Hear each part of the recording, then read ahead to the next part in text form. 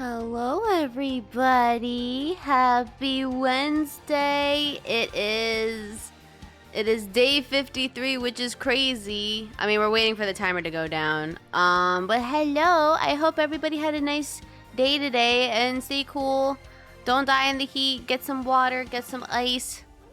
And just don't die in the heat. I'm gonna start the timer. There we go. We are almost close to the thingy maboober uber schmoober woober. Hello, welcome in. That number feels weird. Something doesn't look right about that number. I don't think that number is correct though. I don't know what happened. That number does not look right than last time I checked. Hello everybody. So before we get started, I actually got a package that we should open. I think you guys will like it. I don't know what it is. It says fragile, so I have no idea what this fragile package means. I lost notebook. Let me say hi to everybody. Hi Luigi, hi Zach, hi Alchemic, hi GBP, hi Red, welcome in. Hi Sean, welcome in. Hi Johnson, welcome in. Hi McGee, welcome in. Hi E-Train, welcome in. Hi Spike, hi Rhino, hi Pine, hi Neko, hi Andy. I was gonna say, I thought Andy got first. Defiant, welcome on in. Oh, and also, thank you so much for the follow. I appreciate it. Welcome on in. Hello. Kasumi got a letter. Kasumi got a letter. Kasumi got a letter. Kasumi got a letter. Wonder who it's from. It's Neko. It's Neko. Hi Blades, welcome on in. Hello, the Scotsman. Huh? ¿Por qué? Huh? Hello? Welcome in everybody. So I thought it would be fun to get started. I had to be very careful with this package because it just says fragile and I'm like, what is so fragile about this package? Scott's the man. Thank you so much for the 15 stream streak. And Alexo, thank you so much for come on. For the 5. Thank you so much. We're streaking everybody. So I guess we're gonna open. Hi Red, hello, welcome in. Hello. Very fragile. Oh shit. Okay, so I can't just like break it. Hi Daikon, welcome in. So yeah, I thought it would be fun to get started right now to open it because I don't know what this is. So I guess you guys are gonna see my hands. That's awkward. Hi, Leon. Welcome in. It's good to see you again. Hello. Let me see if I can get my video capture card. There it is. Hello. Welcome in, everybody. Hello. I got my scissors. We're gonna go break stuff. I like breaking things. We're not gonna break anything. Hello. Welcome in. Hi. Welcome in. Neko, thank you so much for the... See, I feel like the number doesn't look right because yesterday when I checked, it doesn't look like that. It did not look like that. I swear I am not lying to you. Break things. Hands. So finally, yeah, I got some new ones. These are new. So yeah, I got new stuff. Oh shit. I guess, well, no, technically I still have to wait for the timer to go down. I guess we technically did beat it. I don't even know because I have no idea if the number is correct. There you go. We did it. We broke the stuff. Prankster, welcome in. Can I be like silly and just be like... Nah, I wouldn't do that. They look pretty. Thank you. Hi, Wolfie. It's good to see you again. It might be 100 off. It might be. That's what's bothering me. Something like yesterday I checked after I ended stream. I'm like, something doesn't look right. I don't remember why the number looked like that. Alright, so I got a fragile package. Oh god, Neko, did you tape all this? This is all taped up. This, Oh wait, hold on, this is very threatening to chat. How am I supposed to get to the package if I can't open the said package? How does this work, actually? Oh, it's a weird box. Okay, is this fine? It's fine. I was keeping the estimate count. Oh shit, Neko got a plan though. It should be fine. Neko, like, she got a knife? Yes, that's a knife. Okay, let's see. How do I open this? Ah! I got new nails and I ain't gonna break it. I really want to see. I was not expecting this. Ada, thank you so much for the follow. Welcome on in. Hello. Welcome in. We are opening. This is a big pop package, so you guys can't see it. I'm trying to figure out how do you really open this. I'm like trying to decipher. This is my weakness. You tape all this box? I don't know what to do with this. She's armed. Be careful, chat. I do be armed. I break the box instead. Oh my god. Hi, APOC. It's good to see you again. Welcome in. Don't break. Neko, like, put too much tape on this. Oh, gosh. There's a ton of tape on this. Hello, welcome in. I'm trying to see what the package is, but it's fine. What is it, actually? I have no idea. There's a box! It's a box inside a box. Ooh, what's this? Oh, is this art? I remember last time you sent some stuff. There's a manila envelope. I almost said light. Neko sent over a manila envelope. Well, that's not threatening at all. Neko, what do you want from me? What do you want from me, Neko? Read this first. Okay. I did know what you get, so I got you this box. Mail it to yourself and then smash it with a hammer. I thought saw some videos that like do that. I did not make the art this time. What? Normally, last time you sent me art, so there's no art. Well, I guess that makes sense why it says fragile. He painted it, Chad. That's what he did. No, I'm kidding. All right, let's read Neko's letter in front of the world. Oh shit! Neko put some pretty. The flower's pretty. There's my little necklace, and that's the flower. Hi, Ghost. Oi, welcome in. Hi, Kasumi. I've waited months for. Oh, damn! Can I just say, Neko, you got really good handwriting. Holy shit! Yo, look at this nice handwriting. Hold on.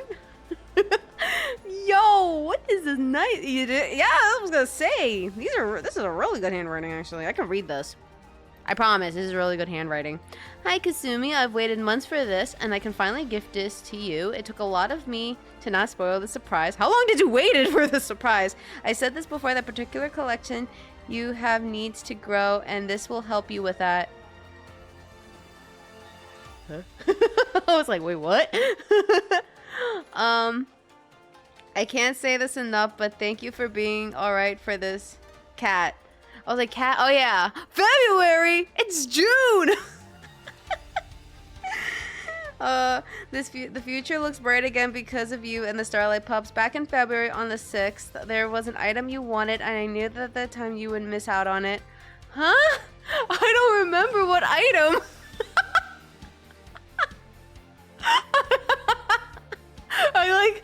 There's an item you wanted. I don't remember. So I got it for you. Why? Because I'm Neko and I do stuff like this all the time. This community is my home and this cat loves making people smile. I am now writing this without typing it first. Kasumi is the greatest Okamiyoshi this cat has ever seen. Listening to your music playlist while writing has helped me focus, especially with my art. I'm still preparing for Project Shine. I'm excited for that. Also, spoilers. I think you guys are gonna like for a future thing I'm doing. Kind of similar to the first song I did, but I think you guys will like it. Back to the compliments. You bring joy and peace to many people. I will always say that you are the coolest goddess in the world has ever seen. You have an adorable giggle. Oh shit. Hi Jack, welcome in. Oh shit. And an infectious laugh. Oh shit. Also you are gorgeous. Oh shit. You have been working hard, and that needs to be acknowledged, and your hands are pretty. Aw, thank you. Hi, so nice. It's good to see you again. Just want to pop in and say hey, wishing you all the best. Yeah, I know, and come and go, but I've been enjoying the VODs. Let's go. Thank you. Hey, that's why we got the VODs. I appreciate that, so nice. Thank you. Neko said Cass is adorable. What? What did I say? I didn't pay attention. Neko rising from the past, and Neko doesn't remember. I don't know what item this is. Back in February, I don't remember that I said something. Is there a cat in here? I don't remember. Oh, shit. I guess if you guys do want to send stuff, I will say, I don't know if Scotsman knows my P.O. Box. Scotsman, do you know my P.O. Box? I guess, like, I mean, if you guys want to send stuff, you can. Just make sure to talk to the mods. But I don't remember. I know Late knows. Nor. Okay, wait, let me message you the P.O. Box. So just in case if anyone asks, you know the answer. Oh, God. What is this box? It's fragile. I'm gonna break this because the way I'm handling this, it's gonna be broken. Because it says fragile. I don't know what it is. I'll post a screenshot of the tweet in the server. I want to... Okay, yeah, I gotta know what that is. Because what the fuck? What did I say? Okay, let's see. Oh, let's see. What the fuck? Okay, I don't know. We're gonna open this together. Did I go open this before and you just taped this up? Ah, no, there's supposed to be a... Ooh, my scissors! Well, thank God I didn't land on my feet. Let's see. Wait, this is Okami! Wait! Wait! This is Okami! Wait! Wait, what? Wait, what? This is the 20th anniversary! Wait! Oh no! Wait! Oh no! Wait. Huh? What the fuck? Scotsman, do you see this? Because Scotsman likes Okami, so holy shit! Hold on, let me message Scotsman so that way he, just in case if you do want to send stuff, I can, oh, you know what? It would be cute. We could do like a package unboxing day. That would be really cute. Let me message Scots the man. That's so cute. But I don't know what, I knew this was like, I knew about the 20th anniversary. I don't remember what the item I said about. Oh no. Oh wait. Oh no. Wait, let me message Scotsman. Does she?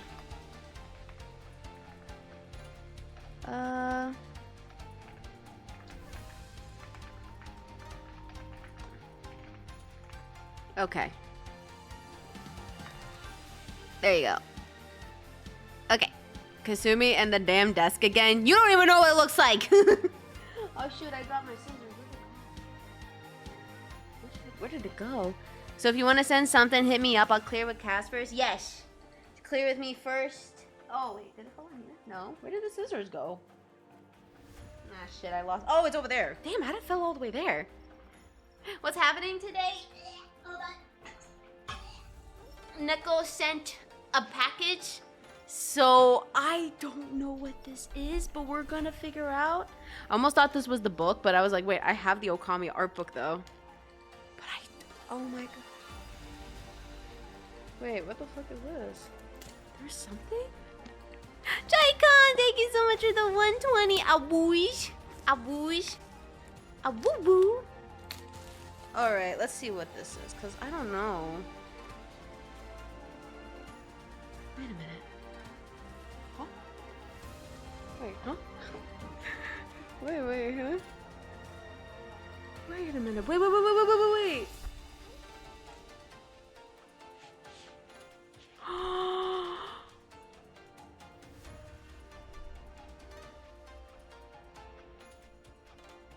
Wait, what? You got...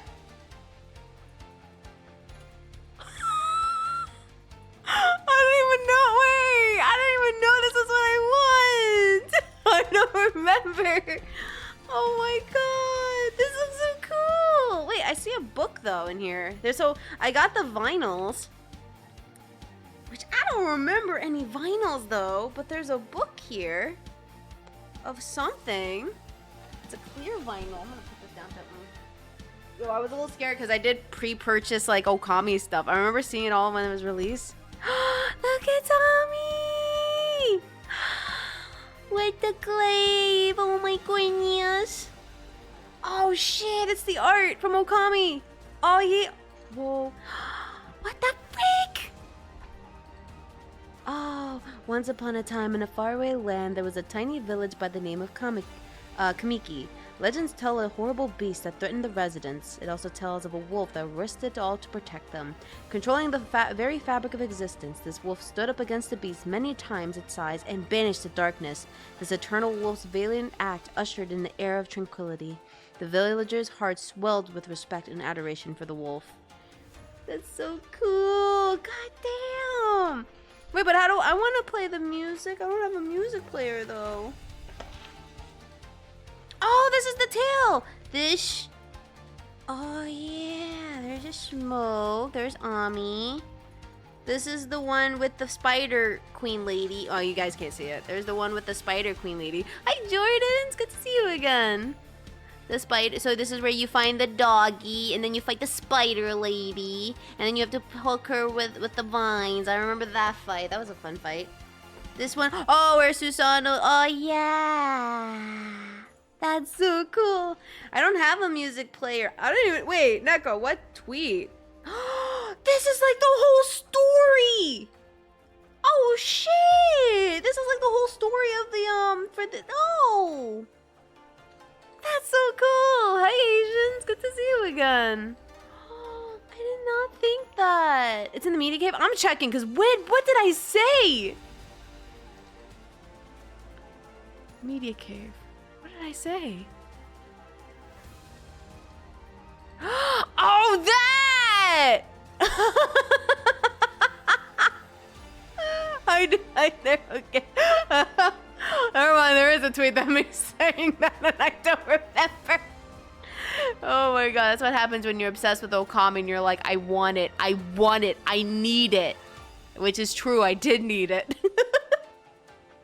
I didn't think Neko was gonna take it seriously. Wait, but how much did this cost? Neko, how much does this cost? Can I refund you the money from Donothon? Because I feel like this would be expensive though. Neko dollars. No. How much is the Neko? No. That's not how it works, Neko. This is... Wait, is this a poster? Wait, what is this? Never underestimate Neko. Yeah, you say one thing and Neko's just like, bet. Oh, I love it. There's all the gods that you try when you go travel. Rejuvenation, fire, monkeys, the cherry bomb, the moon, there's a tiger, the thunder, there's the horse for the wind power, and call even? No, thank you. Oh, I definitely wanted this. Holy shit! I need to make like a corner of all the Okami stuff. I need to do that. That's crazy. That's a lot of finals, though. Holy shit, Neko, you didn't have to do that. Man, it said fragile, and I didn't take it seriously. Now I'm gonna have to be taking seriously. Hi, Raiden. Good to see you again. Oh my god. Wait. It has package smell. It's so pretty. I love it. Wait, I kind of want to get a frame for this. I want to put this up. It's kind of like a poster, but then in the back it has something else. There's Shinshu Field. There's Shinshu Field. Oh, that's so... Oh, it tells you about the Oh, I love it. That's so cool. Oh, Neko. Alright. Neko, how much was this? Don't say Neko dollars, because I didn't even bother checking. I did purchase, like... Well, when I saw the Okami, I got scared. I was like, oh shit, but I bought something from Okami. I got, like, a blanket, the keychain, and I forget what the other one was that I bought. But, I bought, like, 3 things, so I was like, oh shoot, did Neko bought the same thing as me? Oh god. Pay me back won't cause it, because I'll just use it for I just use it for Kofi Donos. Ah, shit. I gotta play Okami again. I have a plan for Okami because I do want to play the game, but I want to do something special with it. So you're just gonna have to wait, chat. Unfortunately, you're just gonna have to wait patiently for that said day because I got plans for something really nice for that. You want an actual price? Yes, because I am curious. Not because I'm not gonna refund the money. What are you talking about? That'd be so crazy. Can you imagine? Like, I find out the price, be like, okay. Beep, beep, beep, beep, beep, beep. All right, Neko will not know. Neko will not know that I did that. Hi, Creeps, bro. Welcome on in. Oh my goodness. Your nails look nice. I got some new nails. So it's not like, it's like there's a little flower. You guys can't see it. They made like really pretty flower designs. I wish I could like zoom it in, but I can't focus it. But there's a little flower. There's like a little gold. There's like a little purple tip. So pink purple tip. Oh, thank you so much, Neko. Appreciate it. Thank you. Let me look. Oh shit. Not because I'm gonna refund it. That's crazy. Oh my god, this art's so cute. I love Okami. That's my favorite game. This game just gives me happiness, and then when you end the game, it's just so sad because it's all done, and you're just like, oh man, I don't want this game to end. Looks like it's shipped at 172 pounds in the UK at least. Neko? Alright, Neko. So that means I have to, what, give you $200? Okay, Neko, I'll bet. I got you. Hi, Jay. It's good to see you again. Welcome in.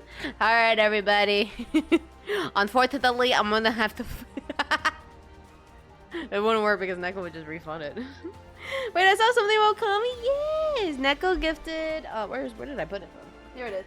Neko bought something, the vinyls from Okami, which I didn't know I said I wanted. I was just joking.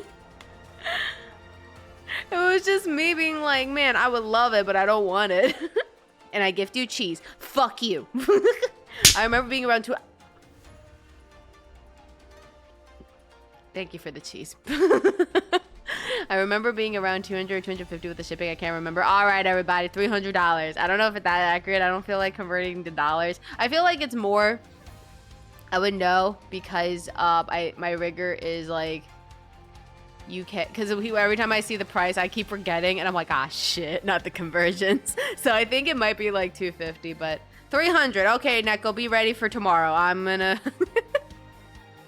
Last notebook, thank you so much for the 7. I appreciate it. Thank you. Thank you for the 7 stream. Streaking.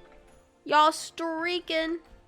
Streaking hard. Actually, don't streak hard, please. Don't do that. Don't streak hard, chat. Don't. I don't know why I said it like that. That's kind of awkward. Don't do it in public. But yeah, I wanted to show that because I didn't even know what it is. I was gonna open it, but then I was like, nah, I'm gonna wait until like I come back home from stream to start streaming and open that box. And I love it. This art is so freaking cute. Good night, Rhino. Sweet dreams. Hi, Iro. It's good to see you again. Everybody say good night to Rhino. If you send Neko money, he just give back the Kofi, and you know it. He's gonna double it. Hi, Iro. It's good to see you again, even though I saw you like what? Hold on, I gotta do math. When was the last time I saw? It was like 3 hours. 3 hours and 30 minutes? Yeah, that. Hardcore streak in public cafe while on speaker full volume, also low. Yes, also do it, and then also like make sure to check out Kasumi Okami. That's why you're streaking.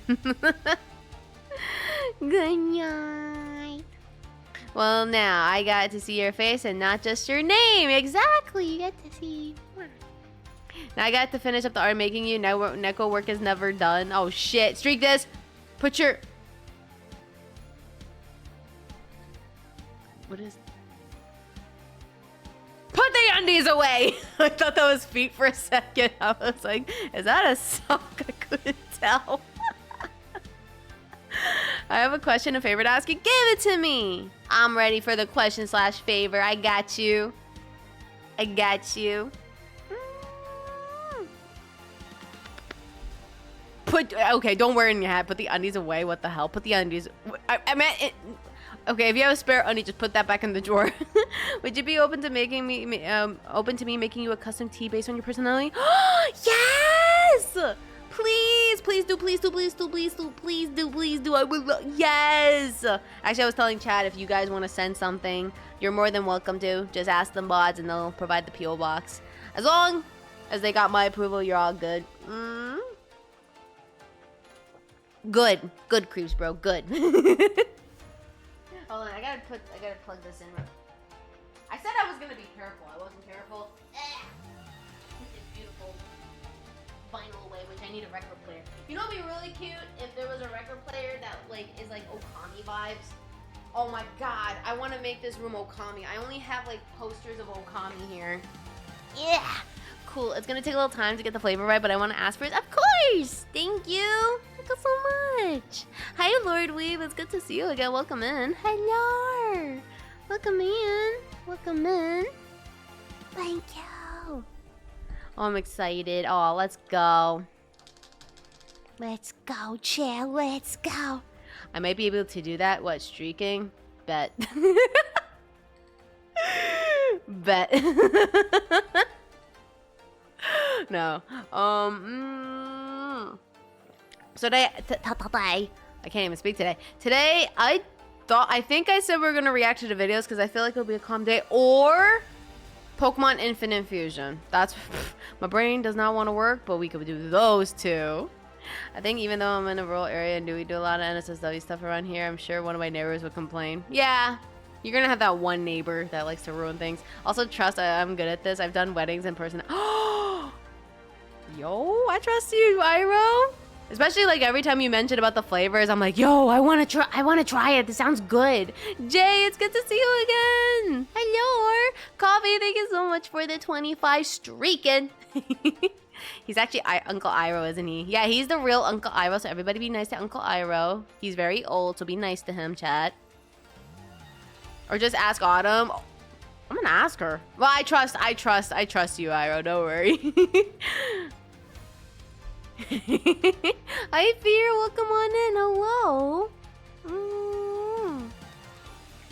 I forgot I was gonna say, like, how do I do a poll here? Okay, I'm on my other, let's see. I know how to word things. Choose. Not that old. Oh, no, come on. Uncle Iroh, we listen. Older people, they know what they're saying. They got that knowledge. Can't trust the youngins. So react videos or Infinite Fusion power. This is true, exactly. Listen to your elders, everybody. They have the knowledge. Hi, Bunny. Ow. Well, that's kind of rude. I just showed up out of nowhere. It's like, what? How many minutes I've been here for 30 minutes and I got bonked and cheesed. I got bunka cheesed. More Fat Files? I do want to watch more Fat Files. I can't wait for people to choose. I know words things sentence properly as we speak. It's hard. Words are hard. Words are not my fine tune. I don't like wording. Wording is not fun. Okay. Why do slap here? That is not the... Hey, you missed it. So hot in your face. You suck. Yeah. Wording is hard, especially after work. Oh my god. Who learned you... Wait, I can't even read that. Who learned you to spoke? Nobody. Wow, that was actually harder to read than I thought. Oh my god, I was like, wait, that didn't make any sense. Brain was trying to work for a second because I can't read. Well, I am dyslexic, so that's like confirmed though. People here are incredible. Everyone does amazing things. They're awesome. Giga chats, everybody. English is just the only language I know. Why would you expect me to know it? Gibberish. Gibberish is one. We should make our own language, chat, so we can communicate properly. I feel like that would be fun. Just communicate the language. Okay, listen. Why? Okay, what type of cheese is that though, Punish? That's a good question. Hold on, I am doing something real fast. I'm not doing anything weird. I'm not doing anything weird, chat. I'm not doing anything weird. Can't slap. Gonna bonk. I mean, I guess bonk my face, so that kind of works out. Let me post this and do my thing. Chat, is she doing weird things? Yeah, I am. Why you asking, Pulse? I guess. I think every time you just looked at my face, you just, you know, you just make it look like you wanna slap my face. Is my face really that slappable? Oh shit, that's not good. Oh no, chat. Apparently my face is very slappable. With cheese it is. Ice, thank you so much for the 55. Welcome on in. Hello. Hello. I must improve more to be just amazing. Neko, I swear, the more projects I'm working on, I feel like you can't handle the new art. Actually, today, I was working with this one artist for something special, and I got the thing, and I'm waiting for the project to happen. And I'm really excited. So we're on the next step, and I think you guys are not ready for that one. Her cheeks are smooth, smooth like butter, like a grip. I'm never singing again. I'm never singing again. Okay, confirmed. Gotcha. Okay, I won't sing again, chat. What we doing? So right now I'm getting chat to vote what they want to do. But today, so I had a package from Neko and I got some Okami stuff. She was about to blame me too. Yes, I was. How did you know? Also, just so I don't actually poison you, are you allergic to anything? I am highly, severely allergic to peanuts, almonds, cashew, anything nut-like. I am severely, heavily allergic to. Read the previous text. What's the previous text?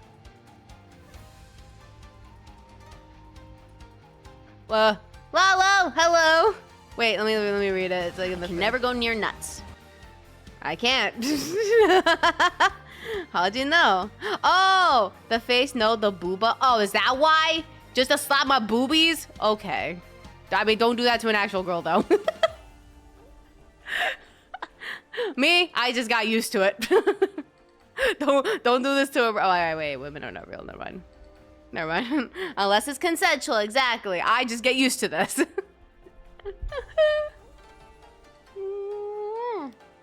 Hi, Sabriel. It's good to see you again. Hello, Ghost. Oh, it's Autumn. The cutie patootie. When I showed up to her stream, I was so happy she wore the earrings, which I got Donda to get because he was doing the convention stuff. And I'm like, Autumn. Yes, Autumn yelled at me. I don't know any woman in real life, so problem solved. Let's go! Hi, Sabriel. Hello. I know bully. You're not a bully, Neko. You scare me sometimes. What we get? Oh, there we go. We're just gonna react to videos. Okay. All right. So we'll watch more Fat Files. I was gonna say, what if she wants a titty slap? I mean, as long as they ask, I guess it's fine. Women are never real. I know lots of women in real life. Most of them are gay though, so problem solved. It's okay, chat. Well, there's plenty of other people. There's people out there for everybody. Don't worry, you're not alone. It's okay, chat. Everything's okay. I wish I could find a woman for me. I feel like you do have to go out, which I kind of learned the hard way. People, yeah, you gotta talk to people, chat. Oh, for sure, I swing all times away, so I ain't worried. Let's go. Plenty of fish in the sea. Too bad I'm in the desert. Oh, I mean, there's probably a fish in the... You just have to find a puddle, and you should be all good. Puddle, problem solved. Shit, now I'm worried. Oh, yeah, unfortunately, you have to talk to them, guys. Yeah. You gotta talk to people. Yeah, you gotta talk to people. After dating lots of women, I come to the conclusion that women are scary, and I think I'd rather have cats. Yes, cats solve everything. Puppies solve everything. Actually, today, I showed a, well, I actually recorded a video, but, there was a cat that we were pet sitting, and, I think she got used to us, so at least that's good. Let me get the Fat Files up here. Perfect. I'm gonna the old cat man. You're gonna be an old cat man. Is that oh, I can't wait to be a cat lady. That's gonna happen.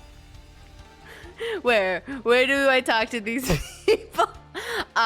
The gym. I mean, they're anywhere. The gym, the convention. I think you have to go on these dating apps. Don't use Tinder though. You could use Hinge. But that's gonna be a fun conversation with Hinge. The Arizona Iced Tea Files is a good one. Ooh, Arizona tea. I looked at the one for tacos. Taco. Dating apps suck. I used to do one back in college, and I hated it so much.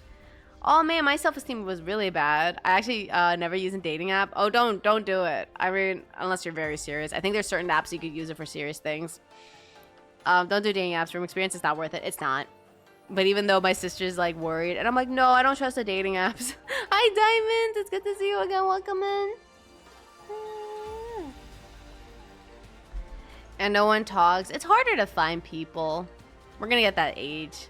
Yeah, dating apps are very scary. I've tried different ones, and yeah, it's not fun. It's so hard. I'm on a dating app, but I haven't used much, focusing on paying my new car and trying to find a job that actually respects and pays me properly. I had one girlfriend in my 29 years on the planet, and we broke up because she was sus and what? Oh, that's so awkward. Hi, Donda. It's good to see you again. Tinder sucks. I once updated my bio to sound like a jerk because I was too lazy to delete it, and I got more hits in one day. What? Okay, that's interesting. Finding mutual interest in person when you're online is so much really difficult.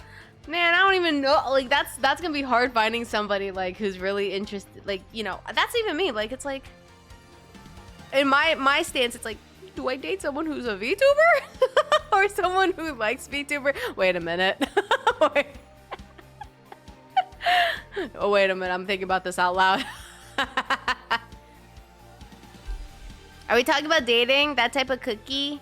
We talk. Well, yes. I don't know how the conversation of dating happened. Oh yeah, because I was saying that we had to talk to people, and then Chad was like, "Oh hell no, we don't talk to people in this house."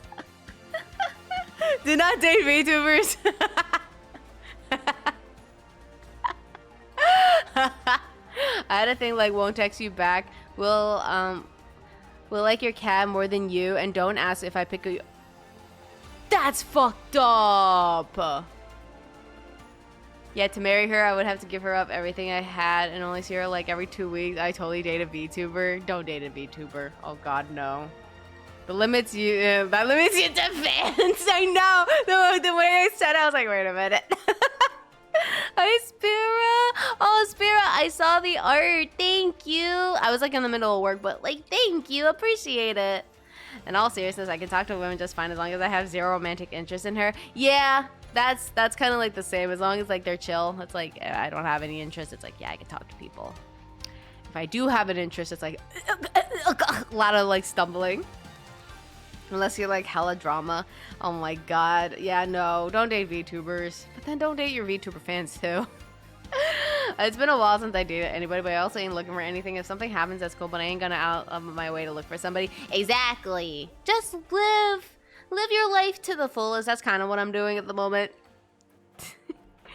Just live your life to the fullest. Lots of good things will happen. Something will pop up. It'll happen.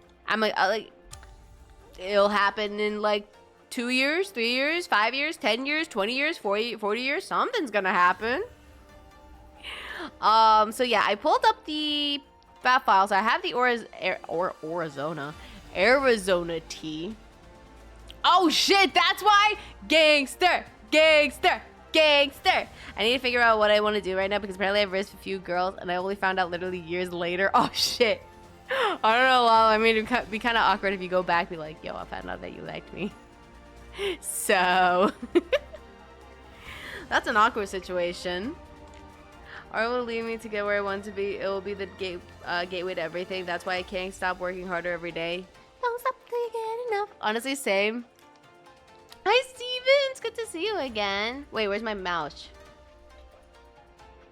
It popped. Hold on, I gotta try to read the chat real fast. Hi, Full Moon. Welcome in. Honestly, we're the same. We're in the character creation stage. Early shit. We'll get it figured out. Just give up. The dating pool is radioactive nowadays. I feel like it's worse too. That I've noticed. I don't want to say like dating is bad. I almost said VTubing is bad. Dating is bad. I think it's worse. He told me how the dating apps work because how he met his current girlfriend. However, it doesn't work for people like who feel anxious meeting complete strangers for the first time. Who if you only talk to in the app, it's like feeling to be assigned a roommate at college. Oh my God, it does feel like that. It does. And I was talking to my sister. I'm like, I don't feel comfortable going out in public with the first date. That's kind of awkward. I gotta cook. Good. Take care, Creeps Bro. Go get some food. The true gangster. The only girls back from when I was in high school that showed any interest in me would get up in trouble with the law after graduation. So I'm glad I never dated them. Thank God. Oh, thank God. That's like a sign right there. Dating is generally awful. It's all short-term mind stuff. That's another thing. Like a lot of people are not interested long-term. It's more short-term. And it's like, dude, I just want to settle down. But no. Yeah, high school dating is BS. It's so stupid too. It is very stupid. Yeah, I agree. But who knows, chat? You'll find somebody. Sometimes I always get it. Like I'll be interested, like finding out, like, well, don't date VTubers, but I'll find out like somebody in a community that's like dating. It's like, yo, shit. Hi, silly commander. It's good to see you again. Hey, yo. 2000, were the last year's dating was still viable. If you didn't find someone, then you're cooked for now. Yeah, we're all screwed, chat. I can talk to basically anyone about anything, just ain't interested in looking. Yeah. It's a bunch of kids who have no clue that what love is and just want the status of having a boyfriend and girlfriend. Pretty much. Also, I feel like movies ruined everything, because I remember when I was in, I think it was always middle school, people talked about boyfriends and girlfriends. And then the movies kind of ruined it. So it's like, oh yeah, movies, fuck y'all. I feel like that too many shows, and yes, it popularized cheating, and it just used your partner for self-gain, leading people to not take relationships seriously. Can never take it. Truth is, taking an interest in yourself, and the right people will pay attention. Figuring out who you are and where you want to go in life is easily the best thing to do. Pretty much. I mean, if it's gonna take longer, it's fine. This talk in high school is a sad reminder that it was 20 years ago for me. No! You're still young, Fear. I promise, you're still young. It's okay. My love-hate stories are so stupid. That's why, like, you know what's interesting? Reading, like, am I the asshole? Which I'm curious. You know what? Speaking of this, I'm gonna check. Let's see. Let's see if I can find it. I want to see if I can find, like, anything, like, interesting. Hi, Lunar. It's good to see you again. Welcome in. What's a good one? Let me see. We're gonna read one. Kitsune, thank you so much for the follow. Welcome on in. Hello. Welcome in. Hi. I'm trying to find one that's like dating. That's our sign right there, chat. I'm trying to find one that's good. Oh shit. Hold on. There was like one where it's like, am I the asshole for wanting to end a 20+ year friendship because my friend cheated on his wife? Ooh, okay, that's crazy. I sadly am a semi-spoken for. Wanted to see if I inherited the throne of a small European country from some very distant relatives. Assuming enough, them mysteriously have perished, in which case I've already promised a VTuber homie my hand in marriage. VTuber. I don't date a VTuber, I promise. I'm gonna lurk. Yeah, play Deadlock. I'm trying to see, like... I'm trying to see what's a good one that like we could read. What's the one with the dating? Wait. Am I the asshole for asking my boyfriend for my deposit back? Alright, chat. This has like a big update, and it's like, not big update, but it has big upvotes, but it's like 7 days ago. If there's a show that taught me what to do and what not to do, it comes as a regular show. Oh, regular show is good. Hi, Grim. Welcome in. Let's see. Am I the asshole for asking my boyfriend for my deposit back? Me, 36 female, and my boyfriend, 39 male, have been dating for a year and finally decided to move in together. We're super excited. Oh, God. Last week, Saturday, was our moving day. I'm moving in with him and needed a moving van, which he was driving, but I was paying for. It was going to cost £250 for the day. But he had to book it due to the insurance. I sent him over the money, and when he picked up the van, they said they need an extra £100. Oh, jeez! Insurance money so that we get it back after the van is dropped off and there's no damages. I said fine, and I sent over the extra money. Interesting. The move went fine, and we're really happy and excited. When he dropped off the van, I asked about the £100, and he said they would just send it in a few days. I said fine. Didn't think any more of it. We spent the next few days unpacking and just enjoying each other's company and the whole experience. Thursday night, we were going to bed. I said, oh, hey, they still haven't given us back the deposit money. Weird, okay. Hi, Mark. It's good to see you again. We'll have to call them in the morning, see what happened. He froze. Oh, they put it back in my bank Monday. I looked at him and said, didn't you put it back in my bank? He got really upset with me and started saying that it would only go through shopping. Anyway, why does it matter whose bank it goes in? I was really confused at that, confused and upset. I said, but you didn't even tell me they have given you the money back. Yeah, I was gonna say. Oh, shit. I was about to say, like, it's not his money, that's her money. Listen, boyfriend and girlfriend, like, you still got separate money. Money back or said, let's just keep it for the shopping. You just kept it? Then he got really angry and shouted, fine, I'll put it in your bank. Then he grabbed his phone and transferred the money. I'm left shocked and confused. Was I in the wrong for asking the money back? But it's your money! It's your money. That's not his money. I'm listening to this. I'm like, what? That doesn't make any sense. Oh God. I don't usually ask for people for updates, but this one of those cases where I get stressed and worried. Thank you for your concern. I've been worrying this week. I have been thinking about things, and there are some things that niggling me. I do have places to go, and I can work from any time. I do love him, and I want to try, but alarms are ringing. And especially if it's been a year. Grim, thank you so much for the 25 streaking. How would they know his banking information to put in his bag? They probably handed him the money when he turned the truck in, and he thought you just forgot about it. Because they put the money in his account to hire the van. He had to hire the van in his name because he was driving it because of the insurance purposes. Yeah, I was gonna say, nah, they're not in the wrong. Honestly, if he's not giving communication, I'd be concerned too. Yeah, I would run. Nope. They're telling her to like run. Nope. Not worth a chat.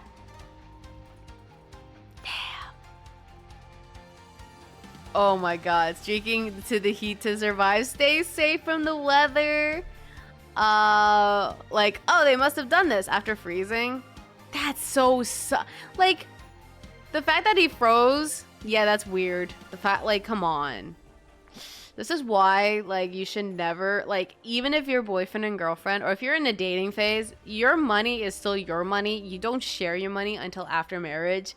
I was like, anytime I hear stories, like I have one of my colleagues that does this, and it's like, dude, you're not married. You can't do these things. Reddit always says that though. That's true. Even married, I don't think there's anything wrong with having separate bank accounts. There's nothing wrong with it. You should have your own personal, like, you know, but then you should have like the account that pays the bills and stuff. That's fine. Just to pay the share of bills and savings, yeah. And separate if you want to shop stuff, that's fine. Or passwords, ever. You don't even know what's gonna happen. That's insane. I would never do that. Well, that's a sign. Okay. That's a sign, chat. My parents have separate and joint accounts. Good. Good. Always have a separate account. Okay, to be fair, they're starting living together. They're effectively married. The only difference is ceremony. Yeah, I mean, even if they're living together, it's still risky. Because who knows what happens afterwards? Like, oh, it didn't work out. Like, something happens. It didn't work out. And then, really, I've seen drama with this part. I forget. My cousin, like, well, no. My cousin got divorced, but that was an icky situation too. But, splitting up that stuff. And if you're living together, you're dealing with that. This is my money. These are my pants. Hand off my wallet. I mean, if you do super trust them, but don't want to get married because you don't feel the need to, then no harm done. Ultimate shocker relationships, trust, pretty much. Moving together, yes. That's what I've never like understood the whole like moving it. Like, I feel like, see, even like also too like how long. This one they said they've been dating for a year. I feel like that's a little too rushed. I feel like it should be longer, but then also it should be at that point it's like, oh yeah, you should get married. My parents got married years after being together and had 2 kids together. Was mostly for legal convenience, pretty much. Yeah, I was gonna say for legal convenience. Because it's why not, like, do that.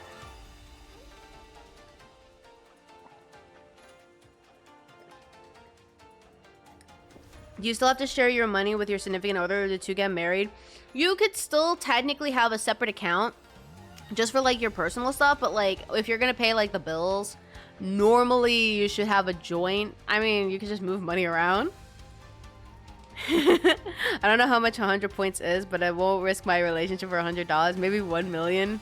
1 million. I solved the problem by living alone with the cat. Exactly. The cat owns the house. You have to forfeit everything for the cat.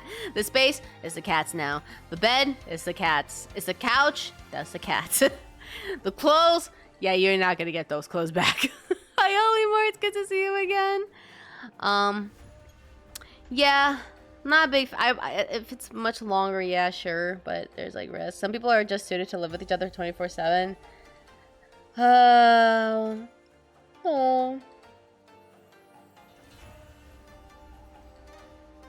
Oh, especially the pet insurance. Oh God, I'm like thinking about that once we get the cat next month. I'm like, ha, that's gonna be fun.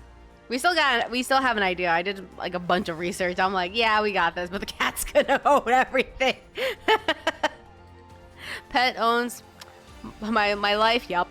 Hi, Aura. It's good to see you again. Welcome in. Hello. Welcome in. Welcome in. Welcome in. Welcome in. Interesting. Interesting. Well, thank God I don't do that dating shit. Has been a lifesaver. Oh, it's so worth it. I thought I talked to somebody. Someone was like, yeah, no. Pet insurance. I'm like, what do you mean? I thought that you were supposed to get pet insurance. I call Razzle my roommate. Razzle dazzle. Razzle dazzle. Razzle dazzle dazzle. Dazzle, dazzle, dazzle, dazzle, dazzle.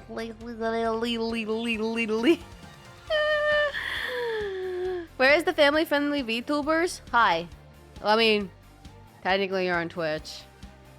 It's not like we're doing anything sussy, so welcome in. Hello. Cats are like your manager, pretty much.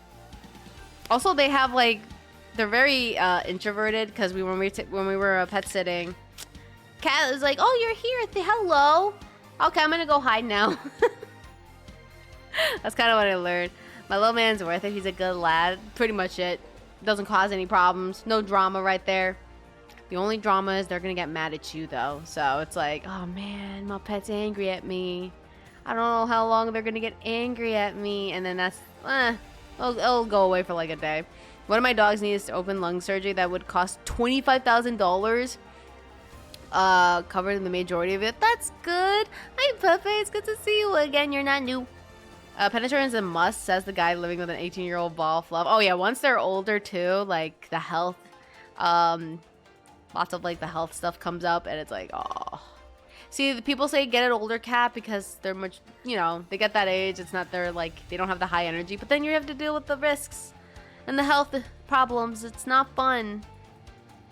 I have a dog with the 3 legs. I'm glad we had him insured since he was a puppy. Oh, cute puppy. Adorable puppy. Oh, that's good. Oh, yeah. 100% insurance is a must. Which is, yeah, that's the plan. So ads are going to start in like 4 minutes and 11 seconds. But we are going... Once the ads are done, we'll get started with the reacting video. Which we are watching the Fat Files. Henry, he's a ragdoll. Oh... The ragdoll, I want a ragdoll so badly. They don't have one like near my shelter, which I'm kind of bummed out, but it's okay. I think all cats are still cute no matter what. He has a bumpy ride. He had a bumpy ride, but he's living his best life. Let's go. Ah, as long as he's like dealing with, as long as he's happy, that's important. You got a cute smile. He's living the best life, y'all. Let's see. How do I? Okay, we're gonna do the words, so that way, you know what, we'll do some words until ads are done.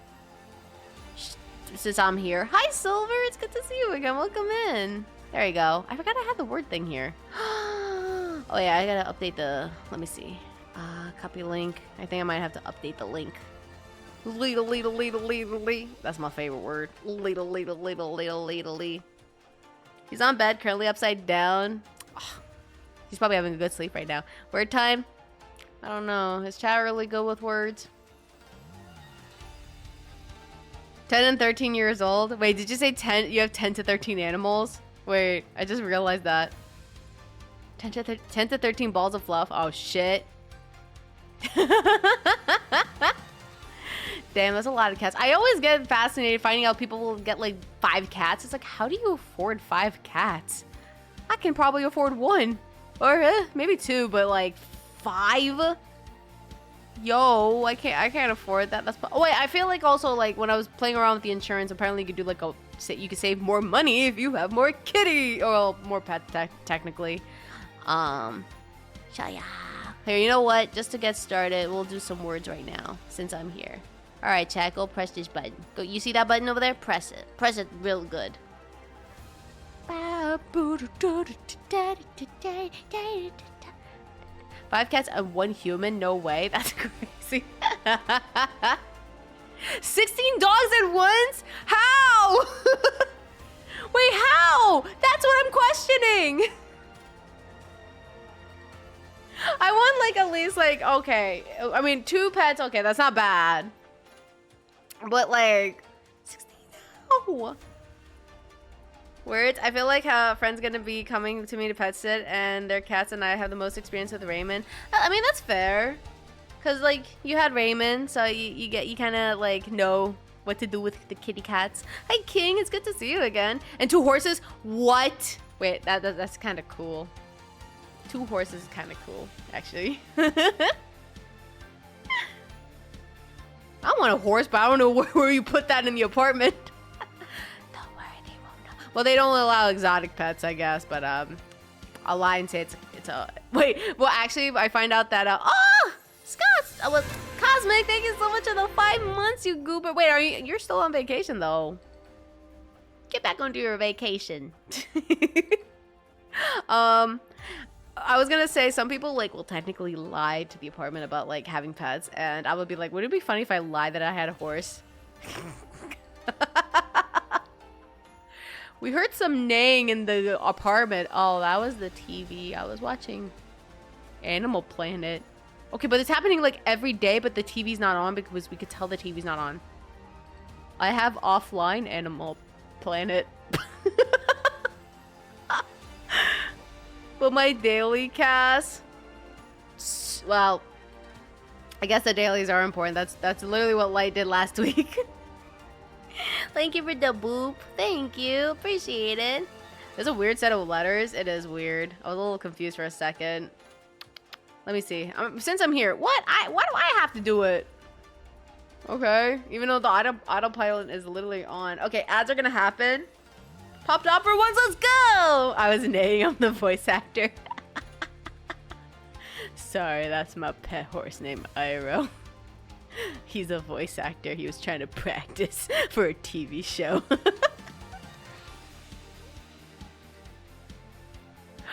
I like your avatar. Thank you. Appreciate it. I will show. I do have different outfits, but I decided to do goddess form.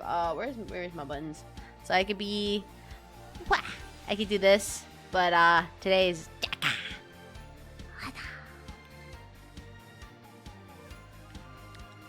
Hi Arctic, it's good to see you again. All right, I'll be right back. I'm gonna piss and then don't press any buttons. I'm watching you, Cosmic. Okay, on your vacation, sure. I'll be right back, chat. Words.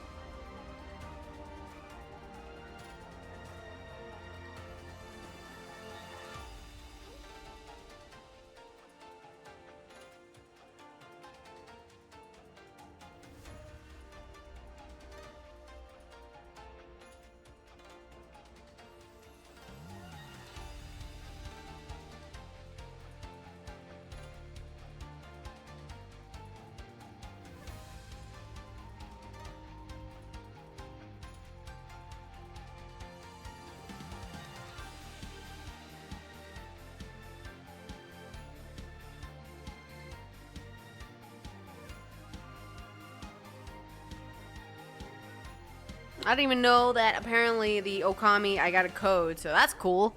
All right. Oh shit, look at chat go. Let's go. Well done, 2 levels? Oh, never mind. Cosmic, thank you so much for the 5 gifted. And also thank you so much for the 70 streaks. Streaking, look at him streaking. I gotta get up the chair. Okay, there we go. Hi, Rainbow. It's good to see you again. If you're just joining in, we're waiting for ads to be done, but we're gonna be reacting to videos today, and we're gonna watch some fat files. So yeah, but we're playing a word game at the moment to get started. I don't know what the word game has to do with fat files, but okay. More Markiplier vids? I could, but then I had the one company that like copyright striked my butt, so that was fun. Well, one of them, but that was fun. Oh no, I know. And then also people made a huge issue that I already knew the video, even though it's like, I kind of do. Vanos Gaming? I like Vanos Gaming. I saw one of their videos. They can do that to your butt. That's your butt. It is my butt, you're right. They can't do nothing to this butt. I saw you got your last goal. Yeah! Can we be, you know, it would be really fun. I was gonna do something silly, but no, we reached it. So now we gotta wait for the timer to go down.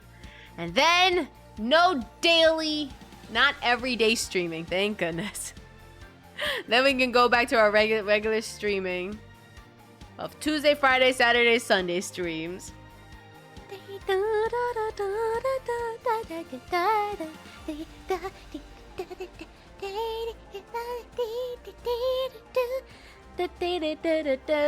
We must make you stream every day? No, I have no idea how to do that.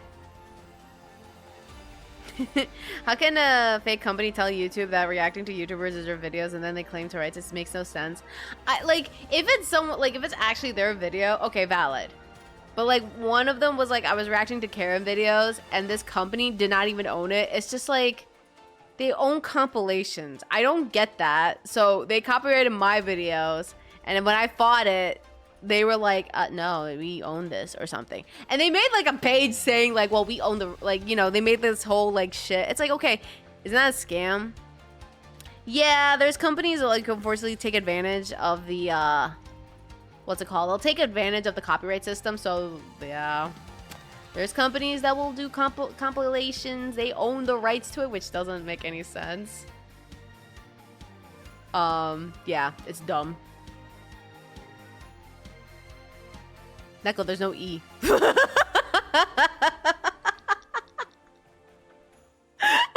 I saw vape and tape. I'm like, but there's no E in that.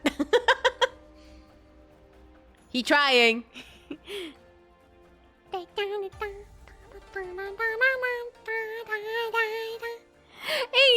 thank you so much for the 14 months. Let's go. Let's go. And we started the hype train. Anyway, bye-bye, everyone. Have a good stream and have lots of chaos. I mean, the hype train started, so have fun on your vacation. Have fun, Cosmic. Have fun. Don't die from the heat. Hopefully it's not hot where you are. Stay safe and stay cool. I want to see how far chat can go. Your guys are doing pretty good.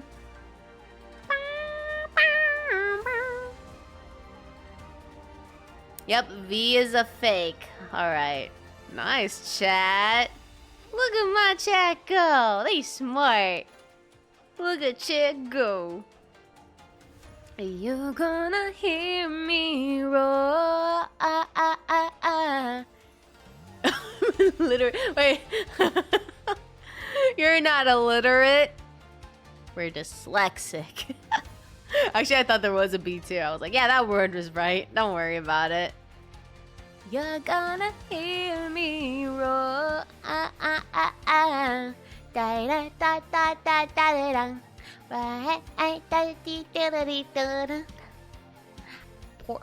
Portor? What about What about portor? I don't think that's a word though. Potar? Potar? Potato? Potato maybe? Alright, so we got all the words. Look at the chat go. My chat's very smart. They're very smart. I don't take credit though. I don't know what credit am I taking. What credit am I taking? I guess I'm the wolf mom. That makes sense. Porter is a word. Portor. I don't know. Who knows? Knowing some words could be fake. We don't know that. It could be fake. You don't know that. Iro. I missed the word game. No. Oh yeah. Oh shit. Oh no. Hold on. I gotta fix this. I forgot that I like cropped everything because of the game. Hold on. Let's fix it. This doesn't look right too. What the fuck happened here? Hold on. I gotta fix this real fast. Eee! There we go. Well, that doesn't look right. Let me fix that again. Yeah, there you go. This guy's hilarious. We could watch that next. Oh shit, it didn't fix this point. There we go. Much better. Much better. I'm trying to fix this up a little bit. A little bit more. A little bit more. All the words are made up. Exactly. Potor is the word. What are you talking about? Let me make myself a little bit smaller. Okay, we're all good. All right, so we are watching Fat Files. This one is about the Arizona tea, which I will say this because apparently people are icky because apparently if I watch a video that I just remembered it, they're like, no, that's not a reaction. I've never watched this, okay? So pipe down.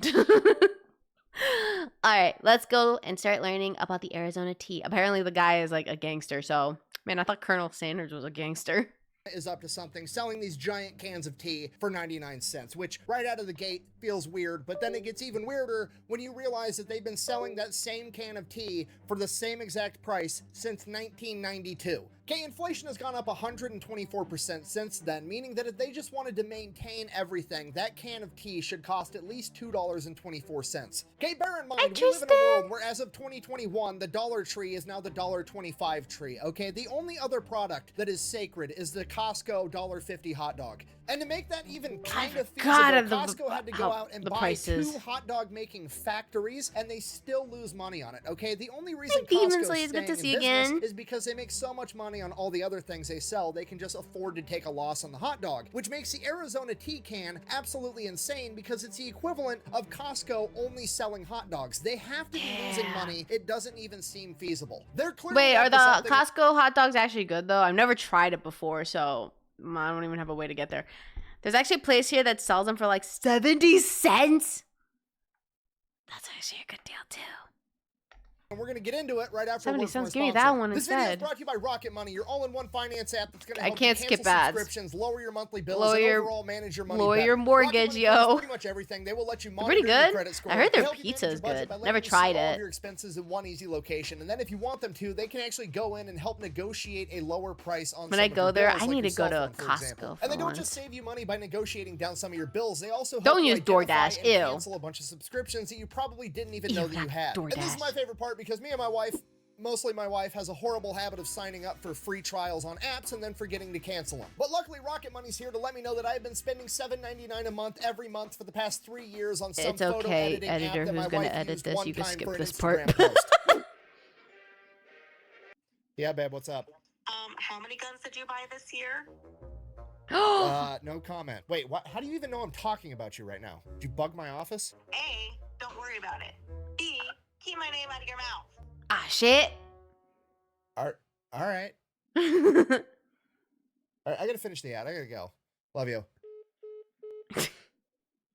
That could have went better. Anyways, if you want to take control of your finances today, go check out Rocket Money. I will have a link in the description down below. Let's get back to the video.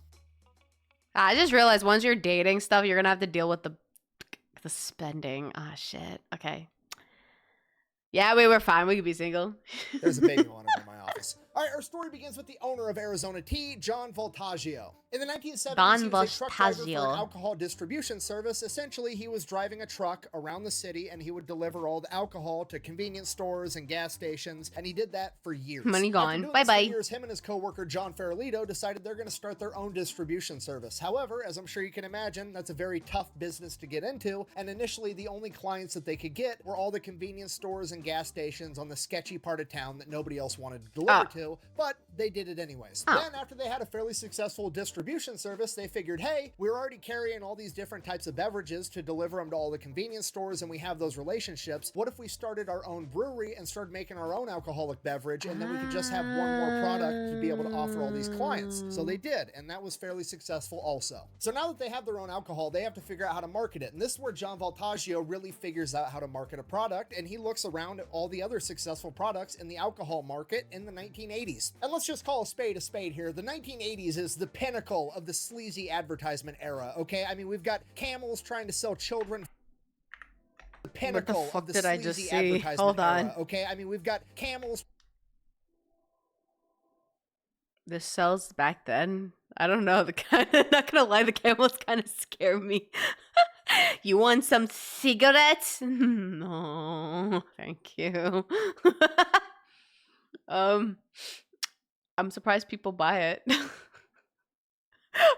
I feel like if anyone saw this nowadays, they're like, yeah, no, somebody's been smoking on that. Oh shit, they have. Trying to sell children flavored cigarettes. What the fuck you mean? Oh shit, not that. Sleazy advertisement era, okay? I mean, we've got Camels trying to sell children Hold on a second. What do you mean special lights for a cigarette? Smooth character? Selling it to kids? That's okay, let's get started. I missed the last one. Nope, don't worry about that one. cigarettes, and we've got every alcohol company on the planet desperately trying to convince you that if you drink fucking Bud Light or Coors Light or whatever, a supermodel is going to be attracted to you and your beer gut. So John Voltaggio learning how to market a product. So, chat, write that down. Apparently, if you get a beer gut up, a lady's gonna like ya. They gonna like ya. He's like, okay, step 1, make it cool. Step 2, have a supermodel with huge cans, promote it. Easy. They then proceed to name their beer Midnight Dragon, which is the coolest fucking name that has for to a be beer a cool. I've ever That heard, is and a cool this is in name. 2024. If you adjust for inflation, it had to have been way cooler back in the 1980s. I mean, even today, that's a brilliant name. Imagine going over to your buddy's house. He opens up the fridge. Oh, what did you want to drink? We've Good to got see you Miller again. Lite and Midnight Dragon. Okay. I mean, Yeah, Chad, would you choose Miller Lite or Midnight Dragon? To be honest, Midnight Dragon sounds really cool. But oh god, it's gonna be like a shitty drink though. No dating for Iroh. Dragon all the way. See, it's just the name. Like if you say like that, Midnight Dragon, fuck yeah, I'm gonna buy that. That sounds like a better deal than Miller Lite. That sounds so you boring. Could be a Miller Lite guy, and you're still gonna try at least one Midnight Dragon. You have to. So step 1, make it cool. Check. Step 2, make it sexy. Right? Sex sells. I present to you their first ever advertisement, a beer post.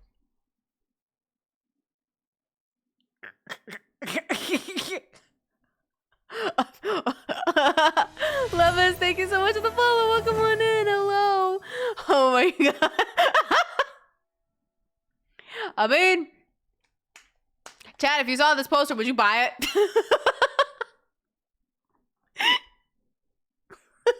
Like, you're walking down, that's a poster you see, and you're like, would you buy it? Dragon's milk before? Is that good? Sold? Okay, yeah, Chad was be like, fuck yeah. No? Okay, so it's like, okay, it's a hit or miss. I mean, I feel like maybe back then people would buy. I don't know, maybe it's the 80s vibe. Because, like, you're learning about the history, like for each decade. Yeah. Of a model in red lingerie holding a 40 of Midnight Dragon with a straw with Hold the on. caption, I That's could suck on this all night. That's a big-ass bottle I just noticed. Damn! The fact that it's a 40 is just completely outrageous. Like, the notion that anyone in the history of mankind has ever been drinking a 40 while simultaneously also concerned about smearing their lipstick is just completely unhinged. Like, I need a part 2 of this beer advertisement. I know that straw doesn't reach the bottom of that 40. It's not. What happens when the straw doesn't reach anymore? Do you just throw it away and get another 40? Or are you going to be so drunk off the first 20 ounces you're not going to care That's about what I your was gonna lipstick say. anymore? Like, I was like, damn, that's a big-ass bottle. I'm not gonna expect anybody to drink a 40-ounce. Well, I guess if someone wants to get wasted, I guess. Maybe. That's a big-ass bottle, though. 40 ounces. Someone's gonna probably drink half of that, save that later. I'm sorry, I'm getting sidetracked. Anyway, so this goes on until like 1990, and John Voltaggio, while he's delivering beer one day, there's another distributor there, and he's actually dropping off a bunch of Snapple. And John Voltaggio is just like captivated by it because it's the middle of winter. Why on earth would anybody be drinking iced tea in the middle of winter? It doesn't make any sense to him, but apparently a bunch of people enjoy it, so he's like, that's it. I'm gonna start selling tea. So the first thing Don has to figure out is the proposition, right? Why would anybody drink his tea over Snapple? Snapple's already an established brand. So he starts to thinking on how he's gonna set himself different, how he's gonna set himself I can't wait apart, to see how the he's gonna poster. be It's time to better. get Now, I'm wasted just then. guessing, but Drink I'm that assuming at 40 this point ounce. he refers back to all of his experience, all of his knowledge, all of the lessons that he's learned from marketing and distributing beer over the past decade. And when you distill all that knowledge down, he knows that you have to make it cool and you have to make it sexy, right? Because sex sells. The problem is, iced tea isn't exactly an adult beverage. There might be a lot of kids Yeah, I was about to drinking say, I don't know. I don't know how I'm kind of scared how they're going to promote this. Oh, God. Because if that's how they promote it back then, I'm scared what they're going to do with the tea, though. Oh. This beverage too, and having some model with huge cans marketing it might be a little aggressive for Huge something cans. that children might be drinking, and then it hits him. Huge cans. We'll get rid of the model and just keep the giant cans. Okay, now like the textbook business term for this strategy is called a value Oh god, prop. I think my brain went to a different angle. They're probably saying cans, but my brain read cans. That's, oh my god. They kept saying huge cans and my brain's like, valid. Position. Basically, he's decided that Snapple is 16 ounces and it costs like, I don't know, $1.29, whatever it costs. He's coming in and he's like, cool, I'm going to sell more. I'm going to sell 23 ounce cans and I'm going to sell it for less. I'm going to sell it for 99 cents. That's the value proposition. You're going to get more for less. Okay, that's what a textbook's gonna tell you, but I'm dubbing this the big can strategy, right? Because we've seen this time and time again, okay? Think about Monster Energy. Monster Energy was not the first energy drink to ever hit the market. That was Red Bull. I was gonna say Monster Red Bull, Energy yeah. just came along and was like, oh hey, Red Bull's only selling these little 8-ounce cans of energy drinks. What if I doubled the size and sold 16-ounce cans and gave it an even cooler logo? Boom, multi-billion-dollar business right out of the gate. And you know the kicker with that, one of the top executives that helped initially launch Monster and market it was a top level executive at Arizona previously, so he knew exactly what he was doing with the big can strategy. In Don I mean, yeah, Valdaggio's own 16. words, his To marketing be fair, I would technically, like, if it's a 16-ounce can, I would definitely get it. Not a not like a regular 8-ounce can, but like a 16. It's a good deal. I'll take it. strategy is, and I quote, put tea in a big can and paint it pretty. Okay, if you learn nothing else from this video, just remember, people like big cans. Did you say my name?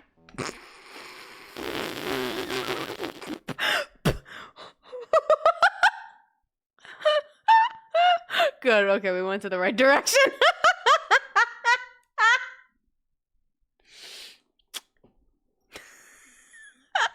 I mean, to be fair, every time they kept saying big cans, my brain's like, big cans. No, why? You said big cans. Yeah? Well, that was my nickname in high school.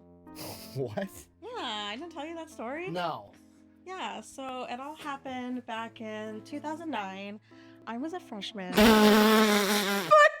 And so all these boys were just like,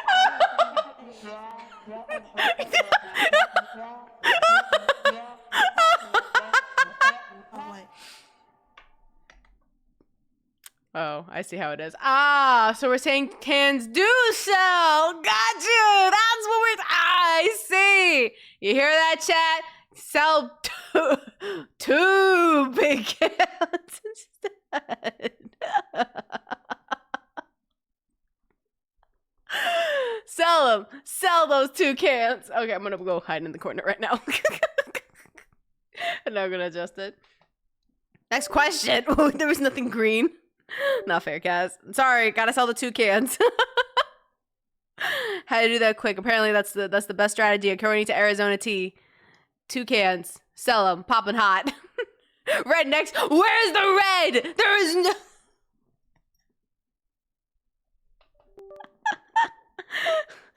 Blue next. I didn't even ask the question. Sorry, what?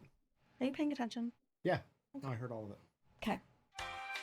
Oh my god. Sorry, anyways, we've got the business model. Classic value proposition, give more for less. Super simple, easy to market, great tried and true business strategy. Next thing, what are we gonna name the company? So Don's thinking on it, he goes back home to his wife and he's looking at his house and he lives in this like Spanish colonial or sometimes referred to as Santa Fe style home. And he's like, cool, I'm just gonna call it Santa Fe tea. When you think of tea, you think of hot, the desert. Oh, Santa Fe, is okay. perfect. We're gonna slap Santa Fe on the can. He does a couple of designs. The word Santa Exactly, Fe just, Magic it doesn't look Fox. right. It doesn't fit. He's Ow! like, fuck it. Bitch! I almost blamed punished.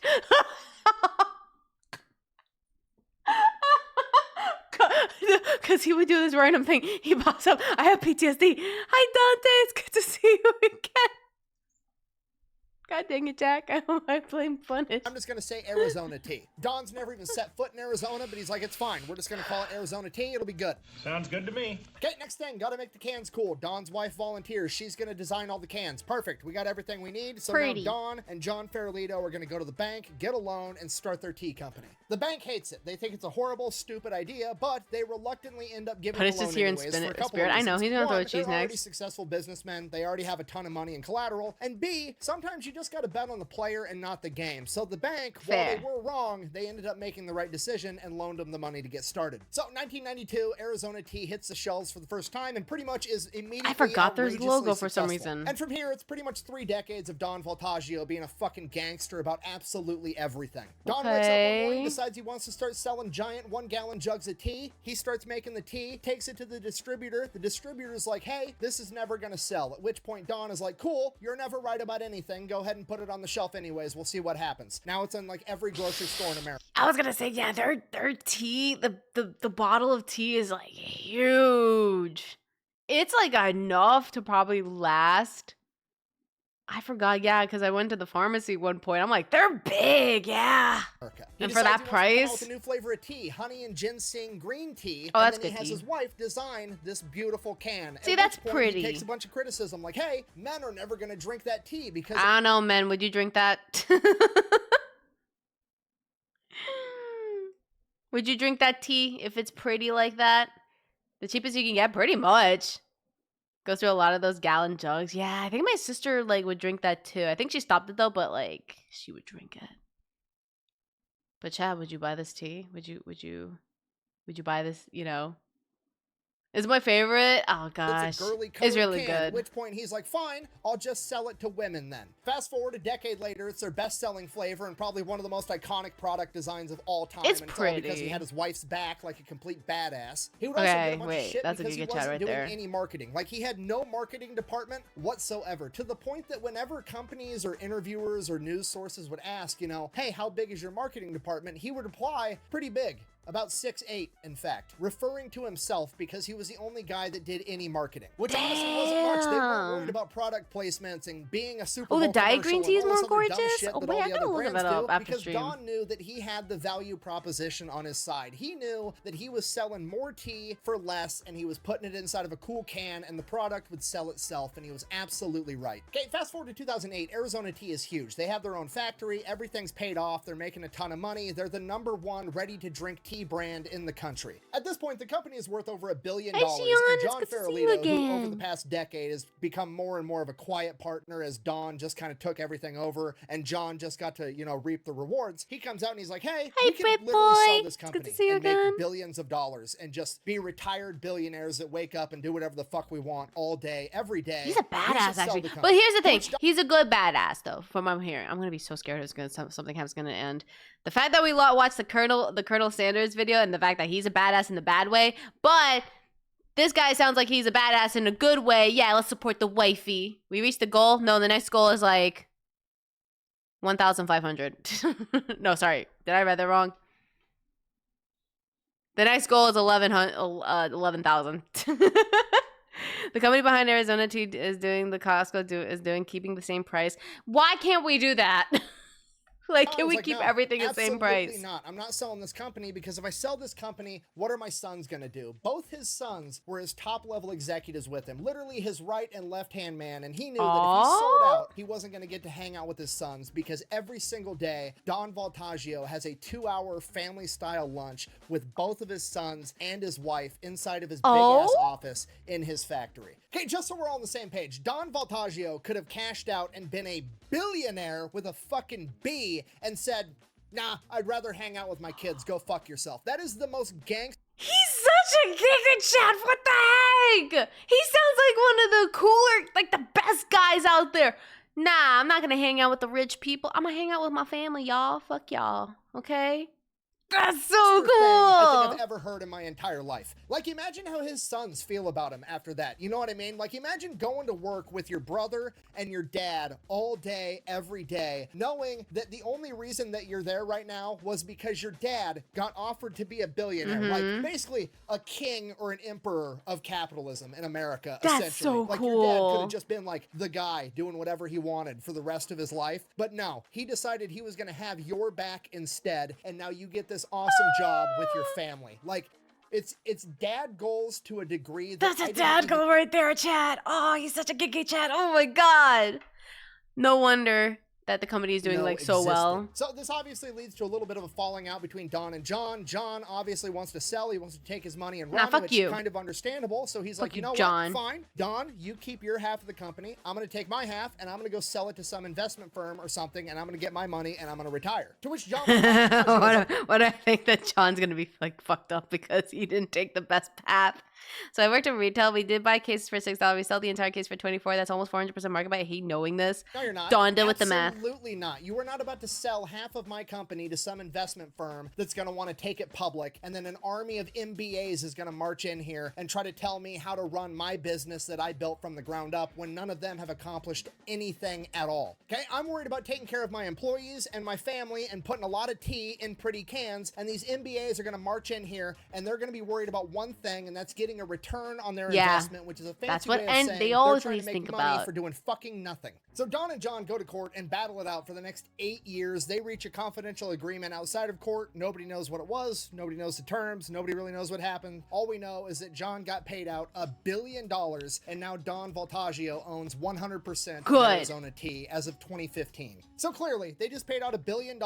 It's been 23 years. They have to raise the price of the tea, right? Absolutely not. Don is 100% against it, and he's going to do anything and everything he can to not raise the price of the 99-cent can. What on earth could his reasoning possibly be? You know, I'm just going to let him tell you. Why not increase Oh, the I've seen price and this. therefore increase the profit? We're successful. We're debt-free. We own everything. Why have people who are having a hard time paying their rent have to pay more for our drink? Maybe it's my little way to give back. This dude's just a complete gangster. I don't know what else to tell you. He's such a wholesome guy.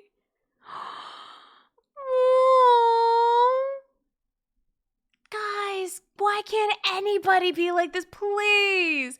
The fact that he didn't want to increase the prices. He knew people are struggling. Especially like with groceries and stuff. Like, guys, have you seen the prices for groceries? It's expensive, especially for drinks. Yeah, you don't need Arizona iced tea, but the price for it, that's going to help so many people. At least like, hey, the kiddos can get a drink. Everybody can get a drink. Yo, that man is a giga chad. Yeah, that dude literally has woken up every day for the past 3 decades and just told inflation to go fuck itself. He's literally the only multi-billion-dollar CEO that came out Yeah, and was take like, notes, Bezos. You should have been like this. what? I'll just make less money. That is completely unprecedented, okay? Like, I love capitalism. I think it is the greatest system that humans have ever come up with. That being said, it's got a ton of shortcomings, and it would be so much better if everybody acted like that. Buh! This is all a complete lie because last time I saw one at the gas station, it was over $1. Buh! Yeah, that does happen. That's actually the Yeah. local store that you're at marking the price up higher than MSRP. Yeah, the Arizona gas Tea still price. sells their product below $1 and recommends that they sell it for 99 cents. If other companies raise it more than that, Arizona can't really do anything about it. So yeah, if you're not picking up what I'm putting down, I'm trying to tell you that your local convenience store is scalping tea. To be fair, yeah, they are, especially with the gas prices. Yeah. Especially the gas prices now. It's too busy telling people to stop drinking water so AI can use it instead to push the man into the wood chipper. Oh my god, yeah, that's true. 100% Scotsman. It's the world we live in. So other than Don simply being willing to just make less money, buy a smaller yacht, if you will, what else is Arizona Tea doing to cut I wanna costs know, to like, what he maintain this does, price like- point? Over time, they've done quite a few different What is things. he doing One now of which is they actually for changed Dawn? from selling 23-ounce cans to 22-ounce cans. And the reason they did that wasn't by selling, you know, 1 less ounce of tea is going to save us all this money. They didn't really give a shit about the tea itself. What they did was they went to the can manufacturer and said, hey, we want you to make our cans thinner and use 40% less aluminum so that we save a bunch of money on the raw material end. So they actually ended up making the can a tiny bit smaller and then making it significantly thinner all the way around and having a different top so that they could save a bunch of money on the can itself. In addition to that, they also figured they could save a bunch of money on fuel by that's not pretty smart, delivering though. their tea during the day to all the different stores. All their trucks run exclusively at night. Okay, just so we're all on the same page, just so we're all hearing what I'm saying. Yeah. In order for Arizona Tea to maintain their cheap price point for the rest of us, they're also going to make us suffer by reducing the amount of traffic. This might be my favorite company on the planet. They need to add that to the marketing, honestly. Big Like the fact when you find out about these types of companies that know what the fuck they're doing. Oh my, that is like the smartest like strategy I've heard. Holy crap. Go drink the Wawa. That's less traffic, less waste. The fact that they still have the tag, like there's still the, oh my god. Oh my god, this is why you write notes, chat.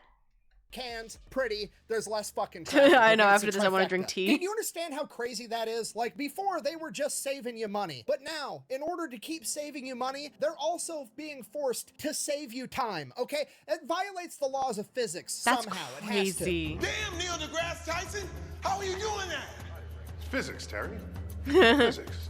This is my new It's favorite physics. company. Okay, I don't even drink Arizona tea. I'm starting today. Okay, Yeah, I'm that's starting it. That's today, all I too. got. I thought for sure Arizona tea was going to be up to something like every other company I look into, but no, they're not up to anything nefarious. They're not secretly being funded by the government. It's just Don Voltaggio, the owner, woke up every day for 30 years and decided to be a fucking badass. When they told him his 1 gallon jug of tea idea was dumb and it wasn't going to work, he said, cool, I'm going to go ahead and sell it anyways, and it worked. He believed in himself. When his wife designed this awesome can and they said nobody's going to buy it because it's girly, he said, cool, I'm going to sell it anyways. He believed in his The fact that he believed in his wife is awesome too. Okay, now I want to buy some Arizona tea. Oh, the fact that the wife designed too. People were saying, oh, it's too girly, no one's gonna buy it. Okay, let's put it in the market. Yo, he's a giga chad with his wife. That guy is a gangster. Don't mess with him. The fact that he's also a family man. Yo, chat, write that down. Like, that's the guy we need to be like in the future. Monster at work now is 210, so I could pay 99p instead of I definitely would. Yeah. wife, and he was a good husband. When it came time to sell out, retire, and be a billionaire, he said, but then I'm not going to get to hang out with my sons. He had his kids back. He was a good dad. And when the time came to raise prices because everybody else was doing it, he said, nah, I don't need to make more money. I'll just make less. He was a good person. And despite all of that, despite the fact that he did everything wrong and he put money last as the business owner and the guy running the crazy. show, he still ended up being a billionaire worth over $6.5 billion. That's as of 2024, but I'm curious what it is in 2026. The fact that he did not care about upping the prices. Why can't we be like that? Cyber, thank you so much for the raid. Hi, Raiders. Welcome in. How was your stream? How was System Shock? My name is Kasumi Okami. I'm a variety streamer. Today we are reacting to the videos. We're watching Fat Files, and we were learning about the Arizona tea of Don Voltaggio. And we're learning a lot, and we learned that we have to be this guy because this guy is a Giga Chad. Huge respect. But yeah, Sliber, I hope your stream was good. We blew almost everything. Perfect. Wait, is that a good thing though? Is blowing up in the game sounds like a good thing. Not all here wear capes. No, this guy cares. This guy cares so much about the community. That's like amazing. Why can't anyone be like $1 billion. this? And more importantly, he gets to have lunch with both of his boys every single day, which is something I don't think any other billionaire can say. And in a lot of ways, that probably makes him the richest man on earth. So in my opinion, that's the key to Arizona Tea's success. Don't chase the money, chase the goal. The money will come after. Even if the goal is something as simple as putting a lot of tea in a big can and making it pretty. Thank you for watching. Best way to support the channel is go buy some merch that's when over it's at like, Electrician.com. okay, Quack, this is bang, where out. businesses need to like write this down to be successful. Now, if you'll excuse me, I'm gonna go play with some big cans of my own. Hannah, what are you doing?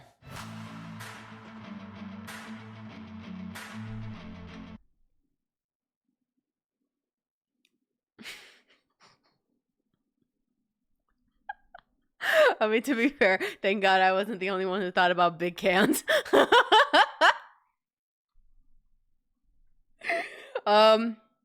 Okay.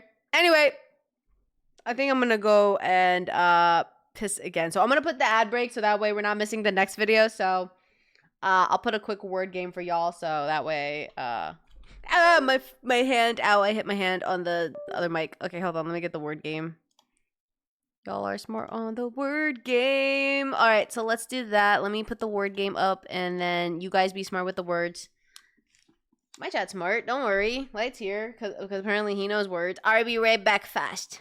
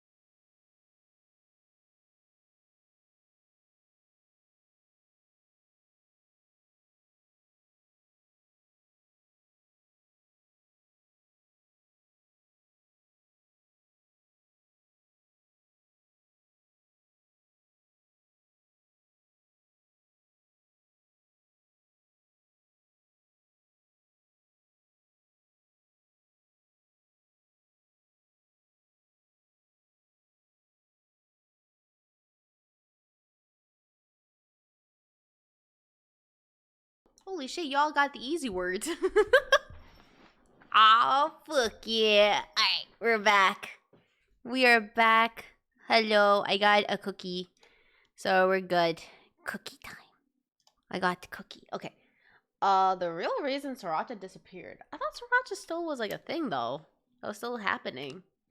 Alright. Oh wait, we still have the ad break. Oh, well. Cookie time. It's the Donda cookies. Mm-mm-mm.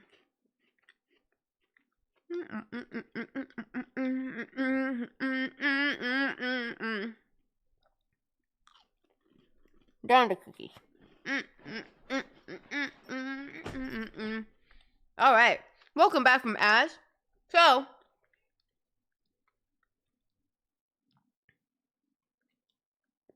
I also have cookies. It's cookie time, chat.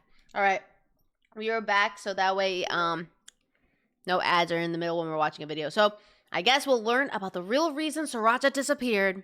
I actually never had Sriracha.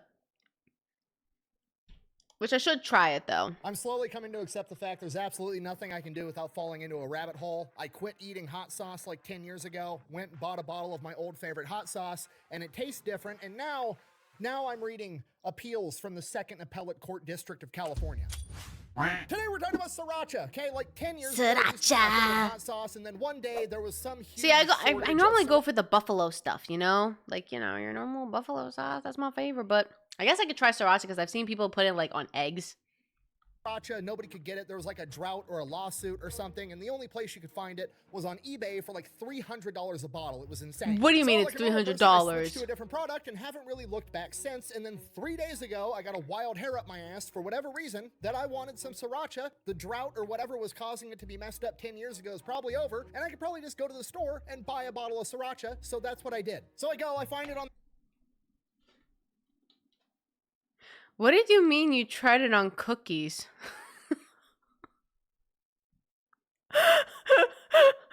Hold on. I just didn't pay attention about the he was still talking about the sauce. I tried it with cookies. It's not bad.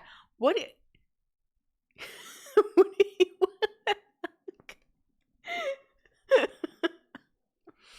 That did not caught me off guard. Okay, I forgot how weird light is. I just knew from like 2023. Okay, I forgot how weird light was weird. What I know to be sriracha, you know, the green little cap with the squeezy bottle with the chicken on it, and then right next to it is like 5 other bottles of hot sauce that are all soy sauce? claiming to also Okay, y'all weird. be sriracha. But I am telling you right now. Oh God, I forgot about her. That motherfucker back there is not real. Okay, that's weird. Usually, like knockoffs, you're allowed to knock off a product, but you have to like call it something different. You can't just be like, I'm gonna make a knockoff of Coca-Cola and call it Coca-Cola. You're gonna get sued into oblivion. Why is the term sriracha not trademarked? But you know what? I'm surprised it isn't. I thought it was. What real sriracha is, so I grab a bottle of cock sauce, I go, I check out, I take it home, I eat the sriracha. This is not sriracha. I don't know what it is. Doesn't taste the same. Okay, it's been 10 years. Could my taste buds have changed? No, I'm fat. An elephant never forgets. I know what sriracha is, and that shit's not sriracha. Okay, something's gone horribly wrong, and I need to figure out what it is. My initial thought was, okay, over the course of the past 10 years, some investment firm, some venture capitalist group bought out sriracha, added a bunch of preservatives, changed the I was recipe, gonna say it made could be the worse so they could preservatives. improve profit margins and make a bunch of money, and ruined a perfectly good product. Per usual, that's probably what happened. Then I look into it. I was wrong. It's way worse. Let's just get to the ad. Shit, way worse. Mom, hey Dad, Mom wants to know why there's 50 of these in the kitchen. It's a long story. Just tell her I needed it, okay? Just give me that. Mine. Anything else? So she doesn't know why there's 50 of the hot sauces in the kitchen. Yeah, well, neither does the audience yet. We're getting to that part. Yeah, why? Yeah, we gotta tell them the whole story first. But tell us why there's 50 of those hot sauces in the kitchen. I will, but you gotta watch the whole video. Now look at the camera and say, delete me. Delete me. Perfect. High five. Love you. Right. See you later. That's Okay, super cute. simple, straightforward business model. You give them money, they turn around and make Delete sure the data me. brokers aren't selling your I don't want to personal skip it information because on that the internet. the Okay, what one does that the even last mean? video I'll was break it down funny. for you, all right? Kind of also Everything hate to know you the use, or story pretty because I much listened to everything our you use on podcast. the I don't even internet that's eat free sriracha. isn't actually free. They're turning Oh you into a shit. Okay, product. good to know. You see, I'm gonna pretty much skip anytime it. you check that little box I that take says, the "I agree to bulldog terms and sauce. conditions," what you're allowing that company to do is harvest all of your personal data. They turn around, they sell it to data brokers, and then The data Thailand brokers turn ones? around, throw it up for auction. For So you have to buy it companies bid on online, so that they right? can Or target you with yeah, that hyper-specific sounds like you ads have to buy it 24/7. online, But when man. you have Delete Me, they monitor all the big data brokers, and anytime your personal information pops up for sale on one of their websites, Delete Me automatically fills out an opt-out request, which they legally have to abide by and stop selling your information. And then Delete Me continues to monitor these sites in case they Got the acquire that Tabasco. information Oh, again. They will Tabasco, resubmit man. the opt-out request again. Simply put, a subscription to Delete Me is what actually makes everything that's free on the internet Guarma!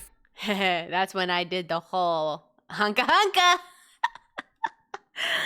So there's a talent, hence the name of the sauce. free. In my opinion, Oh, it's definitely worth it. I've been using them since before they were paying me to talk about them, and I'm going to keep using them after they quit paying me to talk about them. If you want to give it a try, I'll have a link and a discount code down below. Let's get back to the video. All right, we're just going to take it from the top. Our story begins Hi, in Rich.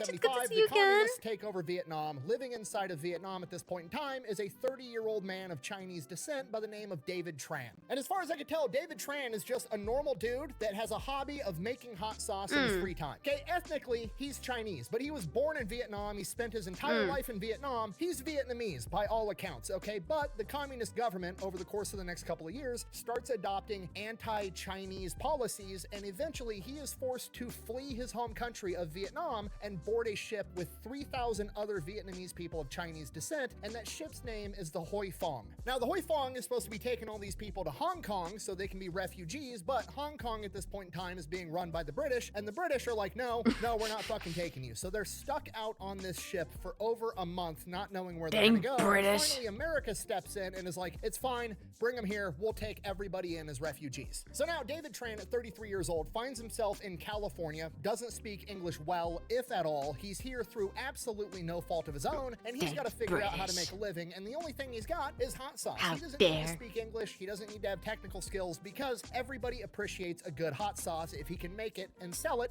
that's going to be how he makes his living. So that's what he does. He starts making his hot sauce, and he's literally refilling old baby food jars with a spoon and funnel with this homemade hot sauce, and then hand delivering it on a bicycle to restaurants and anybody else that'll buy it. And the dude is just working his ass off doing this. He's working 18 hours a day. There's even a story that one of his kids tells later in life that when they were a baby, he would work for 18 hours a day making this hot sauce, and he would have all the, you know, juices and everything all over his arms, and he wasn't even able to hold his kids when they were babies because he smelled so much like pepper. My audio. Yeah, I was gonna say, whoa. Sauce, it would make the kids cry. Like, it's impossible not to love and respect this That's guy. a respect dude is right just there. Forced into the worst situation imaginable, has to move to a foreign land where he doesn't speak the language, and just works his ass off and does everything he can to provide for his family. Aww. And it works. His hot sauce becomes like a cult thing in LA, and by 1980, he buys a 5,000 square foot warehouse where he ramps up production. Okay, do you understand how impressive that is? Like, I'm gonna say it a little bit slower. Yeah, it's He pretty moved good. to California, doesn't even speak English in 1978, and by 1980, 2 years later, he Oh buys my a god. 5,000 That's gonna be so awkward. The fact that he has, like, because he's making the sriracha and all of a sudden it's covered in the hands. He can't take care of the kids because, you know, yeah, it'll bother them. But also, you can't wipe you can't wipe anything. You can't even scratch your face if something gets in the way. square foot warehouse in LA, which is renowned for having cheap real estate. Okay, this dude is a complete badass. Okay, so he gets his new factory up and Sadness. running. Once he does that, he adds a couple of new flavors, and one of them is going to be based off of a Thai-style hot sauce known as sriracha. Sriracha was the town that this style of hot sauce was originally invented in, so he just calls it sriracha. He slaps a chicken on the bottle because that's his... I thought someone bonked me. I was like, who the fuck bonked me? There's no one who bonked me. Hi, Grim. Good luck at work. I was about to yell, y'all who bunked me in my face. Chinese shit all over it, and he calls his company Hoi Fong Foods, named after the ship that brought him to America. Okay, just so we're all on the same page, a Vietnamese guy flees communism, moves to America, starts a hot sauce company, takes a recipe from Thailand, puts it inside of a Chinese Grim, thank you so much for the and then sells 130. a shit ton of it to achieve the American dream. I love everything about this story. It's the most American shit ever. From here, over the coming years, sriracha becomes outrageously popular. At this point, he probably should have trademarked it. Couple of problems. One, you can't really trademark sriracha because the word sriracha is just the name of the town. Okay, that makes Like sense. somebody trying to trademark the word Los Angeles. You can't. Oh, do it. So I at this wanted point, to trademark Los Angeles. What are you talking about? That's a possibility.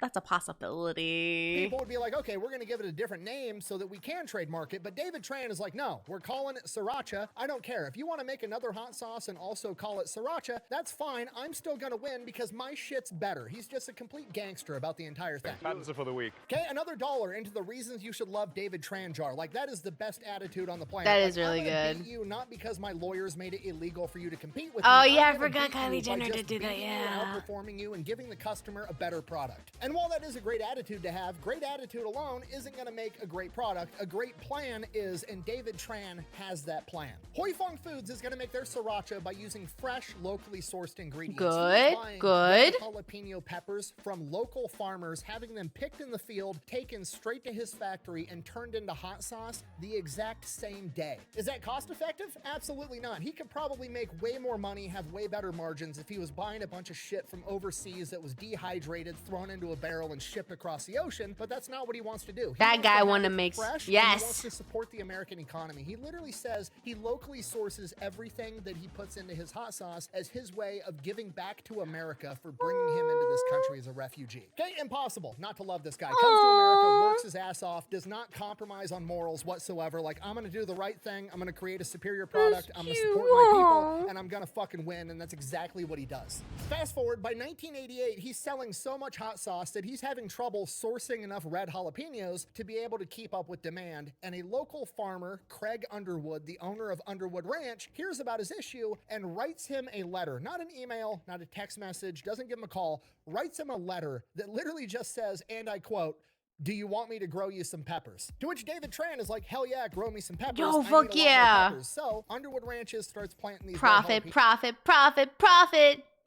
peppers, and because the ranch is so close to his factory, they're actually able to pick the peppers, put them Yo, those directly peppers onto look a semi good, truck, actually. drive them straight to the factory, and within 6 hours they are turned into hot sauce. And this is what makes sriracha so good. They're using the freshest ingredients possible, not a bunch of dehydrated shit that they can buy from anybody. So sriracha explodes in popularity even more. Okay, and it's worth noting, he's not even trying to market sriracha. The product markets itself. Sriracha has never spent a single penny on advertising or anything else. It's just like, you try it, you like it, you buy more, the end. That's David Tran's entire business model. Giga Chad right there. Product, the customers will come to me. And it works. Sriracha starts hitting mainstream. It's getting sold all over the United States, at which point sriracha does start getting some backlash. There's interviewers and reporters asking questions like, hey, why don't you make it a little bit milder? Some people say it's too hot. To which Yeah, it's because you're a wimp. If you don't like hot stuff, you're a wimp.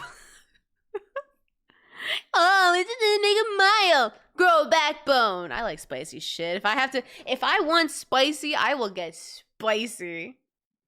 No, I think people are sensitive to spicy things because I've noticed that. Like, someone will be like, yo, I wanna. Like, they'll complain about certain foods. It's like, yo, that's actually fucking spicy. It's like, no, the fuck, it's not. Grow a fucking backbone. Oh, like, yeah, I was gonna say, if you don't like it, you don't have to buy it. I'm pretty sure there's probably brands you can just get that it's mild. It could be large quantities. It's like calling Tabasco spicy. I was gonna say there's a range of what's spicy. Buffalo is not that spicy, but like, go for that if you want something mild.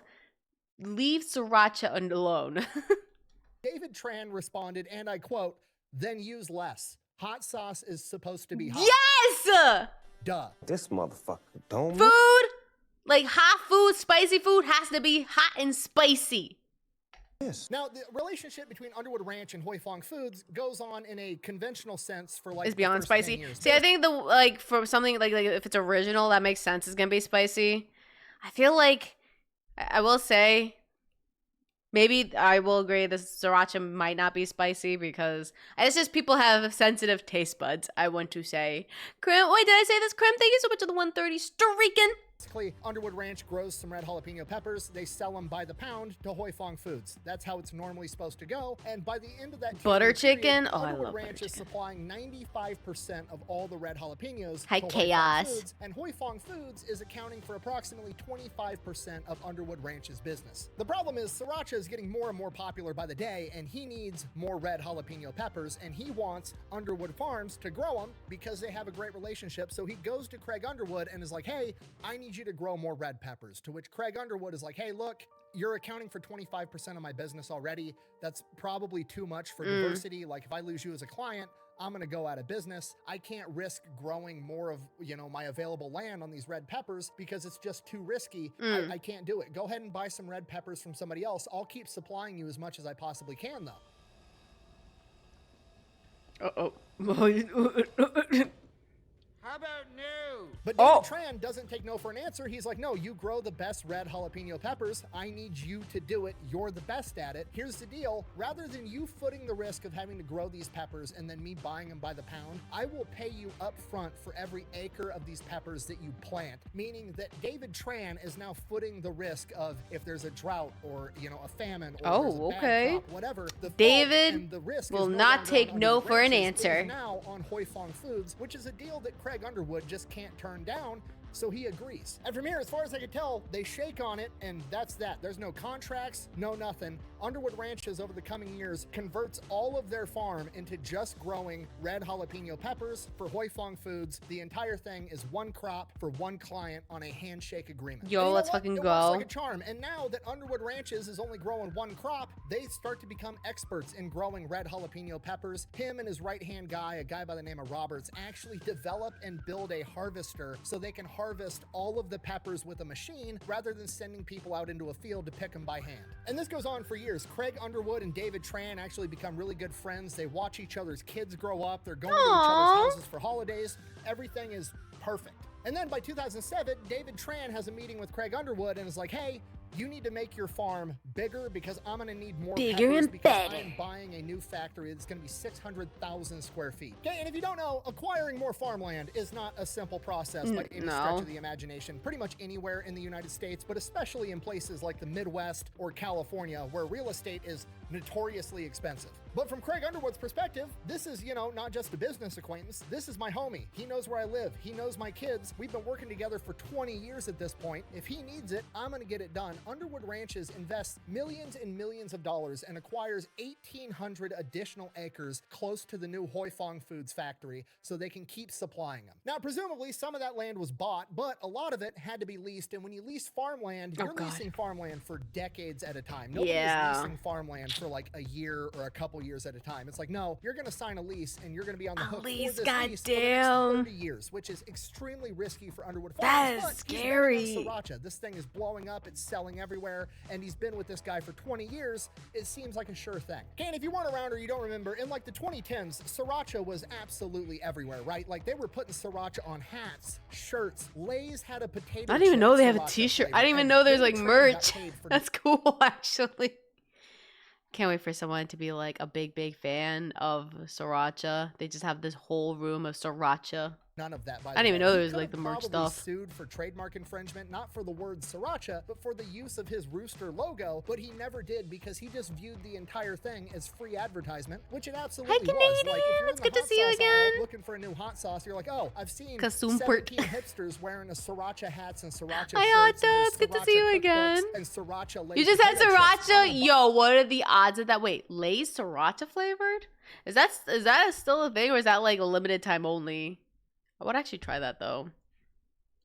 Buy fucking Sriracha. So Craig Underwood goes through with it. He acquires all this new land, fronts millions and millions of dollars, puts himself on the hook for decades for this farmland. But Limited in some parts of the world. Time to go to eBay. Going anywhere, and for years, Limited it time. goes Somebody would probably buy them. It's on eBay. You know what? I'm gonna go check something real fast and see if it's on eBay right now. I'm gonna look it up at www.ebay.com. Let's go see, chat. We're going to learn lots of new things. I can't see what you guys. Hold on, I'm gonna move this. We're gonna look. Spicy chips are so good. That's so worth it. I love spicy chips, man. I don't care if I have to drink some water. Sriracha.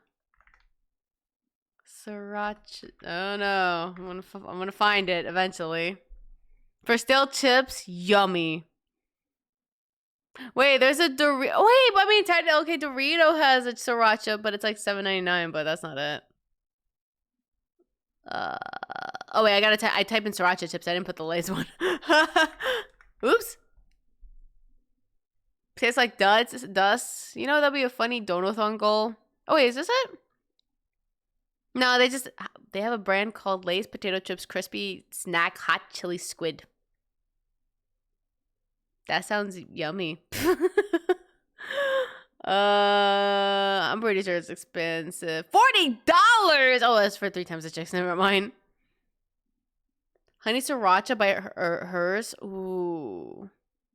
Okay, yeah, I can't find it, but hers? That's not a bad brand. $40. 40. You can get Sriracha seaweed chips. Scotsman, send me food. 600,000 square foot factory opens up. Underwood Ranches is at full tilt making red jalapeno peppers. They are growing 100 million pounds of red jalapenos. Red! I love Sriracha mayo. I talked about it last year.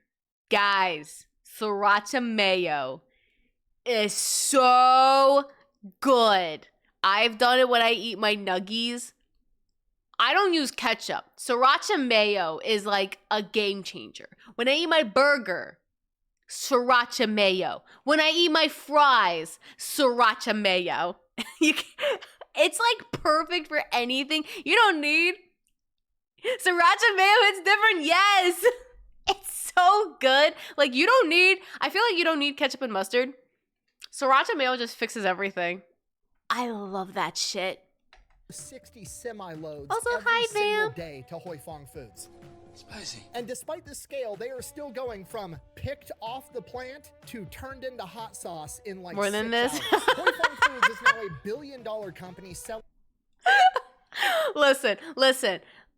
All in favor. Who thinks Sriracha mayo is like the best thing ever? Because I love sriracha mayo. Anytime my dad makes burgers, we actually have like a bottle of sriracha mayo. I let him keep it, and I don't want to get rid of it.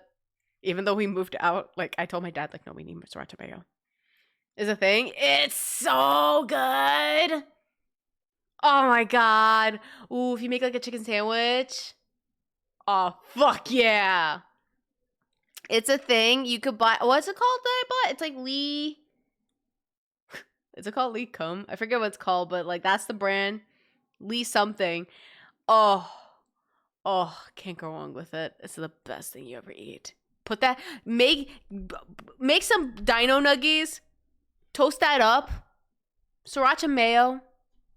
Problem solved. No ketchup. You don't know any of that shit. No mayo.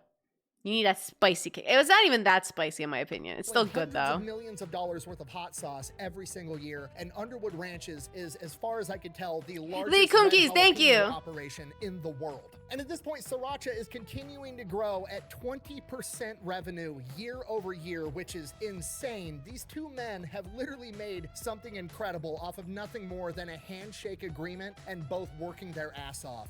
And then it all goes to shit. Oh, shit.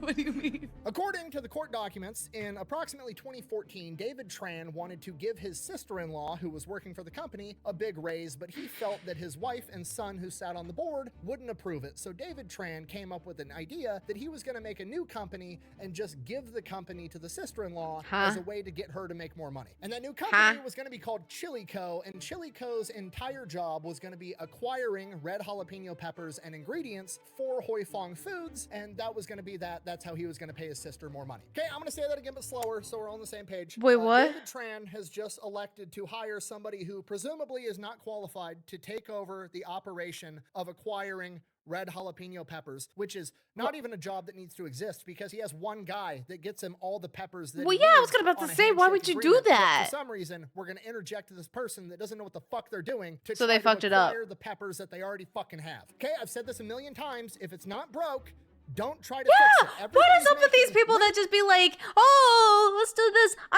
The fact that the sister doesn't even know what to do in this business, yeah, let's just give it to her instead. Oh, that is gonna go downhill so bad. Oh. Billions of dollars selling hot sauce and growing chili peppers. Just don't touch it. Leave it alone. Continue making money. But that's not what somebody that's a new hire that doesn't know what the fuck they're talking about is going to do. Absolutely not. Chili Co. starts looking at the numbers and they're like, well, you know, actually, we could buy these dehydrated chilies from China and they would only be $300 a ton. So I think that Underwood Farms should try to compete with these dehydrated chilies from overseas while he's supposed to also deliver brand new fresh chilies that are picked and then turned into hot sauce in 6 hours while he's growing them in California, of all places. What you just said is one of the most insanely idiotic things I've ever heard. So Chili Co. goes to Craig Underwood and is like, hey, we could get this competitor's chilies for $300 a ton. We want you to be able to sell your brand new fresh chilies and deliver them to us with your semis for $500 a ton, to which Craig Underwood is like, absolutely not. It literally cost me almost $700 a ton just to grow these things. That's not possible. At which point the appropriate response would have been, oh, that actually makes a lot of sense. I'm an idiot. Forget I said anything. Right. Is that what they did? No. Absolutely not. Oh my. Why isn't it possible? It's just not. Why not, you stupid bastard? That's like me when I'm tutoring someone, when someone goes like, what, like, you know, that. I love that quote too. Pulls Roberts, aka Craig Underwood's right-hand man that helps him run his entire farming operation, aside and tries to hire him away from Craig Underwood. Roberts declines and kind of attributes the entire thing to a miscommunication. He's absolutely right. Around the same time, David Tran gets a hold of Craig Underwood and is like, hey, can we fly a drone over your farming operation? We just want to, you know, look at the crops that are growing, which is weird. He's never done that before, but also, like, drones are new. I've been working with this guy. Oh, for yeah, 20 some drones, odd that years. stuff, Fuck it, yeah. Yeah, as long as it's for, like, your personal use or you just want to look at it, like, that's fine. Go ahead. So, Hoi Fong Foods, David Tran, flies a drone over, records all this footage of their farming operation, and then nothing seemingly ever comes of it. Then, 2016, Craig Underwood is on vacation out out of the country. They know that, so they have Roberts come to the Hoi Fong Foods factory where the Chili Co. head and David Tran basically sit Roberts down and say, hey, we're starting this new company, Chili Co. You're gonna work for us. Not asking him to work for them, pretty much telling him, you work for me now, to which— Yeah, wherever I'm going, you gotta come with me too. You're not working in that previous company. I mean, I'm pretty sure he doesn't. I mean, I'm hoping he doesn't want to work with the other company. Roberts is like, no, I don't. I've been working for Craig Underwood for 2 decades. That's my guy. I'm not leaving him. They get super pissed. They then turn around and are like, okay, well, we could still buy this stuff from China for $300 a ton. You're going to sell us your stuff at $500 a ton, or we're going to go elsewhere. They literally can't sell it to you at $500 a ton. It costs them almost $700 a ton to grow this shit. So not only is demanding that price delusional, this also breaks the entire thing just by going from paying by the ton to the original agreement of we're going to pay you for every acre that you plant, because it shifts all the risk back onto Underwood Farms, and now they're screwed because they only grow jalapenos at this point and they're stuck. So in the coming months, Underwood Farms tries to negotiate a new price with them, but it doesn't really go anywhere. So by the 2017 season, he's not able to plant any jalapenos. So there's no jalapenos in the ground. There is now a massive gap in the supply chain that's going to have to be filled somehow. So Chili Co. goes about trying to buy peppers from everybody else that they possibly can, because you're never going to believe this. Nobody has 100 million pounds of fucking jalapenos lying around, and it's really hard to find that many. I am stunned. Just stunned. So in an effort to help find that, they give all the drone footage You of got all some the proprietary jalapenos. techniques and technology and all the intel that they had gathered through espionage to all the other jalapeno farmers without Underwood knowing. This is bullshit. So essentially, Underwood Farms is basically dead in the water, and they're on the hook for all these thousands of acres of farmland that they leased for the next like 20 to 30 years. Like, they're gonna go out of business. While that's going on, Chili Co. and Hoi Fong Foods are getting jalapenos from anywhere and everywhere else that they can, which means the quality isn't that great. Some of the peppers are picked too early, some of them are dehydrated. Oh, green chilies instead of red jalapenos. It's a giant fucking nightmare, which leads to the hot sauce tasting different, looking different. It's like a oh my god, that is not like the same. What the fuck? That's not even the same thing. Like there's, oh yeah, you guys can't see it, but there's like the Sriracha Ox brand. The fact that it's like side by side, that looked like shit. It looks like shit, like actual shit. What the fuck? Shit from the butt. Orange color. People are mad that the sriracha doesn't taste like sriracha. Nobody knows what's going on. So now presumably Hoi Fong Foods is also financially hurting, so they just start digging through all their accounting, and they're like, actually, we think a couple years back, I think we overpaid Underwood Farms. I like their reason for the color was basically chilies come from different colors, so don't expect it to be red. $500 million. We're gonna take them to court. My only concern is like the peppers, though. $1.5 million, and that's gonna help with our financial burden. What a stupid son of a bitch. Okay, and I cannot stress to you enough that this is— It does look like diarrhea. Okay, it's. I thought it was like shit. No, it does look like it. The problem also, like hearing like, oh, well, we picked it too early. Like the coloring. Like that's the whole point of like, oh my god. Probably the dumbest fucking idea imaginable. Okay, I've been threatened with quite a few lawsuits in my day, and I have avoided all of them by saying one simple statement back to their lawyers, and that statement is, okay, sue me, I would love to go to discovery with you. Because discovery is this magical part of the judicial process where both parties have to come to the table with all of their evidence, and you can subpoena and get all of their internal records and figure out exactly what was going on, which presumably is exactly what happened. Yeah, I was gonna say, something happened. Have to turn over all of their shit. Oh, it becomes very apparent that they have been plotting for at least 3 years to screw over Underwood Farms, at which point it goes from them suing Underwood Farms for $1.5 million to Underwood Farms suing them for $23 million and winning in court. It was perfect. Perfect. And this is what caused that magical time like 10 years ago, 2016, 2017, where nobody could find sriracha on any shelves anywhere. And if you could, it was like this weird different color. It didn't taste the same. It was all because it wasn't the same. The whole thing with sriracha was they had fresh red jalapeno peppers that were grown in California in a particular part of the world that were plucked, transferred to the factory, and turned into hot sauce in 6 hours flat. It was literally a multi-billion-dollar money machine with a beautiful backstory with 2 hard-ass ass working men on a handshake agreement that built a fucking empire together, and the entire thing was harpooned by one stupid We all thought that. I'm over here being like, that damn bitch. Like, it sounded so perfect. Everything was going well. One person had to ruin it. Yeah, dumb bitch. Never give anyone your own business, because they're gonna fuck it up. I feel like also because, you know, the original owners, they care about the quality. They do care about the cost. Like, no. That lady really cared about saving, but to the point to make it worse. It's greed. It's pure greed. Like, why? Everybody was winning. It wasn't broke. Why would you try to fix it? You've got some moron that didn't build this company whispering in your ear like, oh yeah, we all have mansions. We're all rich as shit, but you can have a little bit bigger mansion and be a little bit more rich if you fucked over all your friends. And then you blew up the entire thing. Congratulations. So yeah, that's why you couldn't find sriracha on the shelves 10 years ago, and that's why the sriracha today tastes a little bit different. Oh, but you know the funny part? You know what Underwood Farms did after they won the $23 million lawsuit with sriracha? They turned around and started making their own sriracha, and guess what they called it? Fucking sriracha, because you can't trademark the word sriracha.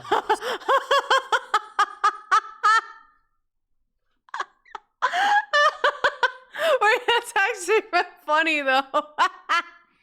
So now, made with Underwood Farms with the actual chili peppers, So that's the you can one. get Underwood Farms sriracha, and I'm gonna be honest, it tastes very similar to the original sriracha, but it's a little bit spicier, and I kind of like it more. So, yeah, I found my sriracha. Aw, fuck yeah. I wish I could tell you what the next video is gonna be, but who knows what rabbit hole I'm gonna fall into next. Yo, that's understandable. Hi, welcome back. Hopefully everything was good. Let's fucking go. Oh, there's no like end credits. The thing. Okay. I need to get my hands on sriracha. I don't even know how much the brand is. Also worth pointing out that the whole time the company blamed drought and pepper shortage and pretended the lawsuit wasn't happening when it was. Also, yeah, the fact is also like you also mentioned this too, that what is it? Like before, they really cared about like the quality of the peppers. Like that's why they had the perfect taste, like the perfect color. This? Fuck no, they did none of that. This tells you if you're ever going to have a business, make sure it falls to the right hands. So that way, like literally the last video we just watched about the I forgot already. I'm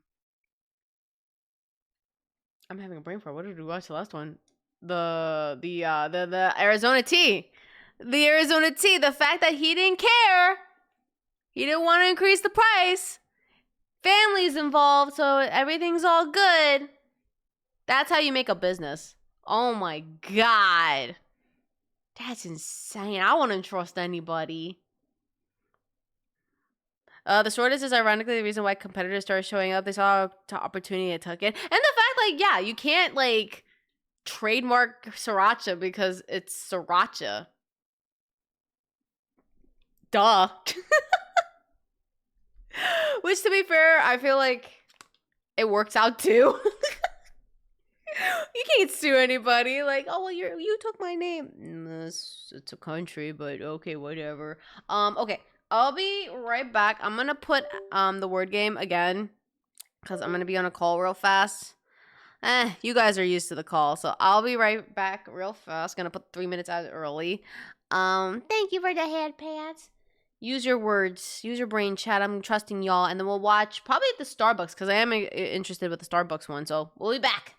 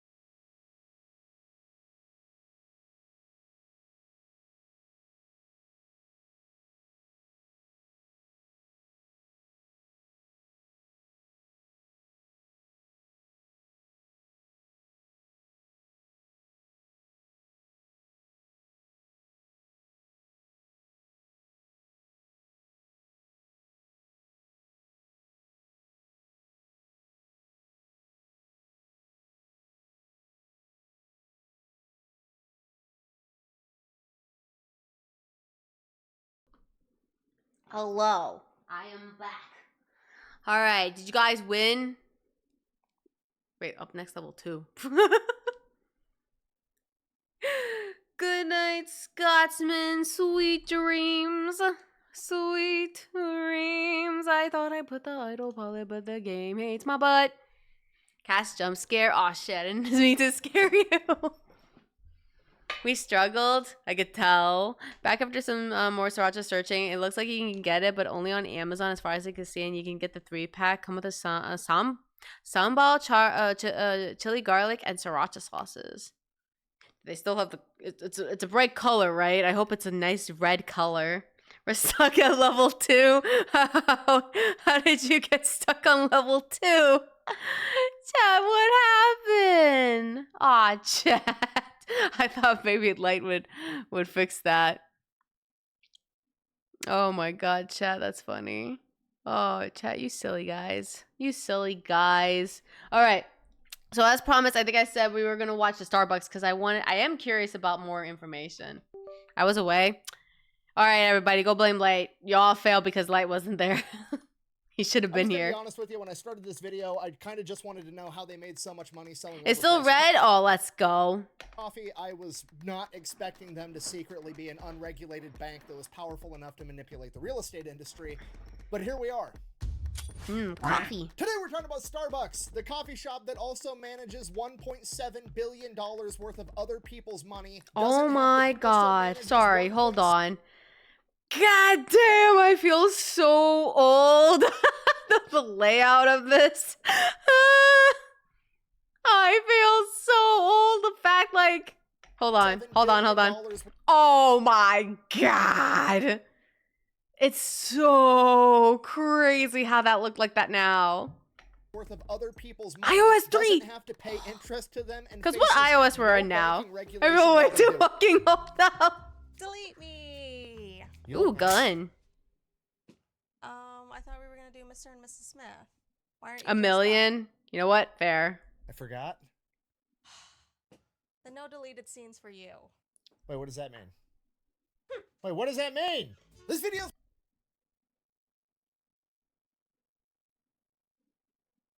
okay.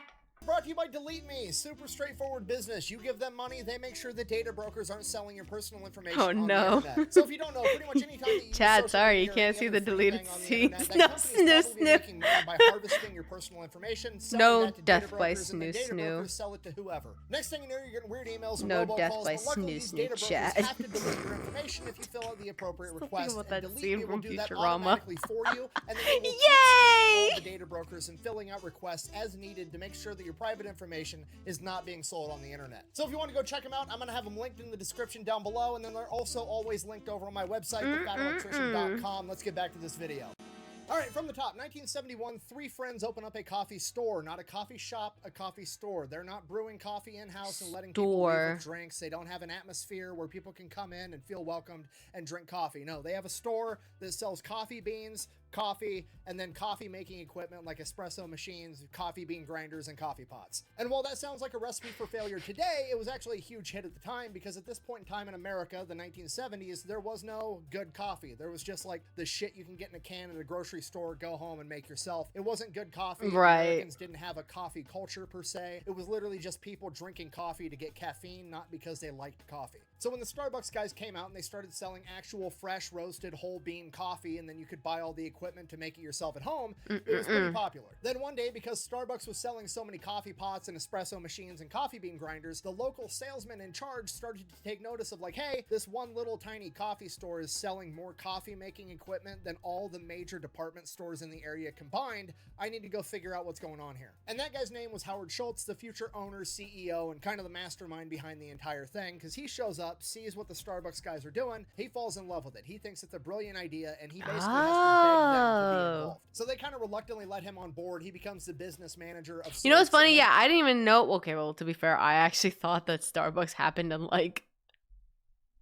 I thought Starbucks was like a thing in 2010s or something, so I didn't even know it was like old. But also, I never thought that it was a store, because you're so used to the fact that it's like, it's a coffee shop. You get your coffee. Oh god, I have like flashbacks of people of... I too, cause I think it's also because like I've seen seeing people like drink more Starbucks around me, so I was like, wow, that's a lot of Starbucks. Like, what the heck is this, like a new thing? You know, I didn't get it was like super old or anything. Now I know it's old because you know, when did I saw that was old? Like, I forget. I think I was watching a movie or something. I'm like, there's a Starbucks? I didn't even know that, so I learned something new at the time. They end up opening 3 more of these coffee stores inside the city of Seattle. Then in the mid-1980s, Howard Schultz ends up... You know what's funny too? That too. And I was like, huh, that's a Starbucks. Because we always watch Shrek 2. So recently I was like, huh, there's a Starbucks. Who knew? I didn't even know that. I thought that was a regular coffee shop this whole time. On vacation, and he goes into an actual Italian coffee shop, which is something like he's never experienced before because they don't have coffee shops like that in America at this point in time. He walks in the door, you can smell freshly ground coffee. There's baristas doing all their fancy kung fu moves, making lattes and shit. There's an entire culture. There's people, you know, reading newspapers, talking, and it hits him. This is literally just a bar, but you get to go to this one before work instead of going after work, right? Because all a bar is selling. Can I go to a coffee shop after work? Cheaper at the grocery store, but then you have to drink it at home by yourself, so you're willing to pay 5 times as much to go have that same beer at a bar to enjoy the atmosphere and other people's company. That's and that's true. exactly what this coffee shop is doing, but they're doing it with coffee. And Howard realizes he's already the wholesaler. It makes it sound like you don't like to drink alcohol at night. Well, guess what? We have it in the morning version. It's called coffee.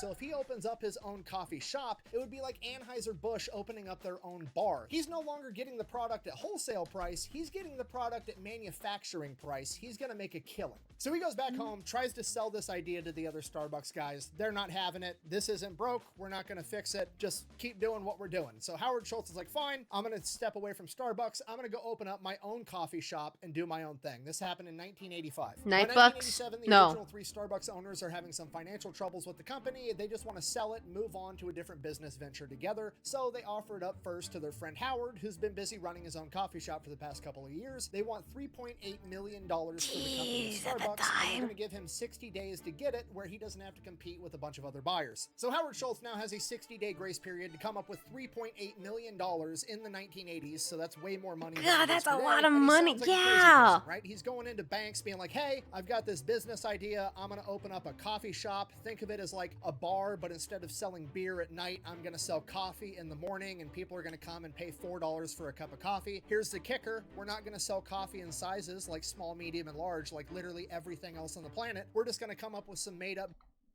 Oh my god, I forgot how stupid this was. Demi, short, tall, grande, venti, and Trenta. The first time going to a Starbucks, when they asked the size, I'm like, do you have a small? No, what's the options here? Bro, that's like so confusing. Also, who buys a Trenta? Okay, short, fair, tall, fair, grande, fair. Demi Lovato. Wait, is 3 ounces not that bad? See, I didn't even know about the Demi. Understand the sizes? Yo! Wait, it's kind of interesting because I've seen like videos of people going to Italy and they'll ask for these sizes and Italians are just like, what the fuck are you on about? Venti Genshin? Oh my god, I hear it now. It's tiny. Yeah, 3 ounces, I don't think it gets you anywhere. You need that caffeine. I guess if it's a caffeine, maybe a grande would be good. I don't know. I'm just so used to 16 ounces is like the max. Trenta. Okay, Lala, we need to talk about your caffeine addiction. You're telling me you're going to drink that much coffee. I mean, for a day, but 30 ounces of that? Also, the cost might be expensive knowing Starbucks. Dr. Seuss words like tall, grande. You like a special shot? Oh, I guess I could see that. Like a special size? Okay.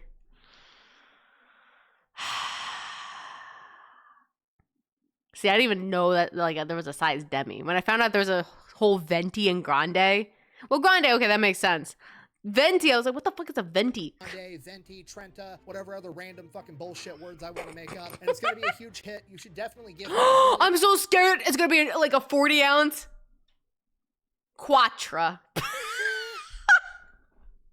Oh my god, they're gonna come up with another name. Also, hi Striker, it's good to see you again.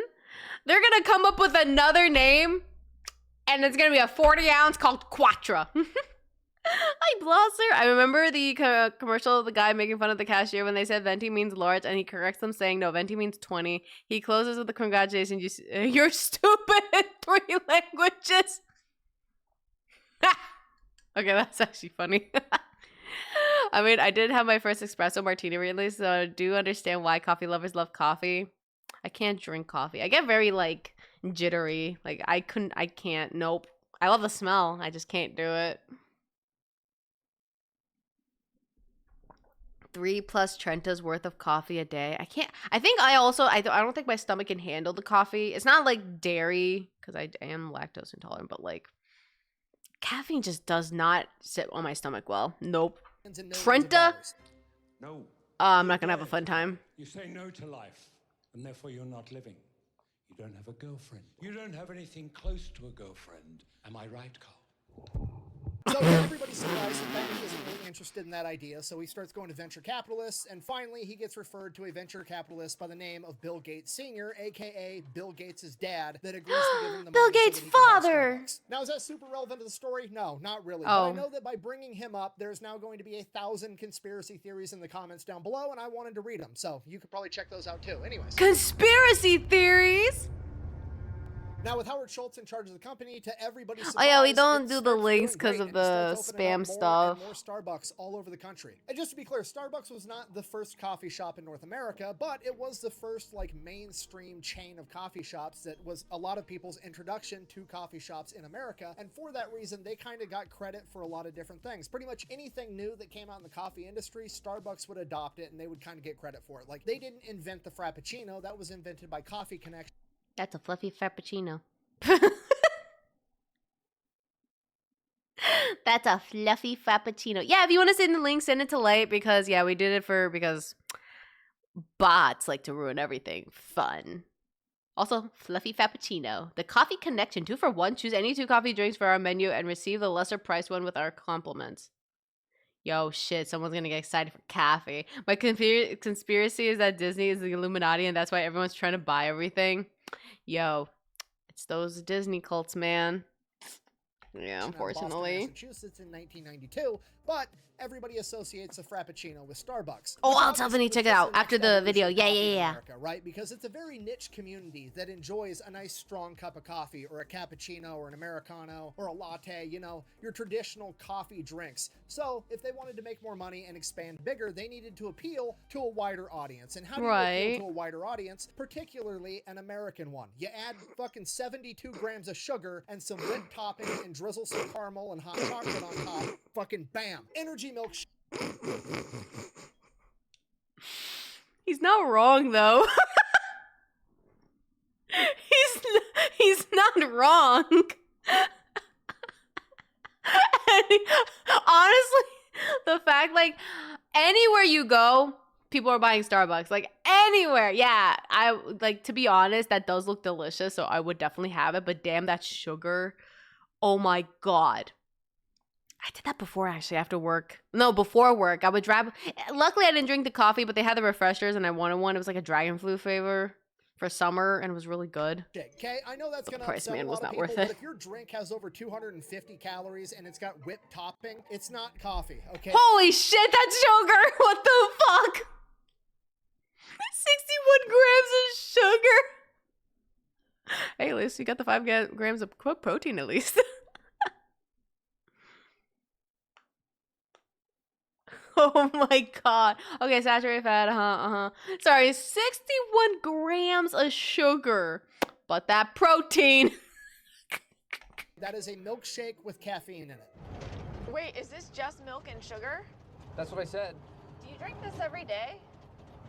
Every morning. So now they're no longer just targeting coffee snobs, they're targeting kids, teenagers, and most importantly, middle-aged, middle-class housewives that have enough expendable income to afford $12 energy drink milkshakes every single day. So now they're literally just swimming in money, right? The Frappuccino is like a giant iceberg, Starbucks is the Titanic. As soon as those two things collided, there's just money everywhere. So now that they're making a ton of money, their business model is just rapid expansion, okay? Starbucks, you gotta keep this in mind, is not a franchise. All the Starbucks are owned by Starbucks. You can't buy your own Starbucks and be a franchisee. They're all the same company. So these guys are literally just trying to expand everywhere because in the early 1990s, the coffee craze is starting to hit all over the country and they want to be the first coffee place that most people end up trying so they can get those loyal customers and they get all the business. I mean, if Starbucks is like everywhere, then yeah. Admit, they did a pretty good job at being literally fucking everywhere all the time because Starbucks is like the only... Starbucks is also inside the Target too, so if you need to go to Target, Starbucks. I forgot like stores have that. Like you go into the store, a Starbucks is like right there. But yeah, I mean, it's convenient. Before work, boom. I mean, my colleague doesn't go to do, she doesn't do Starbucks, but she goes to Dunkin' though. Business I've ever been in where I can be inside of a Starbucks, look out the window and see another Starbucks off in the distance. And this goes on for almost a decade. Starbucks is just raking in the money, opening up new stores all over the place. And by 2000, Howard Schultz decides that he's going to step down as CEO and he's going to focus all of his efforts into expanding the company, having Starbucks everywhere, all over the world. That same year, Howard Schultz takes Starbucks to China, which is absolutely insane because China drinks tea. They don't drink coffee. Pour the tea. Regardless, Howard Schultz shows up in China, opens up a Starbucks, basically like just, hey, commies, I know you guys like tea, but hear me out. Try some coffee and some blue jeans. It's way... That is the fanciest Starbucks place I've ever seen. Holy crap. Yeah, Target Drive Up has gotten me to buy a Starbucks when I go pick up order. Oh my god, we try not to go to Starbucks because, yeah, it's not worth the price. I used to go to Starbucks. At some point I stopped and eventually tried it again and I kind of hated the taste. Yeah, see, I stopped it too. It's the price too, but also like, I don't want 60 grams of sugar. Yeah, that's pretty much it. That's the only reason why. Cooler. And to everybody's surprise, the Chinese... That's a Starbucks? What the fuck? That looks like a bar. Yo, that's actually fancy. I will go there too. Chinese people fucking loved it, and they started opening up Starbucks at a rate that Starbucks had never seen. Okay, they were opening up a new Starbucks every 15 hours for 20 years straight in China. Okay, I'm gonna be honest with you, nothing warms my heart. Bro, there's a Target with a Starbucks inside and literally maybe 1,000 feet away. You guessed it, another Starbucks. They just need the profit, man. It has to be in every corner. I learned my dad goes to Starbucks every morning and still hasn't figured out why he's a pre-diabetic. Oh no. Remember, 61 grams of sugar. Just saying, Chad. Just to let you know. They know our standards here in the States are lower, yeah. I also never been to Starbucks. I also can't stand coffee anymore. It smelled too much coffee. It was in the military. I hate the smell. That's understandable, yeah. My colleague jokes. He would be like, Cass, do you want some tea? The coffee? I was like, no, thank you. But I'm making some coffee. No, thank you. You can make how much coffee you want. I wouldn't drink it. I like the smell. It's fine. I'm used to it. But they always make the coffee. I smelled burnt coffee before. That's disgusting. That's not fun. More than when a communist nation falls in love with American fast food. It's just perfect. What happened? I won. Fast forward to 2008, Starbucks is now losing money. Bought orange juice. Ooh, juice. Figure out why. So my office and 2 coffee maker running pretty much nonstop all day long. Oh god. Becomes CEO again, and he's trying to figure That's a lot of what coffee. Have they done to his company. He's been focusing on growing, opening up new locations. Meanwhile, all the locations that have already been opened aren't making as much money as they should be. Oh, you know what's worse about coffee though, chat? Because now, like, talking about this, because you brought it up, tea is great because there's different flavors. The problem is, you buy the coffee, everybody has a preference too. So you have to dump a bunch of sugar just to get the taste you want. I think I've dumped, because I don't like the bitter taste of coffee, so I have to dump a bunch of sugar to it. So I'm adding extra sugar. So I think I did 20 packets.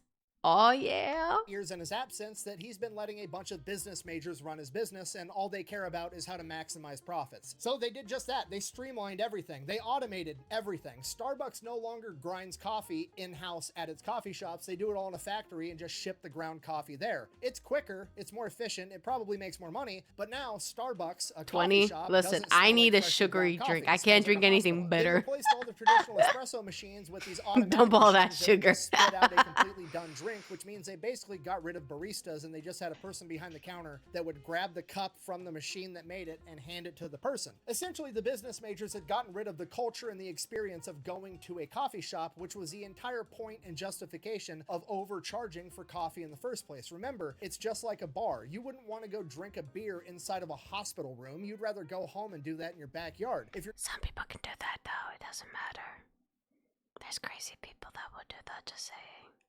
gonna go and overpay for beer, you want to go to a cool bar with your friends. It's the same deal with a coffee shop. People pay for products and people pay for experiences, and they got rid of half of that equation, and it's making the entire company suffer. I'm surrounded by idiots. Howard Schultz correctly identifies this and pretty much immediately has everybody start grinding the coffee fresh in the individual Starbucks locations to bring back yeah, the that coffee I've seen smell. people He gets do. rid of all the automatic machines, brings back all the traditional coffee shop equipment, and then he shuts down every single Starbucks and retrains all the baristas in how to turn this place into an actual coffee shop again. And with that, the crisis is averted. Everything's back on course. They're making money again like they're supposed to be. Howard Schultz has one eye on the past. He knows how they got here. He knows what he needs to keep doing to be successful. But now he's got to keep that other eye on the future. Okay, got to remember, it's 2008, 2009. Smartphones are becoming a thing. Everybody's getting an app. Starbucks has to get an app, right? Okay, so they build the Starbucks app. Now the app is super straightforward. You take money, that's you like put it so on the simple. app, the money sits there until you spend it at a Starbucks, and then when you do spend money from the app, you're gonna get Oh, I stars, which are remember this commercial. Why did that jog my memory?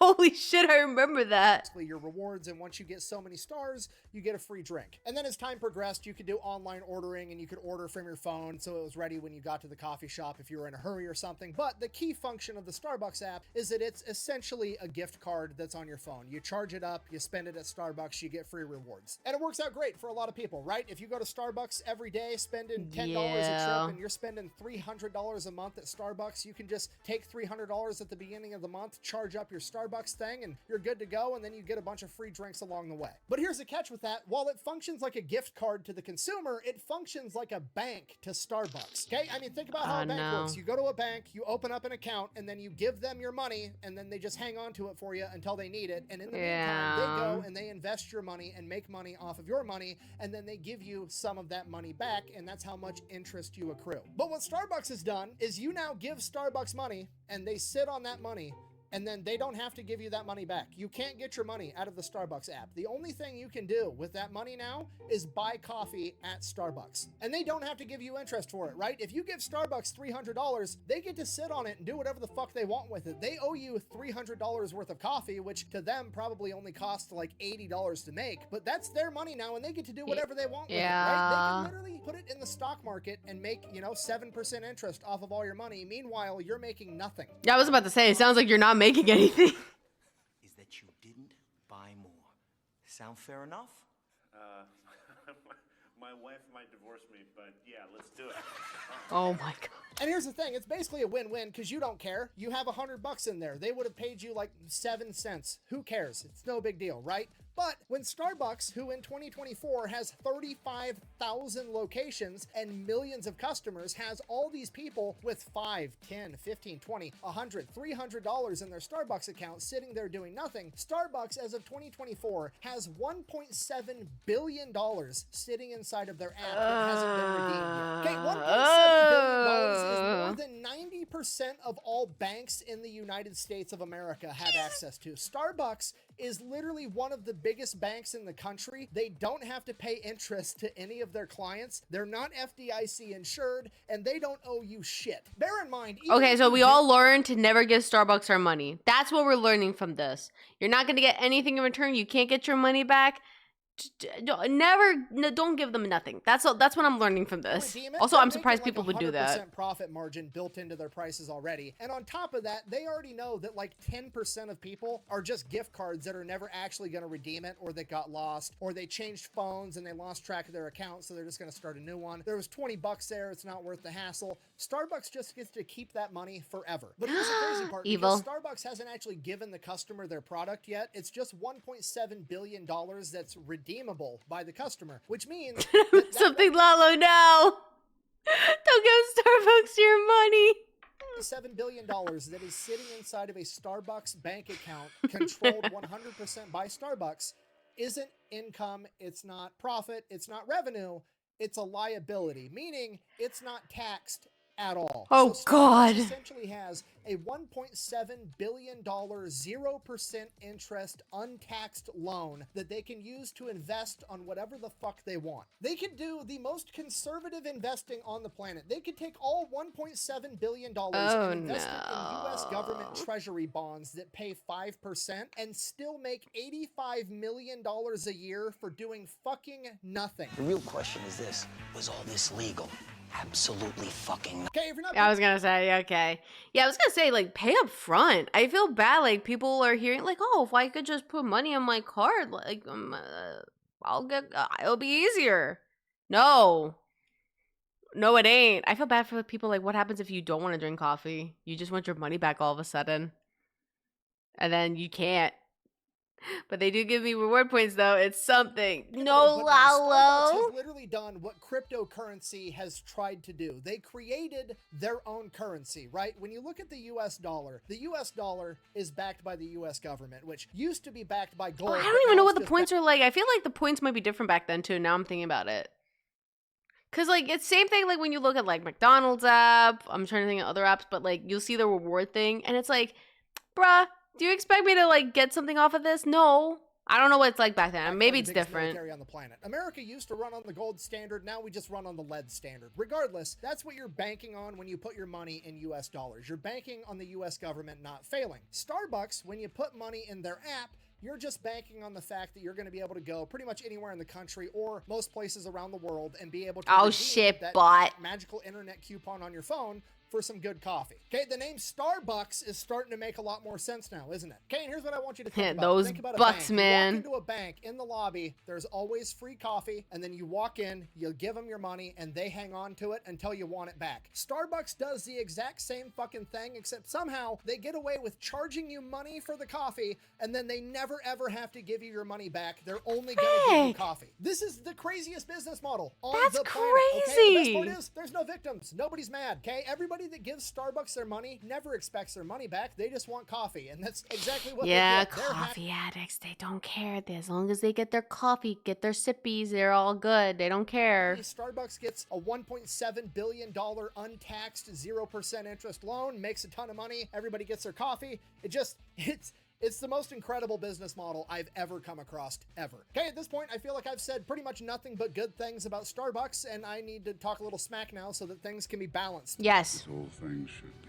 I don't even know where to start, so we're just going to start with the union thing. Unions are a very political topic. Democrats typically like them. Republicans typically hate them. I'm not getting into what should or shouldn't happen or who's right or who's wrong. All I'm going to say, the baristas have been trying to have a Starbucks union for like the past 10 years. Right. And Starbucks has been fighting tooth and nail to prevent that from happening. And in 2002, to help Starbucks accomplish this, they hired a new manager in, Global Intelligence for Retail Operations, which is probably the most menacing title I could possibly come up with. But what's more I don't even know that's a title. Is this person's background and who they worked for previously. Those being the Central Intelligence Agency and the Pinkerton Group. Pinkerton Hey, Red Detective Agency, seconded to the United States government. Hey, Nice to leave find Arthur you. alone. Okay, just so we're all on the same page. First of all, CIA, right out of the gate, overkill immediately. But then you add the Pinkerton Group on top of it, and Pinkerton. I'm having flashbacks right now. insane. Okay, because if you don't know, the Pinkertons are literally the fucking bad guys from Red Dead Redemption 2, okay? They've been banned from doing federal work. Oh god, guys, I'm getting flashback from. Oh my god, I love that game so much. Ah. for the I government love that since game. like But also fuck the Pinkertons. 1893. Do you know how sketchy you have to be to get banned from working for the United States federal government? And to make it even worse, the reason they got banned, it's literally called the Anti-Pinkerton Act of 1893. The main reason... Leads rolling back to Tahiti.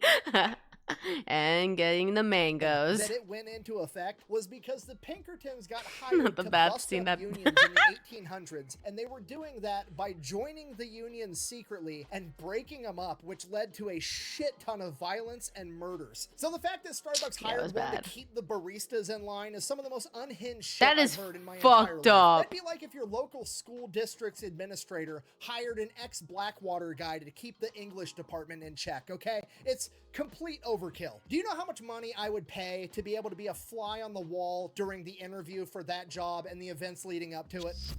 Okay, now on to the new CEOs. Howard Schultz retired in 2002, and Starbucks has been struggling ever since because immediately upon entering the job position as CEO, his successor had a brilliant idea. What if we quit focusing on being a coffee shop and we divert all of our efforts and attention to being better at being a drive-through coffee service? Which, to be fair, if you don't think about it, this is absolutely brilliant, right? Because I mean, it's brilliant, Starbucks has yeah. never made this exact mistake before between 2000 and 2008. And even if they did, who cares? Cargo Because the boom only thing boom, better pick than up, making a drink, mistake boom, is making problem the solved. same exact mistake twice. You actually this stupid. So obviously that CEO didn't last very long. He was employed for a total of 17 months before he was forced to step down by the board, and Starbucks just hired their new CEO, the former CEO of Chipotle, and apparently this guy is awesome. I think under his command, Chipotle's stock price rose 700%. So that's great. Chipotle is so expensive, y'all. We can make good shit. I was gonna say not even 1.5 years, 17 months. That's crazy. But here's the problem. This guy lives in California, and he didn't want to move all the way up to Seattle because he enjoys the sun and the beaches, and he didn't want to move where it's I mean, gloomy fair. and I it's would also raining. enjoy But the Starbucks sun really and wanted to hire this beaches. guy. So what they came up with was he can super commute to Starbucks headquarters 3 times a week. And when I say super commute, I mean he's going to get to take the Starbucks private jet from Oh my California to Seattle 1,000 miles round trip 3 times a week. The man's literally the Taylor Swift of CEOs, okay? And honestly, good for him. It's kind of fucking gangster that he got offered a job for $1.3 million a year with a $10 million sign-on bonus and a bunch of stock options. Dude's making millions and millions of dollars a year, and he's still like, nah, I'm not taking the job. I don't want to move. And Starbucks folds and is like, fuck it, you can take the private jet, we'll pay for it, to fly you to work. Wow. That's a gangster-ass move. That is But on gangster. the flip side, we've got the environment, you know, climate change, which a lot of people care a whole lot about. And to be completely honest, I'm not really one of them. I mean, look at me. I don't exactly scream climate change activist or active in general, really. But regardless, as far as I'm concerned, if they're willing to pay to have this guy fly private 3 times a week, more power to him. Go right ahead. He could drive a fucking M1 Abrams tank to work every day for all I care. Okay, but I don't ever want to hear Starbucks talking about climate change and being green ever again, all right? This is I forgot they had that tried to plan. make the entire planet drink out of reusable cups with mushy-ass paper straws, and half their website is dedicated to showing off how much they care about the environment, how many environmental Care about impact quote-unquote studies they've done, environment. blah, blah, blah, blah, blah. What do the environmental impact studies say? Only poor people can put carbon into the atmosphere? Get the fuck out of here. Why don't you guys just tell the truth? Throw it up on the website. Have a press release that just straight up says, hey, we've hired the scientists, the mathematicians, we've done the research, we've done the calculations, and we've come to the conclusion that if we can inconvenience enough poor people, it's gonna offset all the rich people behaving like giant assholes all the time. I'm dead serious. You should actually do it because you want to know what's gonna happen? Basically nothing. I guarantee you there will be a climate change. Yeah, I was gonna say I heard about the plan for Starbucks. Like, it was supposed to help farmers. I forget what it was because I think it was one of. Funny enough, we were learning about that in school, and I was like, learning about this. I'm like, well, it sounds good, but it's like, I don't know. Something sounds really sussy about this. I don't like this plan. I think it was supposed to help farmers, but it didn't do well. Outside of Seattle headquarters for like 45 minutes, literally just long enough for all the college students that showed up to get a quick picture for Instagram to show how much they care, and then they're all gonna disappear and go back to what they were doing. And you want to know what they're gonna leave behind? A mountain of garbage, and half of that garbage is gonna be empty Starbucks cups anyways, okay? Nobody actually cares. Everybody's virtue signaling. Starbucks isn't a coffee shop, it's an unregulated bank. Thank you for watching. Best way to support the channel is to go buy some merch over at thefatelectrician.com. Quack bang out. Especially like the coffee like addicts. Like, you know, if Starbucks was actually smart, they would just hire the CIA and the Pinkertons to assassinate climate change, and then we wouldn't have this problem in the first place.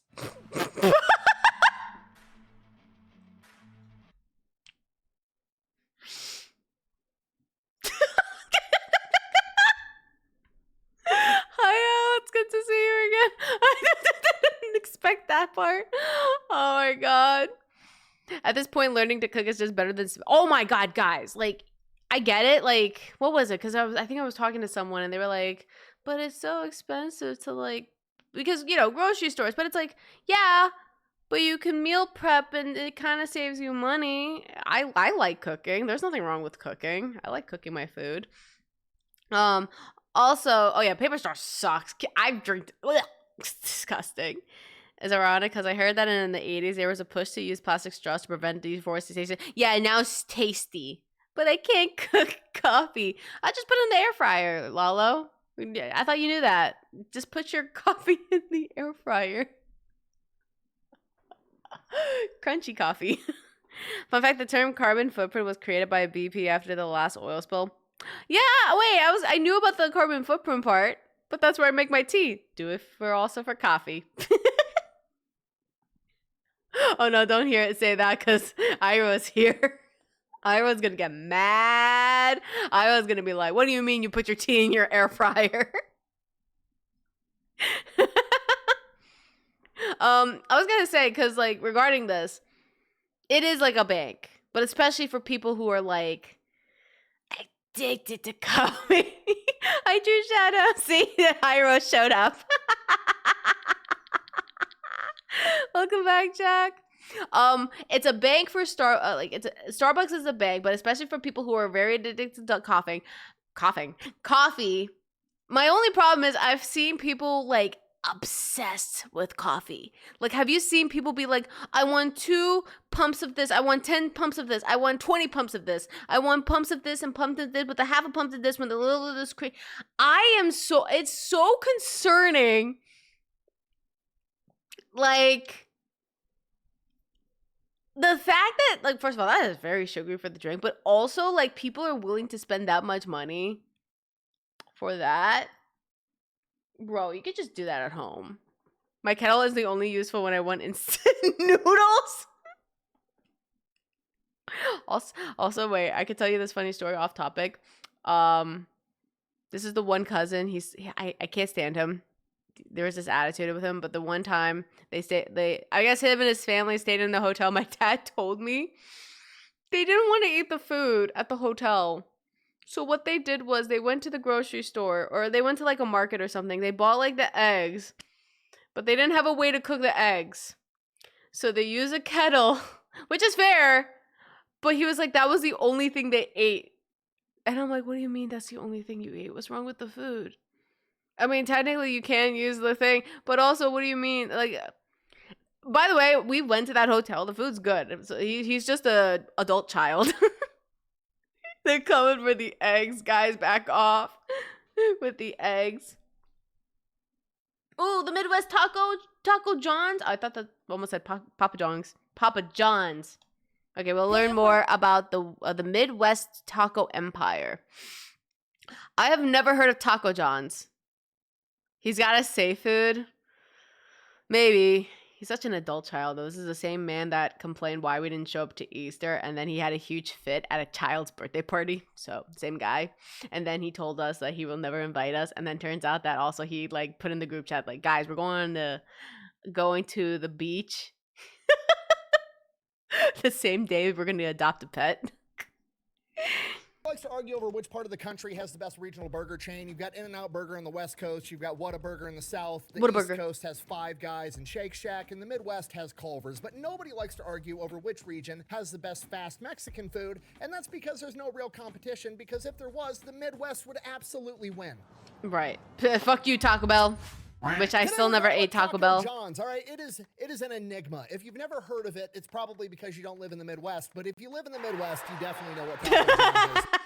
Yeah, our taco's the best, y'all. I like Taco Bell. You're gonna have to convince me to go to Taco Bell, Lalo. Five Guys is goated. Yo, I need to go to Five Guys, but I was telling chat that we had Shake Shack last week. Oh, was it last week? Yeah, last week. It was actually good, but damn, the price, man, hurts my soul. But it was, those nuggets were so good. They actually, okay, listen, I ordered 6-piece nuggets. They gave me 8, and I'm not complaining. I saved money.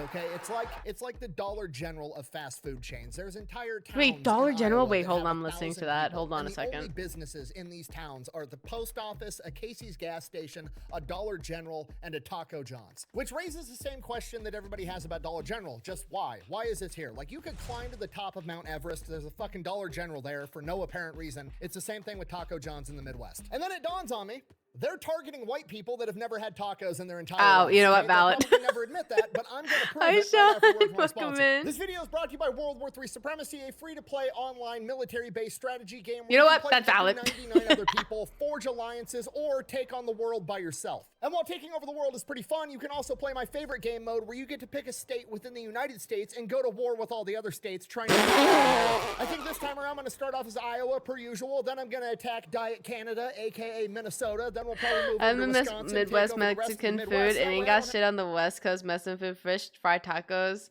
Ooh, fresh fish tacos. Ooh. have to share Taco John's with anybody else. Also worth mentioning, they've Okay. just incorporated a new Guess I'm gonna shadow stop by. exchange function, basically the black market where Guess you I'm can gonna do have to stop underground by illegal the deals, and if you get Taco caught, John's you suffer then. a loss in morale. Okay, sidebar, note to the developers, it should probably be the other way around, at least for America, because every time we get caught doing sketchy stuff, people just get pumped. Like a couple of months ago, we just straight up yoinked another country's president in the middle of the night, and all the Americans did was make military montages over Toby Keith music on Instagram. Anyways, go check out World War III Supremacy. It's free to play. I'll have a link over there. There's a URL code right there. Let's get back to the video. I Buckle up, want because to of know all the more restaurant about stories Taco I've told, John. This one might be the most insane. Our story begins in I like Cheyenne, insane Wyoming, stories. in 1968, where a local businessman by the name of Harold Home, who runs a very successful business building mobile homes, is thriving. In addition to making double wides, he also makes campers. And Can when you I have make a mobile campers, home, you gotta take please? them out. Please. Sir, I would like a mobile home, please. We can go, we could do stream trips, we could travel, Test drive, man. right? So he's traveled all over the country with his wife, staying in campers, and during his travels, he's discovered Mexican food. It's a whole new meat delivery. I want to tell you, Okay, again, those you things are gotta remember, freaking this cute. is the 1960s. Mexican food is far from mainstream at this That's point. why- You pretty much had to be like down in the Southwest, maybe over in California, if you wanted to even know what a taco was. Most of the country. That's why Taco Tuesday is the best day ever. You know what? Wait. If it's Taco Tuesday, I want to make some tacos actually on Tuesday because it's been a while since I last had tacos. So I am gonna go. Me and my sister are gonna go make some We're gonna make some tacos, y'all. We're gonna do that. It's been so long. Hadn't even heard of this. I like shit hard yet. shell But tacos. I need a Harold loves crunch. him some tacos. He tries to convince the guy running the taco stand that he should move up to Cheyenne, Wyoming, and open up a taco stand there, telling him, and I quote, "It's a real barn burner." Good quote. Apparently, that wasn't convincing. Oh. No one knows what it means, but it's provocative. No, it's not. It Gets the people going. So now Harold's got a problem. He can't get tacos when he's at home in Cheyenne, Wyoming, which is awful, right? I mean, nobody wants to make a pilgrimage to go get tacos every Tuesday. It's a disaster. But then one day, a guy by the name of John Turner moves to town, and he used to work in a taco stand. And when Harold hears that Brilliant. John wants to set up a little taco stand so he can sell tacos at the local parade known as Frontier Days in Cheyenne, Wyoming, he's like, say less. Harold springs into action. He hooks John up with his real estate agent, Jim. Jim gets him a plot of land. Yes, you can make taco bowls. I make like the best taco bowl. Anytime I get excited, there's this one recipe, this girl, like, she makes it. Oh, I get like a nice spice kick to the meat. Oh, it's so good. That's always the fun part. And then you crush the chips, the tortilla chips, crunch that up. Oh, I miss the taco bowls. 16-hour days for like a week straight and builds him a custom double wide trailer so that he can sell tacos out of it at Frontier Days. John is a man of focus, commitment, sheer will. With the backing of Harold and Jim, John goes from the idea of like, hey, I want to sell tacos at the parade to owning a restaurant in less than a week. So he starts selling tacos at Pioneer Days, and the restaurant's immediately a success right out of the gate because obviously you're selling tacos to people that have never experienced tacos in their entire lives. Okay, now I'm inferring a lot here, but think about this from John's perspective. You literally just moved to town and you were like, yeah, I know how to make tacos, and 2 wealthy businessmen build you a restaurant and tell you to start making tacos. He's like, I didn't really ask for, I just wanted to make tacos for the parade, and now I'm like running a restaurant. I don't know that this is what I wanted to do. Fast. So he goes to Harold and Jim like right out of the gate and is like, hey, do you guys want to like buy the franchising rights for this or whatever? And they're like, yes, we will buy the franchising rights. Or as Harold put it, and I quote, when you got a tiger by the tail, you hang on.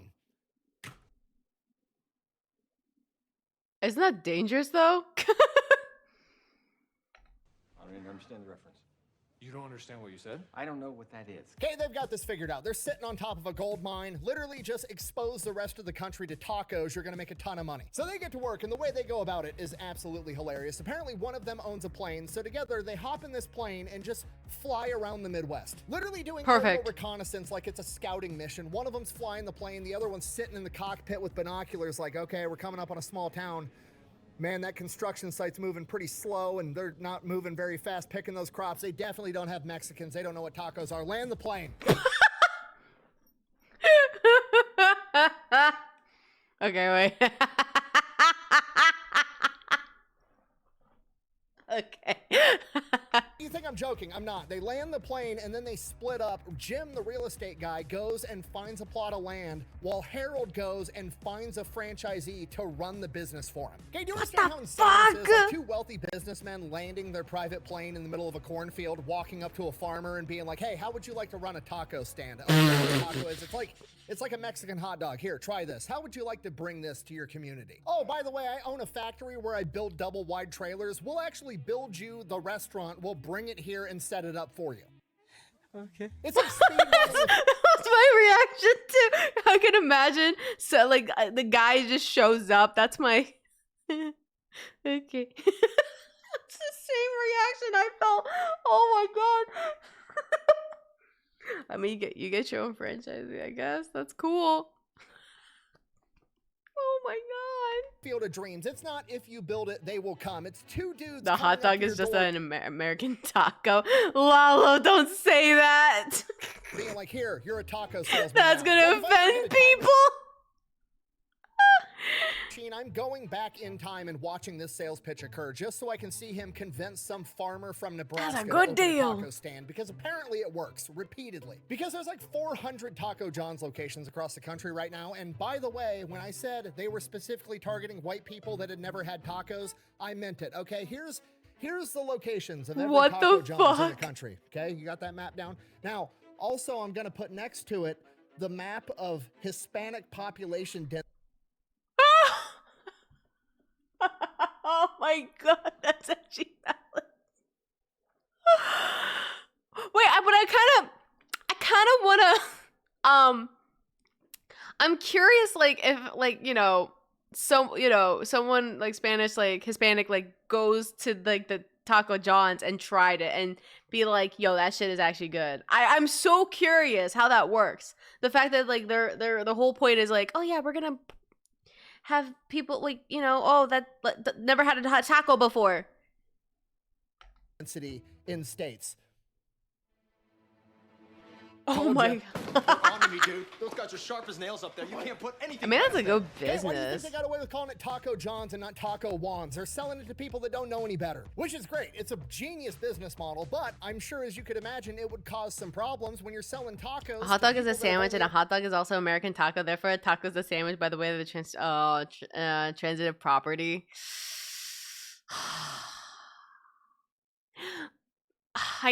Oh god, fuck. Okay, it doesn't work if it's a hard shell though. It can work if it's a soft shell.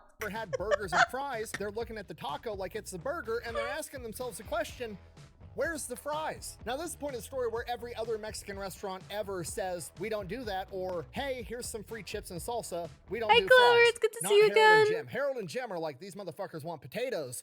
We're gonna sell them potatoes. So they go back to Harold and they're like, the people want Mexican French fries. Taco Fucking John's figure doesn't it out. make you Harold goes into make the you lab shit and in the brains afterwards.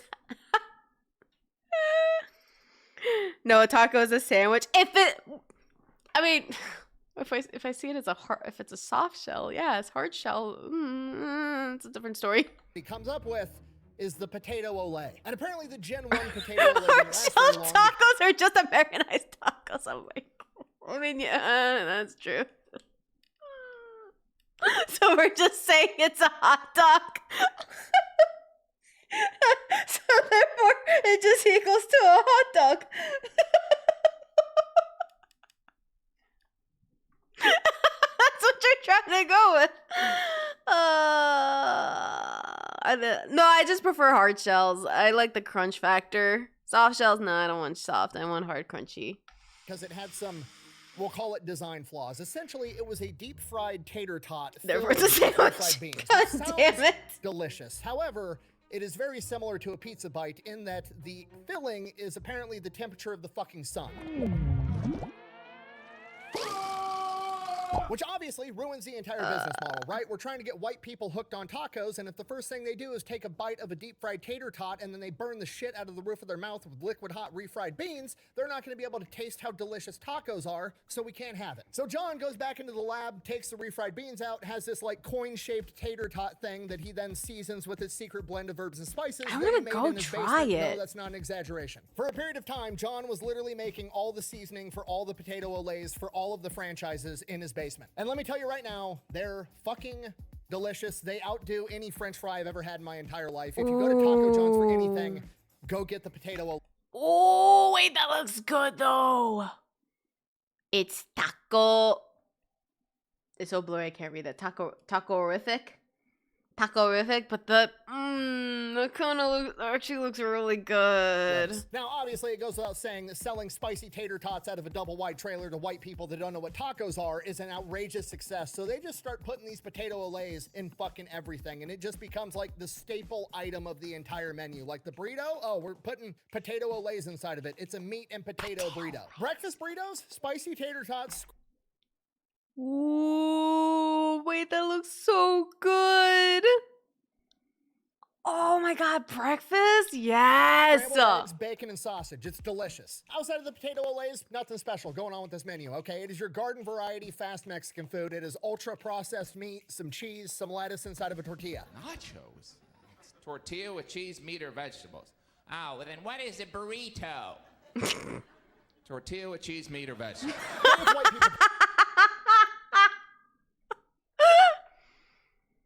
Kind of in my opinion, they sit down in the Mexican place near me. What happens? Wait, I want to try to do something fun because there's none near me, but I can always see if I could recreate it. Tacos. We're just gonna call it what it is. It's not gonna be great, but everybody knows it's like meh, whatever. Unless you know. There's one in my neighborhood. Can't say when I'm craving fast taco will go. Oh, I wish there's one near me just to try. This is why Taco John's and Taco Bell are both open super late because they want to be the only option because that's how they make money. Okay, Taco That's John's fair. just took it a step further. They're like, hey.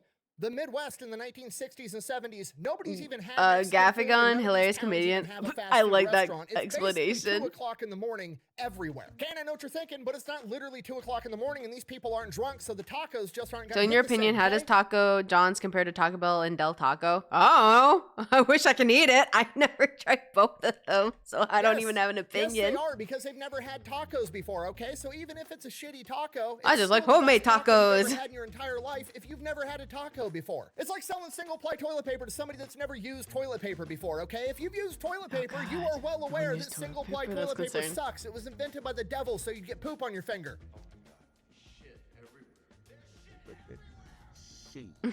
She. Got your ass. But if you've been wiping your ass with corn cobs and leaves your entire life, single-ply toilet paper seems incredible. It's the same concept. Okay, I'm sorry, I'm getting horrifically sidetracked. Anyways. I think then you would be most rewarded to consider this. Within a couple of years, John, Jim, and Harold got the Midwest on lock when it comes to Mexican food, and they start growing so fast that apparently they can't make trailers fast enough, so they just start buying old gas stations and putting Taco John's inside of them. By the 1980s, they're a super legit franchise business. They adopt their official mascot, a guy in a sombrero with a mustache named Juan. See what they did there? John, Juan. Oh, Clever. smart. That's Also, he's clever. got a donkey named Pepe. Don't worry about it. But then What? they hit marketing gold. I want to know what happened. What do you mean? Don't worry about it, Pepe. Why? But Pepe. Whiplash, okay? Taco Bell had that little I know Chihuahua Pepe's dog that would say watching. Taquito Taco Bell, which apparently he got fired because that was racist for some reason. Well, Taco John's has Whiplash, which is a monkey that rides a dog that I'm pretty sure they hired from a rodeo. I can only imagine Harold and Jim went to a rodeo, saw a monkey riding a German Shepherd, and were like, holy shit, I bet that monkey could sell so many potatoes. And they were right, because he was in like 50 commercials, and I saw him on TV every day for most of my childhood.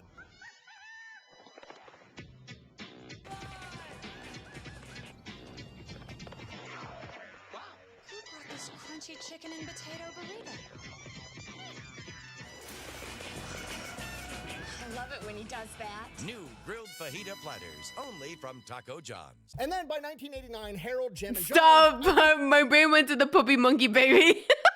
I was like, what? They're getting a little bit cocky, to be honest with you. They're like, you know what? We run the taco business in the Midwest. We own this. We own Mexican food. So they go to the U.S. government and they're like, we're going to go ahead and we're going to trademark the phrase Taco Tuesday. And the U.S. government is like, Taco Tuesday. Okay, sure.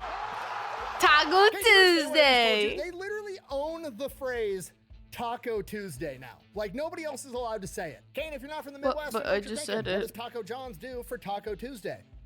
You get a 6-pack and a pound, homie, which is slang for you get 6. Ooh, that looks really good. Oh no. Well, tacos and a pound of potato olays, and it's fantastic. Okay, if you're not picking up what I'm putting down, I'm trying to tell you that 3 white guys selling a pound of spicy tater tots and 6 tacos out of a double wide Get sued by Taco John. Shit, I kept talking about it. I have the legal documentation to prove it. I don't ever want to hear white people don't have culture only ever $10? again. That's crazy. Anyways, moving on. Somehow this did not become a legal issue until like 30 years later when in 2019, LeBron James, like the NBA star, tried to also trademark the phrase Taco Tuesday because I guess he used to like to yell it on TikTok or some shit. Y'all know what today is. Today is Taco Tuesday. Taco Tuesday. The U.S. government... I feel like it's kind of harder to. Well, I mean, it could make sense with the what's it called, like Taco John's like copywriting it. The fact that because he said it like in his TikTok, bro. Comes back to LeBron James and is like, A, you can't trademark that. It's in That's common so use. cringy. B, Trailer Park Boys over here beat you to it 30 years ago. So LeBron James then teams up with Taco Bell to sue Taco John's so that everybody can have the right to use the phrase Taco Tuesday. They take it to court and Taco John's pretty much immediately folds, knowing that there's no way they're gonna win exclusive rights to use the phrase Taco Tuesday forever. So the CEO just puts out a press release that says, and I quote, "I'd like to thank our worthy competitors at Taco Bell for reminding everyone that Taco Tuesday is best celebrated at Taco John's." Impressive. Very nice. Now in modern... Y'all still have to come back to Taco John's.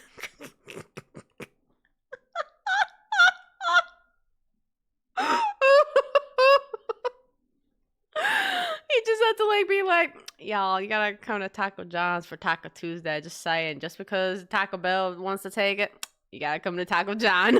Times Taco John's obviously isn't sold out of a double wide trailer anymore, unfortunately, but they did keep a lot of that same heritage of being able to throw up restaurants quick. Basically, they have the majority of their restaurants built prefabricated in a factory, so they have a company go in, Oh, pour that's the what it looks concrete like? pad, then they have another Oh. company come in and basically assemble this restaurant in what amounts to like 3 days, and they say it actually helps with marketing because people are like, oh, they're building something there. Oh shit, there's a new restaurant there, we should go try it. Okay, definitely not a giant psyop to convince you that Mexicans did it. As far as where they're deciding to put up new restaurants, that strategy kind of had to change because, well, everybody's tried Mexican food at this point and it's not working anymore. And a lot of the smaller towns that they used to dominate are either A, dying off, or they're growing and they're getting a lot more competition. So now instead of being the only restaurant on Main Street, they're having to move closer to the highway and compete for interstate traffic. So while the initial business model is kind of broken, they still have a stranglehold on the Midwest, and I'm not mad about it because I'm fat and I like spicy tater tots. So yeah, thanks for watching. Spicy Best way to tater support the channel is go buy tots. some merch, maybe drink some Echelon. All that's available over at thefatelectrician.com.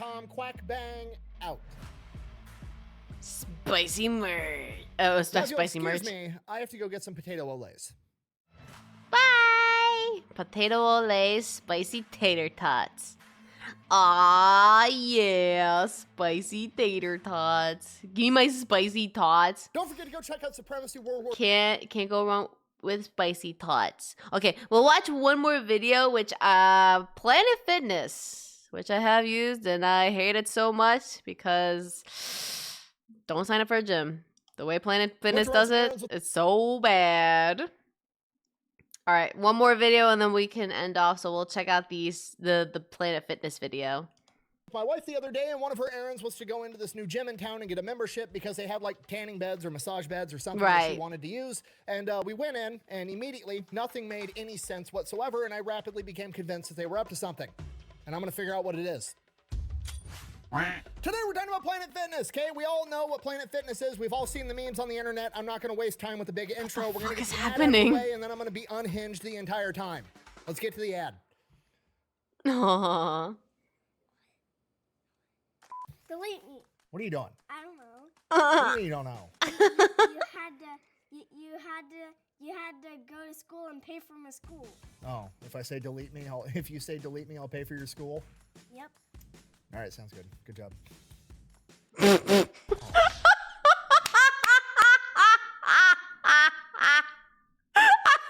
Bro left him hanging. He's so cute though, but oh my god, that's so funny.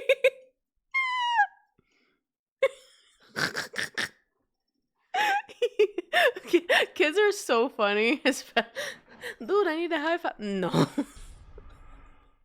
Oh, there you go.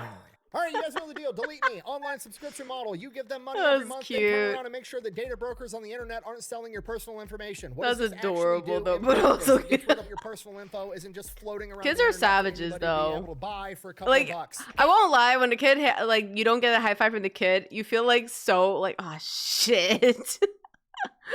I'm so weird. Cancel some guy's membership because some woman was using the machine next to him. Used the machine wrong and he didn't offer to help when she never asked. I think they undid the decision because the news picked up the story and they realized it was dumb to them. Oh my god. Because I thought the same thing. I don't want to give delete me all my personal information either. I'm trying to get my personal information off the internet. Why would I give it to an internet company? You don't really have to give them your personal information. It's honestly kind of creepy. I gave them my name and my email address and that was it. They came back to me a couple of days later and was like, is this your address or one of your previous addresses? It was. Is this your mom's full name? Uh-huh. Is that your dad's full name? Uh-huh. Are you related to this person? Did you go to this high school? They knew everything about me and knew exactly who I was just by me giving them my name and my email. All I had to do was answer a couple of yes or no questions as to whether or not that was in fact me, which it was, at which point they're like, cool, go ahead, pay for our subscription service. We'll go to all the data brokers where we found this information and force them to delete it. And as long as you keep being a paying member, they will continue to monitor all of these data brokers for your personal information. And if these data brokers do acquire it again, they will force them to delete it again. In my opinion, it's definitely worth it. I've been using them since before they were paying me. See, I don't even go to the gym anymore. Off topic, but I don't. Well, it is a topic. I don't go to the gym.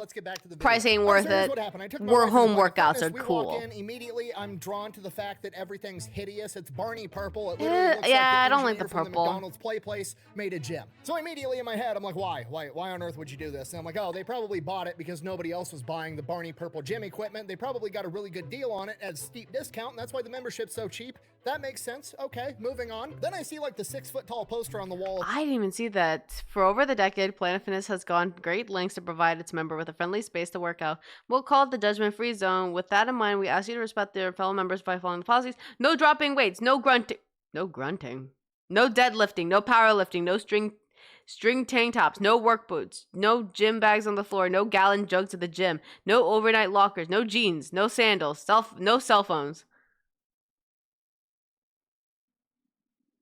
How do I listen to music? No personal gym equipment. What do you mean I can't use my personal... I can't bring my own mat? Oh my god. All the rules for the gym, and like some of them are like fine, like, you know, no grunting, which, you know, a little bit of grunting, fine, but if you're like screaming, obviously... Oh yeah, no, fair. I can see where that's an issue. No dropping the weights. Again, you drop a little bit of weight, not a big deal. You drop 600 pounds. That you know, I'm glad I didn't even hear the siren because I remember seeing the sign when I go to the workout. I'm like, huh, thank God no one did it. Can you imagine you're working out and you hear a siren, but then you think it's a fire alarm? You're like, ah, fire! Like, I get that, but the rules get progressively more insane. Like, no bringing personal gym equipment. Like, I can't bring a jump rope to the gym. What are we talking about? No powerlifting. Again, what's the definition of powerlifting to these people? Because if you're not grunting, I was about to say, dude, no powerlifting. That's the whole point of going to the gym. And then no deadlifting? Okay. Yeah, someone never worked out before. Don't really understand. No 1-gallon jugs of water. What? Why do you care what I'm carrying water around in? You'd keep your mouth shut if you knew it was good for you, buddy. We can't hydrate, chat. At this point, I become convinced that this is just an ugly-ass gym that's being run by somebody that runs an HOA as well. It's just somebody that's micromanaging the shit out of everybody else. What if I have 2 gallons of water? Can't hydrate though, Lyra, unfortunately. Kicker, no tank tops. Obviously, I'm not going to a gym that doesn't support the Second Amendment, but you know, whatever. This isn't for me. My wife wants to go here. I don't have to go here. It's fine. She can get the membership to use the tanning bed. Whatever. So after the tour, she goes, she fills out the paperwork. She, you know, checks the little box yes to agree to the contract. And then she hands the paperwork back to the clerk. And the clerk is like, okay, now we just need a blank check. And I'm like, I'm going to pay with a credit card instead. And then you can just keep the credit card on file. Like, I don't know, every other business on the planet. At which point the clerk informs me, we don't take credit cards. We have to have a blank check. It's the only way we'll accept your membership. That's our policy. What year is it? Okay, immediately, I know what the issue is. I know why this policy exists because I'm part owner of Pepperbox TV, which is a subscription-based streaming service. This is also a subscription-based business, and one of the biggest loss of subscriptions is when people like lose their credit card or debit card and then they forget to resubscribe to your service, and that's how you lose a bunch of subscriptions. They're trying to avoid that by getting direct access to your bank account because at the bottom of every check is your routing number and your checking account number. Okay, that makes sense. Pretty smart. The reason I don't do it and most other subscription services don't do it is because it's kind of a big ask from the customer to be like, hey, just give me all your banking information with the... That's what I was about to say. Why do I want to give my banking information? Like, use a credit card. That's like common. Direct access to your bank account, and I'll be responsible with it, which is an even bigger ask when you're running a gym where everything is Barney purple. Bro, what the fuck you mean, dog? So obviously, I don't want to give them direct access to my bank account, but I want to be able to get this gym membership for my wife, so I offer a compromise, which is like, hey, I'm not going to give you access to my bank account, but I will... By the way, FYI, canceling it is a big pain in the butt. Just saying. It is... I'm pretty sure they're gonna explain it, but yeah, last time I tried to cancel it, they wouldn't let me cancel my payment. Pay for the entire 1-year membership up front right now, and we can just be done with it. Just take the cash. That's what you're after, right? Businesses are trying to make money, and the clerk is like, no, we have to have a blank check. That's stupid. Something ain't right. Okay, red alarms all over my head, like you have to have your banking information. Why? Okay, this entire time I was under the impression you guys were trying to get money, but apparently you're not trying to get money because I'm offering you money and you're saying, no, we won't accept that. We'll only accept your banking information. So you're not trying to get money. You're trying to get my personal banking information. Yeah. Which sounds like a fucking scam. I've got to figure out what's going on. This is why I do home workouts more. Okay, so they're free. We go home. I start looking. You can watch a into it. YouTube video. Makes any sense? I knew Planet Fitness was big, but they are massive. They're way bigger than I would have ever thought. This company is valued at $7 billion, and they made $1.3 billion last year. Okay, that's not the issue in that of itself. It's a big company. Yeah, like whatever, that's fine. But here's the kicker: they only have 2,722 locations, which is a lot, but it's not a lot when you realize they have 21 million members. That's more than 7,500 members per location. That shouldn't be possible. Doesn't add up. Okay, this is a 20,000 square foot facility, which has a maximum capacity of 200. And maximum capacity isn't defined by this is how many people can be working out in the gym at one time efficiently. No, maximum capacity is determined by the fire marshal with like, how many motherfuckers can we fit in this room without people dying in a fire trying to rush out? So at 7,500 members, if 1% of your members show up at any given time, which seems pretty likely, you're telling me that every piece of equipment in the gym would be taken up. And if 3 to 5% show up, there'd be so many people crammed in this gym that it would create just do that instead. I mean, like I actually wanted a walking pad, but it's okay. But oh god, just work out at home, Chad. Don't go to Planet Fitness. Don't go to these gyms. It's a waste of money. Somehow, you're just operating away. And when I was in there in person, there was like, no, don't put it in my throat. No. What is going on? I don't even know what's a good one. No. Like, I'm trying to figure out what they're doing. I could technically because I need my steps. Genius because they're making $1 billion a year on gym memberships that seemingly nobody's using. And then it dawns on me, oh, they sell gym memberships but don't actually want you to use the gym. It's genius. It defies all Business 101 logic, but in this one particular instance, it's absolutely genius, right? Business 101, give the customer what they want. Every other gym on the planet has been built with, I'm building a gym, I'm gonna build a gym for people that go to the gym so they give me money. Planet Fitness didn't say that. Planet Fitness said, I'm gonna build a gym and find people to pay for it and then convince them not to use it. Because when you zoom out, what is a gym selling? A gym isn't selling an experience. A gym isn't selling a good time. Nobody goes to the gym because they like going to the gym because it's fun. Wrong. It I know sucks, the comments are gonna but- disagree, but ultimately, Hey, good nobody night, starts King. working Sweet out because dreams. they're like, I just really want to pick something heavy up and put it down. No, you work out because you want to be in shape and fit and look good, and that is something that pretty much everybody wants to do. Yeah. Buh, that's not true. Some people enjoy being in a bigger body. Buh. Shut the fuck up. That is not true. I know it's not true because every pop star in the past decade that made their entire career on being big, but they're still hot and sexy, the millisecond Ozempic, aka the vaccine for being fat, came out. They all got on it, lost 100 pounds, and now their Instagram is full of nothing but them working out at the gym 24/7. That's a fucking lie. Did that go? My God. That I completely forgot about the whole Ozempic. I forgot about that. As for diabetic people, my mom is on that, and that's like, that's fine. But I forgot that celebrities were on that. Can I just say, I remember the whole Meghan Trainor, because you know what, I was scrolling on Twitter and I forgot, like, I didn't even notice that people were calling her fat. I'm like, she's fat. She looks fine to me. Super skinny. So it's like now, like, it's like, girl, you were fine before. You were fine. Like you had like the like apparently she was. I don't understand this now. Like celebrities. Nope. And whoever runs Planet Fitness correctly saw this because they went, oh, our niche isn't meatheads that are in the gym all the time that are jacked and really big and strong. Our niche is everybody. But that 1% of the population that's already, you know, yoked up meatheads that are lifting in the gym all the time, they're already having their needs met by other gyms. So rather than opening up a gym and trying to compete for that 1%, what if we just opened up a gym and tried to take the other 99%?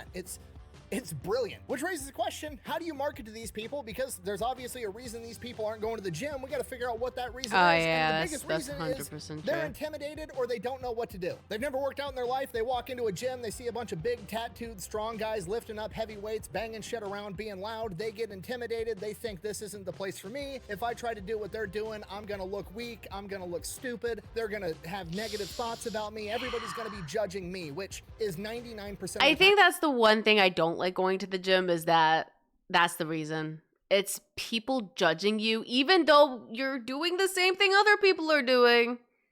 No, you're going to have that there's other people that will judge you because based on how you're working out. Yeah, and 100% probably that's why people couldn't cancel. They don't go to the gym because of that reason. 100% for that.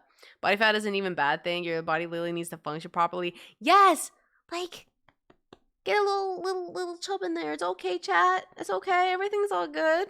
Ridiculous. People Social at the media gym ruins will it. absolutely help you. The biggest, strongest Hey, dude in Zilly their gym is Commander. probably the nicest guy on the planet, but it's not the vibe they give off, so a lot of people get intimidated. And that is absolutely true. I've been coaching jujitsu for years and years, and I can't tell you the amount of people that tell me, I really want to try jujitsu, but I need to get in shape first. The people that think they need to get in shape before they go to the gym is insane. It's counterintuitive. That's you go to the crazy. gym to get in shape. You Yeah. don't have to get in shape to go to the gym, but that's what people think. Spare me. So Planet Fitness is like, okay, the big scary gym dude. See, that's also the thing too. Like the fact it's like, well, I can't go to the gym because I need to lose weight, and it's like, but that's the whole point of going to the gym. But it's just that insecurity. There are people that are gonna judge you. Mexico, well, let's go. I need to clean before I shower. It's What do we do sad. about that? I know. We'll discriminate against the big scary meatheads. Okay, how do you discriminate against a group of people? Step one, you gotta have a good slur, right? Yes, we do. You gotta have a catchy derogatory term to describe these people, so we're gonna invent one. What are these meathead guys? Well, they're hunks, but also they're lame because they're scaring everybody. We're gonna call them lunks, and then we're gonna get the lunk alarm, which is a big red And I hate fucking me. siren. Donda, you take back what you say. Say I love me. That's it. I love myself. Say it, Donda. Say it. Say it. I dare you say it. Say I love myself. Say it. Say it.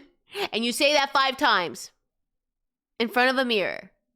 It's not like competing with others until you get it good at it. Competition makes you better. Yes. I hate everyone. Fuck it. That's such...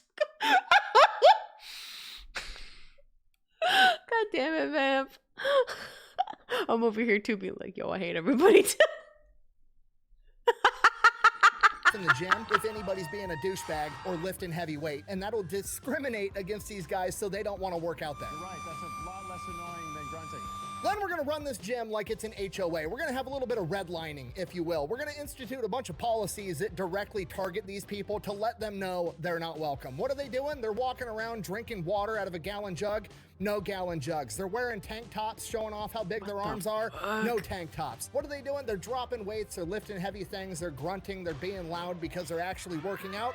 Not allowed. Believe it or not, jail. And then they had a diabolical stroke of genius, and they're like, you know what? Dante, thank you so much for the 70s. Good to see you again. Planet Fitness is just going to have cardio machines and then weight machines with cables. No free weights whatsoever. I'm Planet Bullshit! And then we're going to paint everything Barney purple. That way, if any meathead does try to go into Planet Fitness and wants to film shit for their Instagram where they're flexing in the mirror or whatever, it's going to get ruined by this Barney purple equipment, and then everybody's going to know that they're working out at Planet Fitness, which is going to have a negative stigma in the meathead community anyways, which is going to further keep these people out. Then we're going to blast our marketing out as no gym intimidation at Planet Fitness, and a bunch of people are going to flock to it, and that's exactly what happened, and that's why they have 20 million I think what's also worse, like, I forget his name.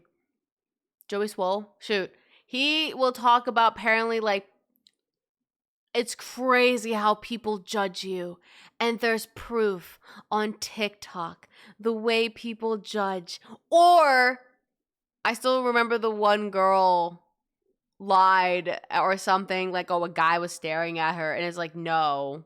She made it much worse. And the guy was like, no, you're doing something that's not okay. And it's crazy, like, that and it's worse too, like there's people that actually will make fun of you. I feel bad. People want to work out and you have someone in the corner be like, that guy's trying to work out, you even do it wrong. Why don't you help him? He probably doesn't know how to work out. It's literally an entire business model built on discrimination, and to be honest with you, I think it's kind of funny. This is our stretching area.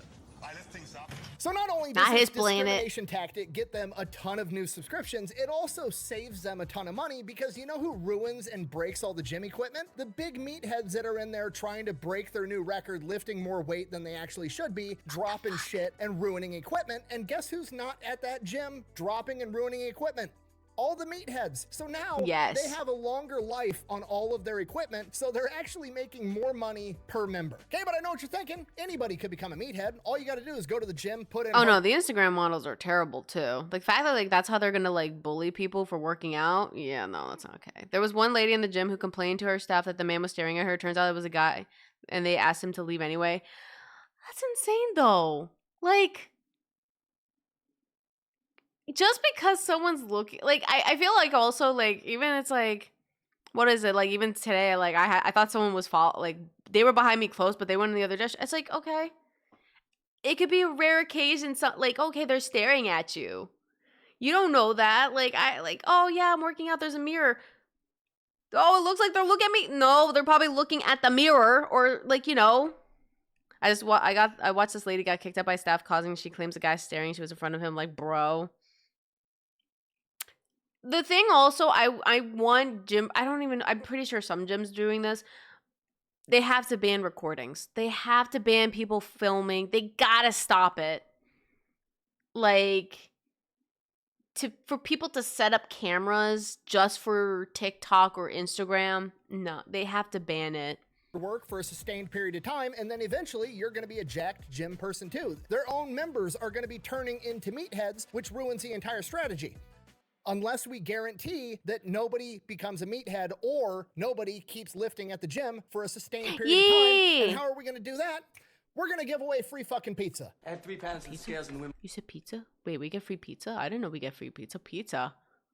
locker room before you go home. Yes, sir.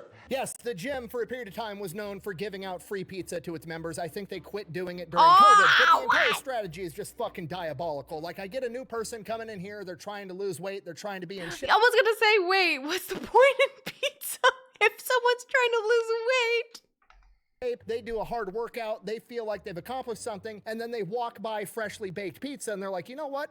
I did work hard. I'm going to go ahead and have a slice. Oh, God, but that's the tactic, though. All the hard fucking work they did, so they never gain any progress, ensuring that That's the tactic. Like, oh, you worked hard. You're going to eat the bad food, pizza. You're going to have to lose weight again. Like, you're going to have to go back and work out. jacked gym person, or B, they don't see any progress over the course of months and months and they get discouraged and they quit. Which is the ultimate goal, because the only way you make gym equipment last longer than banning the meatheads is by banning everybody. If the gym equipment never gets used, it can't get worn out. Fucking science. That's crazy. Get off the scale. So that's our product. That's what Planet Fitness is. Planet Fitness is a gym specifically designed for There was people one that lady don't who go- called the cops on some old guy who was waiting at the entrance of the gym, claiming that he was watching people work out, but he was actually just waiting for his grandson to visit.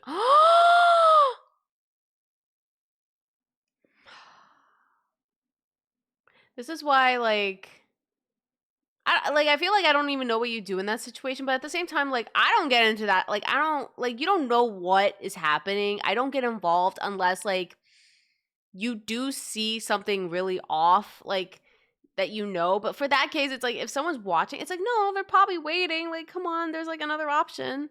And that's after downing 2 slices of pizza. 2 slices of pizza, I mean, the sad thing is, I feel like I can't eat a whole pie. 2 slices, but that's also, like, a lot of, like, calories. Go to the gym. Okay, that's fine. It's obviously making a lot of money, but this doesn't answer the Oh, question. it also weird when folks film Jim's bathroom, the new people make fun of him. I'm going to tell you a story, chat. And it's not gym related, but this is high school. So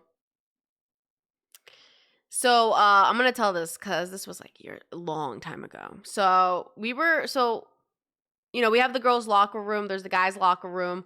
I don't know what the fuck happened. One of the girls started filming one of our classmates half naked and then shared it to everybody on Snapchat. So everybody is like opening it. They started making fun of her. And it was like, what the fuck is wrong with you? Everybody, like, I'm like hearing about this. I'm like, what the? Yeah. And then we found out anyone who opens it and then got involved in the conversation, they got suspended. And I was like, what the fuck? That's so fucked up. It's bad. And it's the person, this was a classmate of ours. To find out that someone recorded you half naked. No, and it's the fact that this was shared above, like, this was at the time Snapchat was like popular. They were sharing among other people, bullying her, and we're finding out about this. We were all pissed off, and we, like, were so disgusted. I remember some of the guys, like, that I was like, oh God, I hope they didn't, like, click it. But luckily they were like, no, what you did was fucked up. That's so fucked up. This is why people can't feel comfortable going to the gym or going to the locker room. This was in high school, yeah. This was, like... It's bad, but like the whole point is like the fact that people can record and then just make fun of you, because this is making fun of somebody's body, which is crazy to me. It's like, that's the whole point of going to the gym, is you're trying to take care of your body. Why are you making fun of someone else's body? Why the fuck do you need my banking information? Well, because you know who cancels their gym memberships? Because they're just mean. People. Yeah, and then also... Unfortunately, because of TikTok, there's adults that are doing it. So that's the sad part. It's not even, yeah, I was just bringing up because of high school, but high school kids are stupid. But this can also happen in, like, with adults. Because adults never got out of high school. They just peaked at high school and they just never grew to be, like, responsible.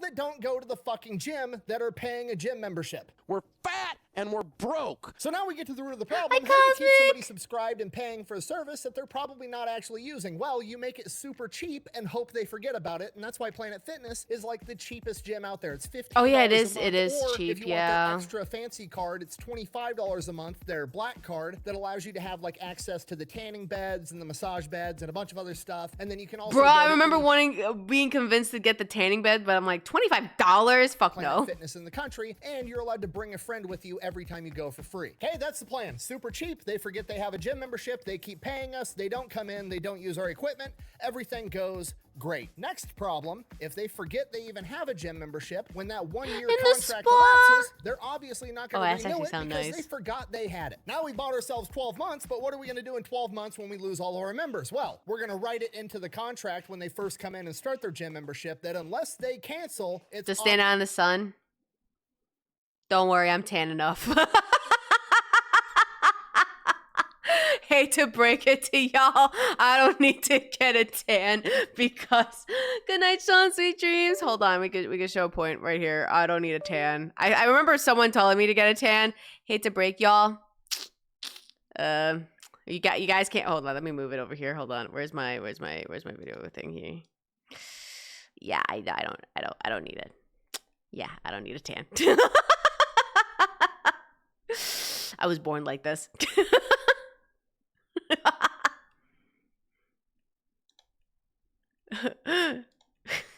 I remember someone was saying, you want to try tanning? I'm like, no, thank you.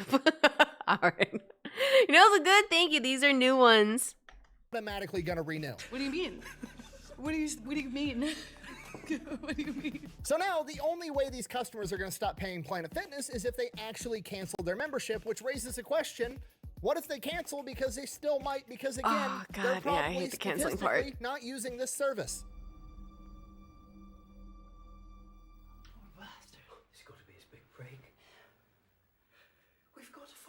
And this is where their business model goes from genius to diabolical and shitty. In order to have them not cancel their membership, we're gonna make it as painful and monotonous as humanly possible. Step one, all of our memberships are going to have an annual membership fee that's gonna be $49 there's an annual. a year, and then you that's pay stupid. the monthly membership on top of that. Kind of like a credit card, which is probably... That is the stupidest thing. Because they explained it to me and my dad like asked a bunch of questions because he was like, that's dumb. Why they call their premium membership the Yeah, this is what it looks like. So classic is $15 a month. You have to pay an annual. Yeah, they kind of tricked you with that. The whole like 1 cent startup fee, but you technically have to pay $49 a year, along with the monthly. Card because they're just ripping off Amex's business strategy. You know, because they charge an annual fee for their credit card, and then the fanciest Amex that you can have is the Amex Black Card. Now, obviously, charging $50 up front and then Photoshop. Oh fee is gonna make it hard to get new members. So what we're gonna do is we're gonna make it so it's only $1 when you come in to create your membership, but then every year after that, it's $49 billed immediately. Okay, I know what you're thinking. Why would this make people more likely to keep their membership if they're gonna start getting billed even more money? Well, it's because it's billed automatically, and remember, you've probably forgotten that you have this gym membership until you see a bigger charge on your card randomly for $50, and then you look into it and you're like, oh shit, I still have that gym membership. I need to go in and cancel that. So you call in, at which point they will inform you, oh, well, because you've had a membership, even if it's just 1 day so far this year, we're still charging you the annual fee for the membership. So we're not giving you back your $49, but you can still cancel your membership. However, because that membership 12-year contract automatically renewed, it's also a $58 buyout fee. Now, it is damn near as expensive to cancel your membership as it is to just keep it. So most people are going to be like, fuck it, just keep it, and I'll remember in 12 months to cancel it then at the right time. You never will. Ain't nobody got time for that. Now, the other option is you're somebody like me, you kind of have an attitude problem, and when somebody screws you over, you just don't ever want to work with them again. Like, fine, I'll front the money, I'll pay it. I don't ever want to work with you ever again. That's fine. So you call in and try to cancel your membership. You're willing to pay all these fees to leave. By the way, just to let you know, chat, because I had to cancel this before, calling, you can't cancel this online. There is no way to cancel this online. The amount of times I had to search to figure out how to cancel my membership to Planet Fitness online, didn't know how. Apparently, calling made it impossible because they told us we have to go into the store, into the Planet Fitness just to cancel. I remember talking to somebody and they're like, oh yeah, we can cancel the membership, but you can have it up to October. So my brain, I hear that, I'm like, okay. They said something like, we can cancel it, but you can still use the service, you can still use it until the certain month. So I'm like, okay, perfect. Check the credit card statement. They're still charging. And I had to go to the store and be like, yo, I called before back in this date and I told you guys I want to cancel my membership. And I was told you guys did. But I found out that you guys still charge me the membership. And you have to walk up there. It is a nightmare to cancel. Don't sign up for Planet Fitness. Just work out at home. And then you're informed you're not allowed to cancel your membership over the phone. You have to come into the yes! gym. This is dumb.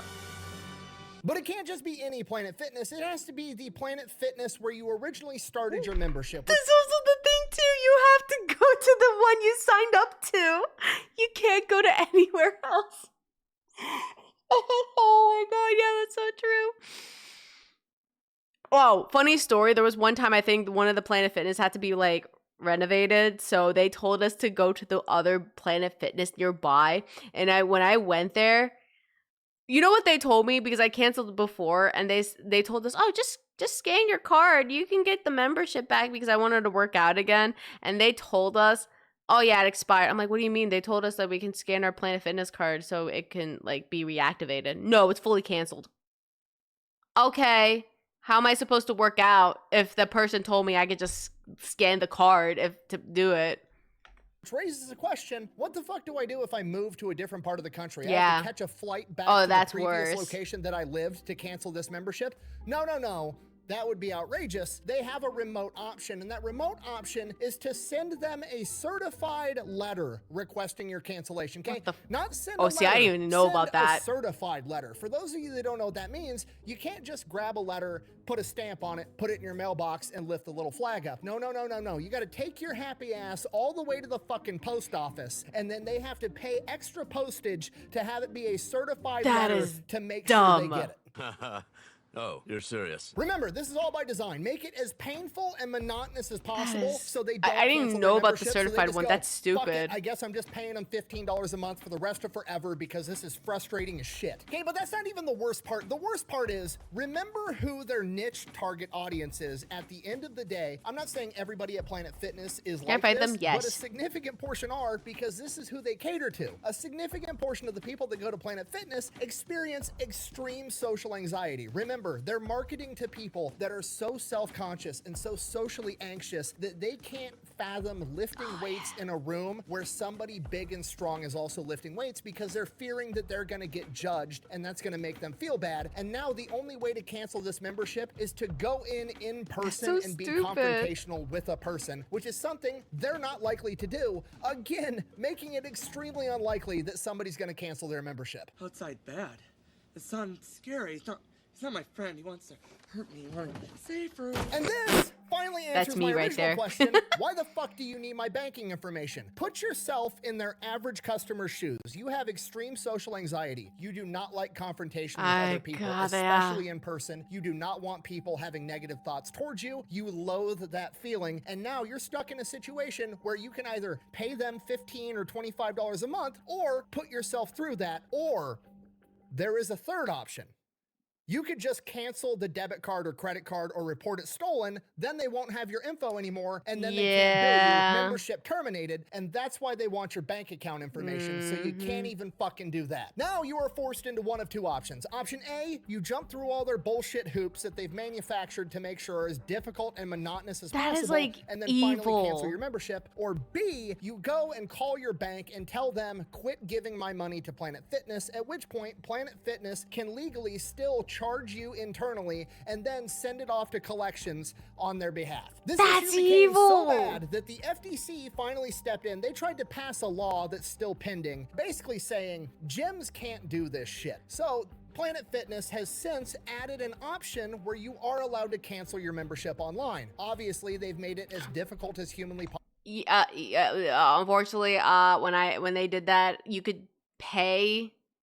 There was no way for me to cancel it, so I had to actually call, or you have to go to the store again. So I still think they didn't fix it. Possible to find. So difficult, in fact, that if you YouTube how to cancel your Planet Fitness membership, there's multiple videos with tens of thousands of views. And when you read the comments, a lot of them say, this still doesn't work. I've been trying to cancel my Planet Fitness membership for over a year. One of the top comments even said, Bull, I'm suing them and might turn into a class action because I've been trying for over a year. That doesn't work. Phone calls don't work. Messages to home clubs don't work. And even serve them with legal cease and desist, and they didn't work and still charging monthly. We got the bank involved and will be called as a witness. DOJ is investigating the scam by ABC that handled most of the memberships for numerous other gyms across USA, like Anytime and Gold. That's insane.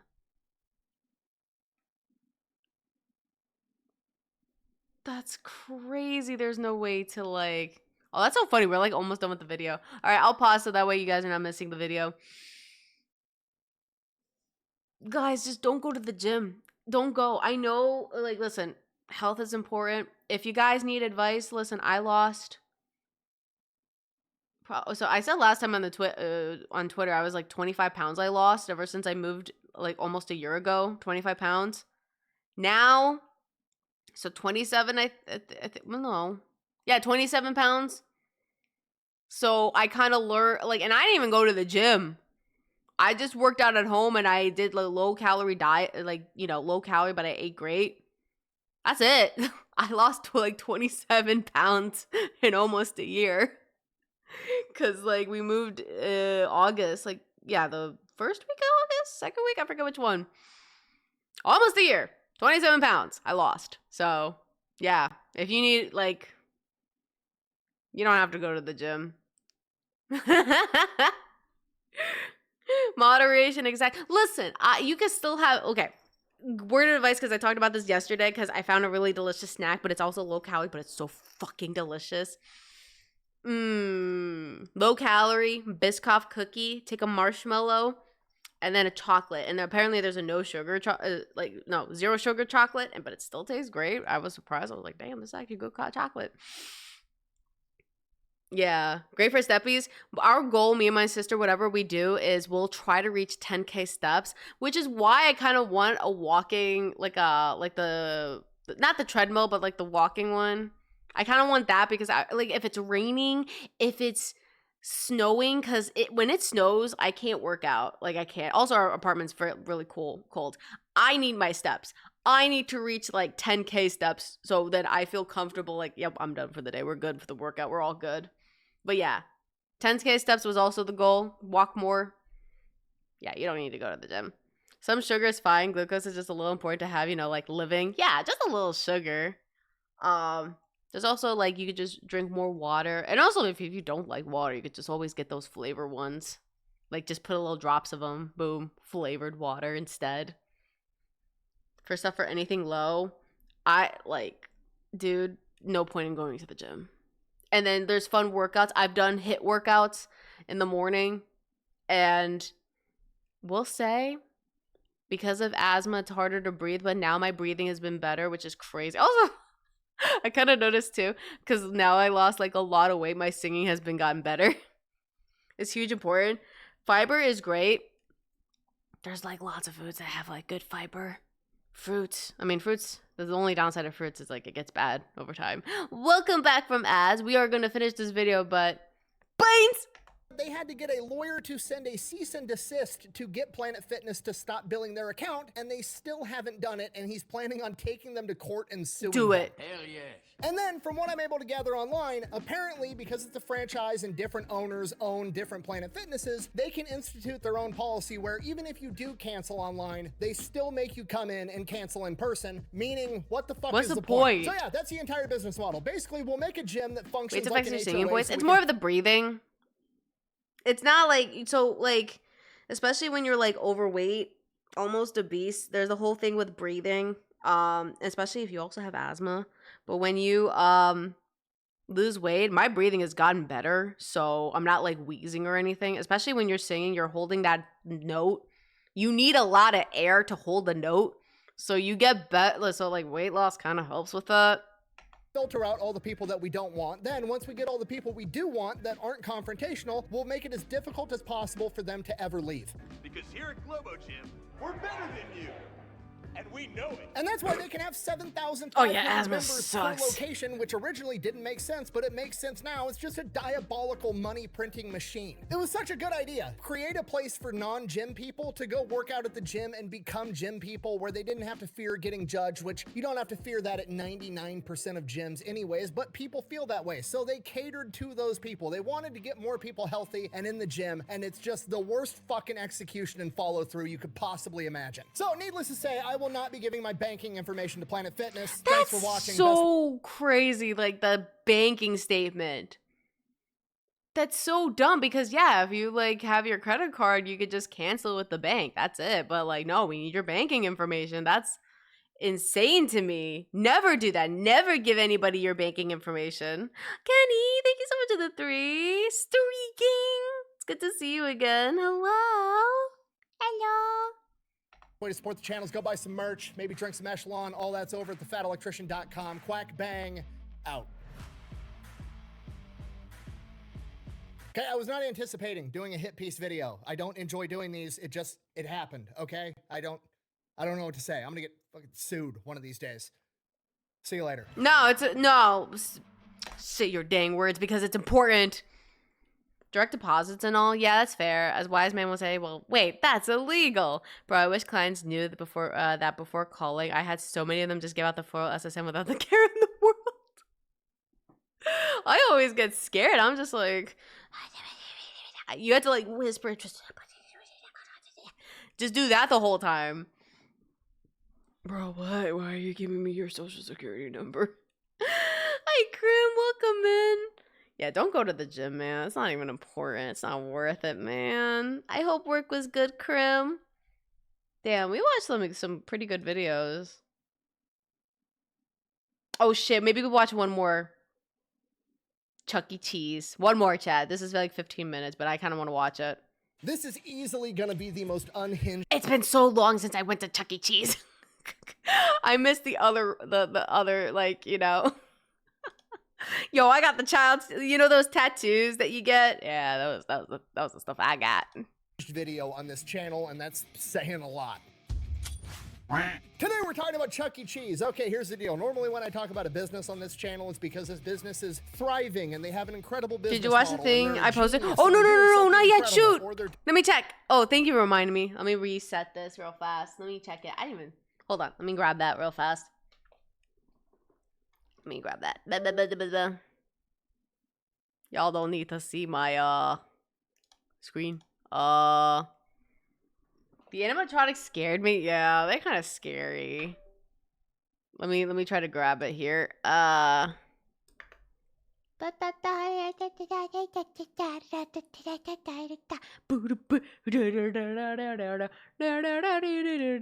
Is it me? No, is it in the... Oh, it's in the... Nope. Which one is it? Where is it at? Red? Where... Is it Bean Cave? No, where... is it Media Cave? Oh... Yeah, it's this one. Starbucks. There it is. Okay, I want to see this. I want to see this. No, don't play the video. Don't play the video. I was trying to pause. I'm sorry, but I saw how creepy they were back then. They are very freaking creepy. 100% true. Okay, let's look at that look real fast.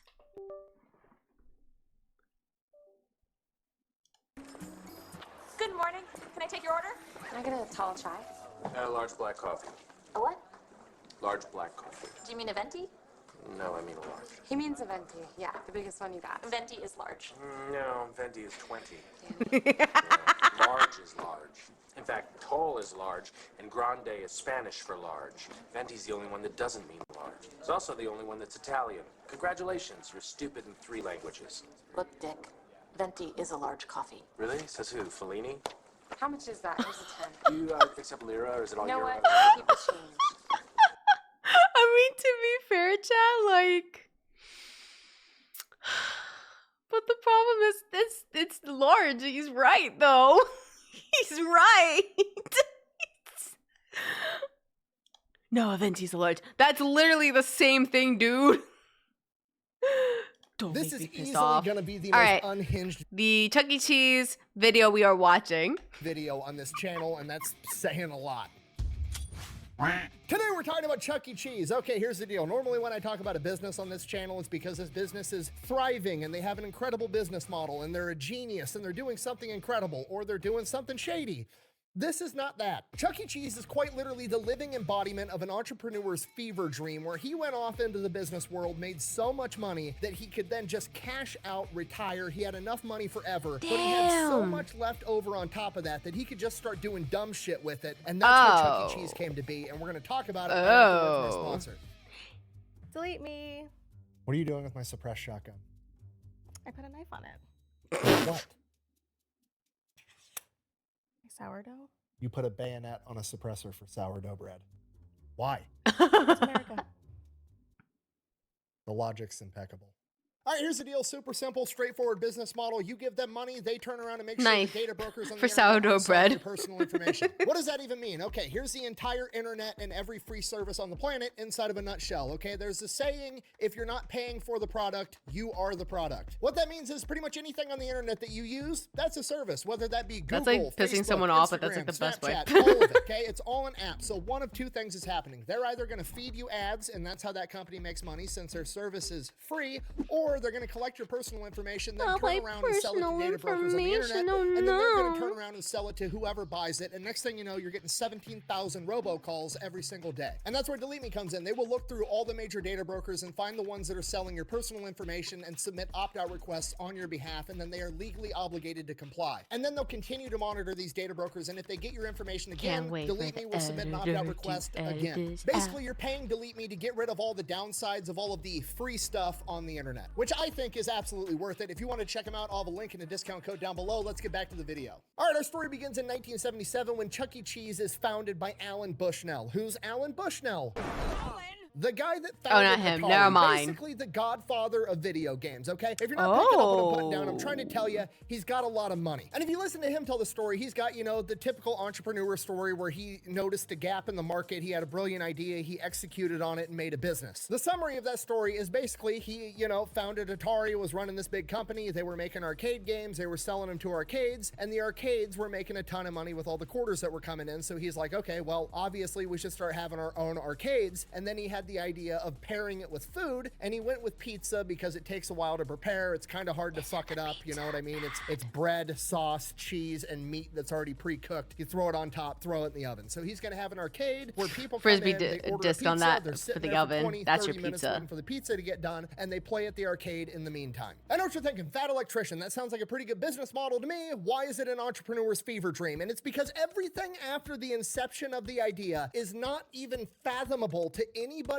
other than a man that's already worth tens, if not hundreds of millions of dollars and does not give a single fuck about anything. So they start opening up this first Chuck E. Cheese, and it's still owned by Atari. Wait, how do you say it? Case, thank you so much for the follow. Welcome dancing in. robots. And they're like, okay, we'll get dancing robots. Make it a coyote. So they order a dancing robot coyote. They're going to call it Coyote's Pizza. It's going to be great. But apparently there was a mess up at the robot coyote manufacturing plant, and they sent a giant rat instead.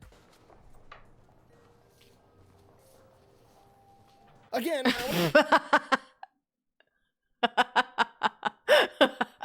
Wait, I would think like the coyote would do well. I thought the coyote. Nah, we need a rat instead. I thought for some reason it was gonna go like Five Nights at Freddy shit happening the minute they were starting to. I'm like, yo, is there gonna be some Five Nights at Freddy stuff? What the fuck? When Bushnell with zero fucks to give is like, it's fine, we'll call it Rick Rat's Pizza instead. The rat will be the mascot. But then, you know, somebody in the boardroom at Atari is like, sir, I don't know if having the word rat and pizza in the same sentence, like when people think of food, they don't want to think about rats. Maybe that's a bad idea. And he's like, okay, fine. We'll call it Chuck E. Cheese. What's the E stand for? Entertainment. That's the rat's name. Charles Entertainment Cheese. Okay, I mean, it's still a rat, but that's better. I guess we'll run with it. Oh, and one more thing. Give him a cigar and a Jersey accent, and I want him to roast people 24/7. Okay, I mean, who's he gonna roast? The other robots. We're doing more than just one dancing robot? Yeah, we're gonna have Pasquale. That's gonna be the I don't like the way they look. I hate it. That is like my fever dream right there. They look creepy. pizza chef. We're gonna have a hound dog that's got Confederate flags on the side of it, and then the lead singer is gonna be a female hippo with giant.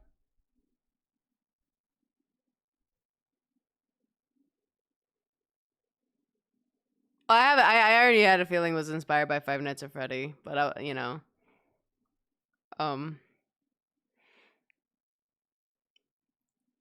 the hippo scares me, by the way. Giant tits that bounce up and down when she. What do hits you her mean high it?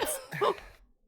What do you mean it bounces tits up and down? When he said that, I'm like, what? Hold on. Singer is gonna be a female hippo with giant tits that bounce up and down. It does. It does bounce. Oh my god. Hi, bunny. I actually thought the nostrils were the eyes for a second. High notes.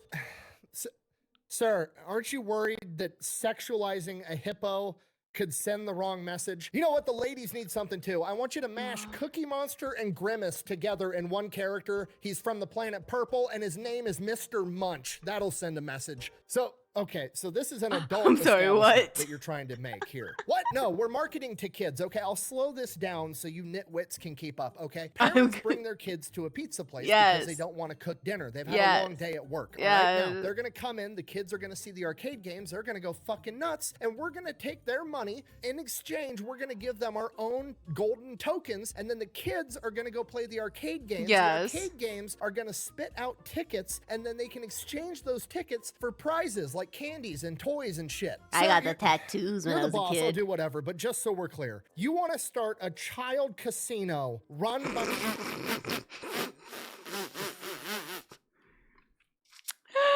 Oh my god.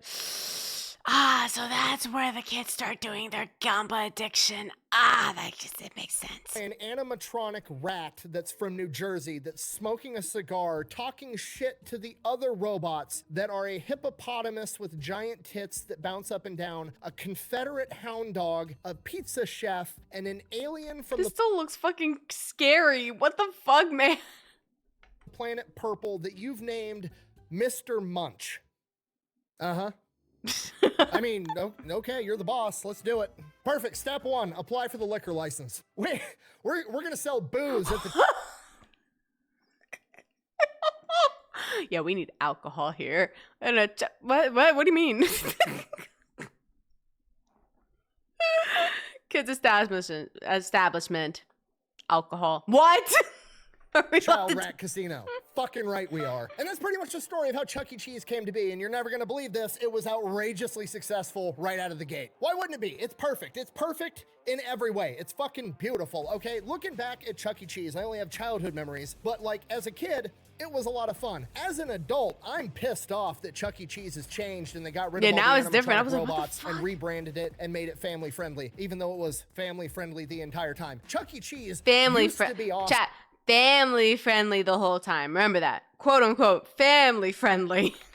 Because looking back, my dad had it made. There was a restaurant in town where my dad could take me as a child with my two sisters and, you know, give mom some time off at the house to relax. And he's being a good dad by taking the kids off her hands. And we go to Chuck E. Cheese. He hands me a $20 bill so I can go buy poker chips at a rat casino and fuck off for 2 now hours it's not while he great. sits there eating pizza, drinking a pitcher of beer with his buddies, Hi, and Saint. watching It's good to see you animatronic again. hippo tits bounce up and down. And he's a good dad for it? Yes, he is.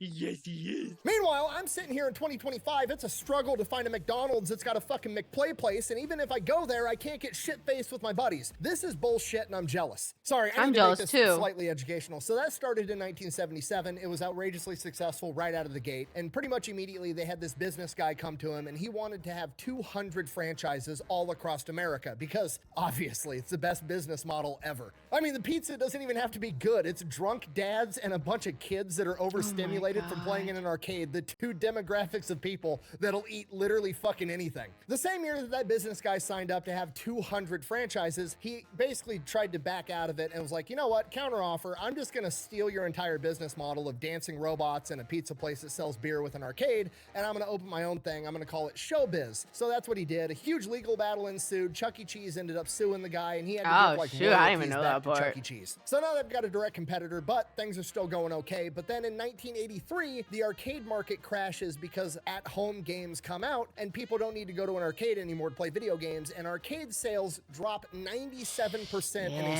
year. A year later, Chuck E. Cheese has to file for bankruptcy, and for some reason or another, Showtime actually ended up performing better than Chuck E. Cheese did and ends up buying out Chuck E. Cheese, so now Showbiz owns Chuck E. Cheese. Around the same time, the Showbiz animatronic guy, the dude that made all the music and all the bullshit for their robots, wasn't gonna re-up his lease, and he owned the music, so they were stuck in this situation where they had just bought out Chuck E. Cheese, but now they don't have the rights to use any of the music for any of their animatronics. So Showtime is just like, fuck it, we're just gonna rebrand everything to Chuck E. Cheese, and the rat stays. Oh. And that pretty much brings us to the Chuck E. Cheese that most of us remember. And historically speaking, things went okay. There were some downsides because you know what could possibly go wrong if you're serving parents alcohol while their kids are gambling in a rat casino. Okay, if you're not picking up what I'm putting down, I'll explain it to you this way. The most likely place you are to get in a fist fight is at a bar with people.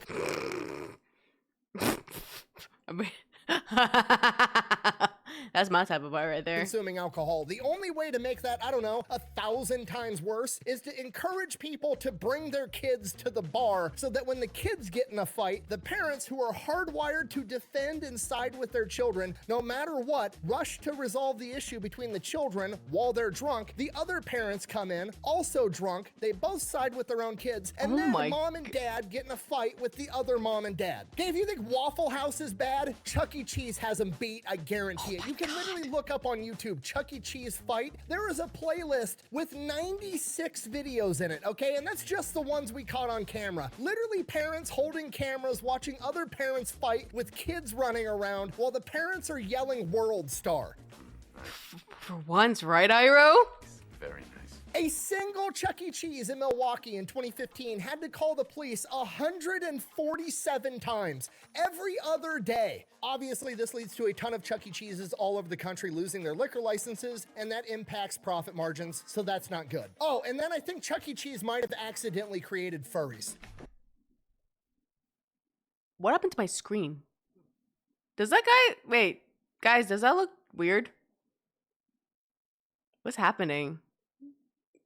Why does it look like that? Hold on. What is happening over here? Hold on. I gotta... That is not supposed to do that. What the fucking hell? Can you get... Wait, no. Is it on my end? Oh, you guys can't see shit. We're fine. Hold on. Is it my end? That's weird. Let me see. Let me see. It's probably my end. It looks fine. Okay. It's my monitor. It's not my monitor. It's silly OBS. Okay. I was like, it's like zoomed out on my end. Damn OBS. Bro, what are you talking about, man? Because, you know, who could have predicted that showing young adolescent children a giant animatronic hippo bouncing her tits up and down could have led to some weird sexual fetishes? Look at us. Look at us. Who would have thought? Not me. The kids grow up seeing that. They want to work at Chuck E. Cheese when they're in their teenage years. Then for breaking my OBS. The mascot, and then things just spiral from there. And that's not just me hypothesizing. The fucking founder, Alan Bushnell, literally said it. You can't imagine the weird things that people do from inside of a Chuck E. Cheese costume. Why does he look drunk? The other thing that you don't know is the weird things that employees do in the Chuck E. Cheese changing room closet. What? Locked door, small space, anyway. So other than that, business was great. And then they got accused of recycling pizza because, you know, the pizza from Chuck E. Cheese is not that great. They're serving it to drunk parents and small children. Nobody cares what it looks like. Well, people started getting these like lopsided pizzas where it didn't even look like I was going to say, yes, please, sir. Elaborate, because what the fuck are you talking about? It's cut from the same pie. So people started thinking that they were just taking old slices that people didn't eat and throwing them all together into one like monstrosity pie and bringing it out as a new pizza, which allegedly wasn't true, but a lot of people thought it was, so that led to a downturn in business. And then COVID hit, which was obviously a disaster for Chuck E. Cheese, but they needed to find a way to stay in business, and that's exactly what they did in the sketchiest way possible. As I'm sure you can imagine if you lived through it, food delivery services were basically like born and thrived under COVID. DoorDash, Uber Eats, Grubhub, Chuck all E. that Cheese bullshit. did that? So Chuck E. Cheese started offering their pizza to get delivered to your house, but nobody on... Wait, Chuck E. Cheese does that? I didn't know that. The planet would ever order Also, who wants to buy their pizza? pizza from Chuck E. Cheese to get delivered to the house. It breaks the entire business model. It's not good pizza. Nobody wants that shit. So they're like, okay, what's the problem? Everybody knows our pizza sucks. We're just gonna come up with a different name. We're gonna have all these food delivery services list our restaurant as Pasquale's Pizza, you know? Why do I feel like it's gonna backfire though? Pasquale's. The animatronic pizza chef. It's Pasquale's Pizza. So people started ordering from Pasquale's Pizza. Sounds Italian, probably local, want to support local business. It's probably going to be great pizza. And then they were getting Chuck E. Cheese pizza delivered to their fucking house. Guess who just ordered from your favorite pizza place, Alfredo? Wait, Alfredo's Pizza Cafe? Or Pizza by Alfredo? Same thing. No. Oh, God. All right. I don't understand when you all talk at the same time. Is that unethical? Yes. Is that exactly the type of business move I would expect from Charles E. Cheese, the cigarette-smoking rat with a New Jersey accent that runs the local child casino? Absolutely. So they got busted for that. Since then, post-COVID, they've rebranded. They've got a horrible new logo like every other company. Ew. It's minimalist. It looks like it's off word clip art. They've also taken out all the animatronics because apparently the kids don't like animatronics anymore, okay? They've ruined Chuck E. Cheese, okay? Every Chuck E. Cheese should have been turned into a national park and bought by the U.S. government. To be fair, yes, I agree 100%. Okay, I'm pissed. I don't give a shit if the kids don't like animatronics. Fuck them kids. Chuck E. Cheese was for me, the adult, okay? I got cheated out of it in my adulthood. Had it in my childhood. I want it in my adulthood too. Oh, Fat Electrician just wants to get in a fist fight at Chuck E. Cheese. Yes, absolutely, I fucking do. Okay, nothing would make me happier than knowing on my deathbed that I'm gonna pass away soon and my sons are gonna be at my funeral after putting me in the ground, drinking a beer together, reminiscing on all the memories they had with me, and one of them is gonna look at the other Charles and go, Entertainment Cheese "Remember the that time third." Dad got in a fight at Chuck E. Cheese when so-and-so tried to steal your tickets?"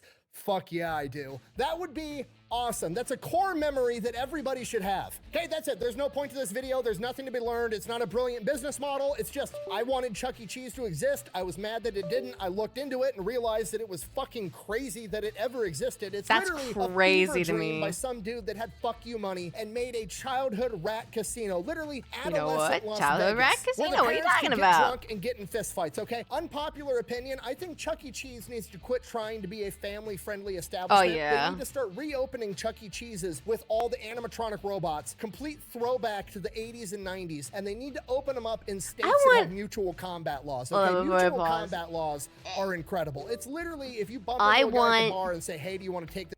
I wish establishments go back to what they were originally, because that's like good stuff. Now they make it shitty now, and it's not better.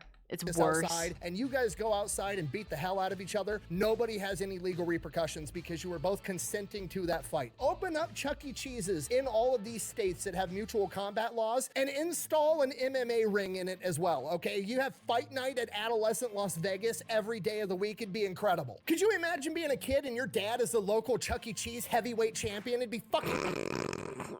Yo, that would be like the best thing ever. Awesome. Write that down, write that down! I sound like a crazy person. I gotta go. Thank you for watching. Best way to support the channel is go buy some merch over at thefatelectrician.com. Yo, Quack, my bang. dad can beat your ass. He fought at Chuck E. Cheese. The more history I study, the more I come to realize that the 1990s were the peak of human civilization. We will never be that great. No, Never. now, 100% chat, it's never gonna get better. Pizza Hut is going back to sit-down restaurants like they were in the 70s and 80s. Yo, those are better. I miss the time when, like, all the stuff was, like, so good. Let me, like, switch over. I miss when times like that were fun. Oh, shit. I'm gonna have to fix my OBS. Thanks, OBS. You broke because... Let's see. Oh, shit. I broke it even more, chat. I should never touch buttons ever again, chat. I will never touch buttons. I should... I'm never gonna touch buttons again. That's like on my end. Oh, there's no word in here. I'm never touching buttons. It looks so silly on my end. But that was fun. At least we reacted to a couple of videos, so that's cool. Press all the buttons. Please do not press all the buttons. Chuck E. Cheese broke my OBS and all I got was a t-shirt. Man, I feel like their t-shirts back then were good too. Now it's like all it's probably not that good. It's not good, chat. Tomorrow, I don't know what we're gonna do tomorrow. Maybe more of Infinite Fusion? Maybe. We did catch the legendary Pokemon, the birds. Well, birds, quote unquote. So I don't know what we're gonna do tomorrow. We'll figure something out. Something's gonna happen on a Friday.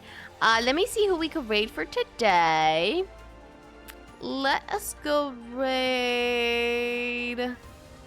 You know what? Let's go raid Patsine. They're playing the Wolf Among Us, which we actually completed on our end, so maybe they're gonna do different stuff. So let's go raid them. They're very sweet. We raided them before, so they're very sweet. Make sure to give them lots of love and be kind there. And yeah, if you are new, make sure to follow. And also check out our Discord server if you want to know when streams are happening. I will say Discord is better when it comes to notifications than Twitch. Just saying. So, and then also check out the content. More new posts on YouTube and TikTok if you guys want to check out that stuff. So, and Instagram. Don't forget Instagram. I'll see you guys tomorrow at 7 p.m. EST. I say 7 p.m. EST, but it's like, what, past that? For some fun, chaotic stream. So take care. Love you all. I'll see you guys tomorrow. Good night and sweet dreams.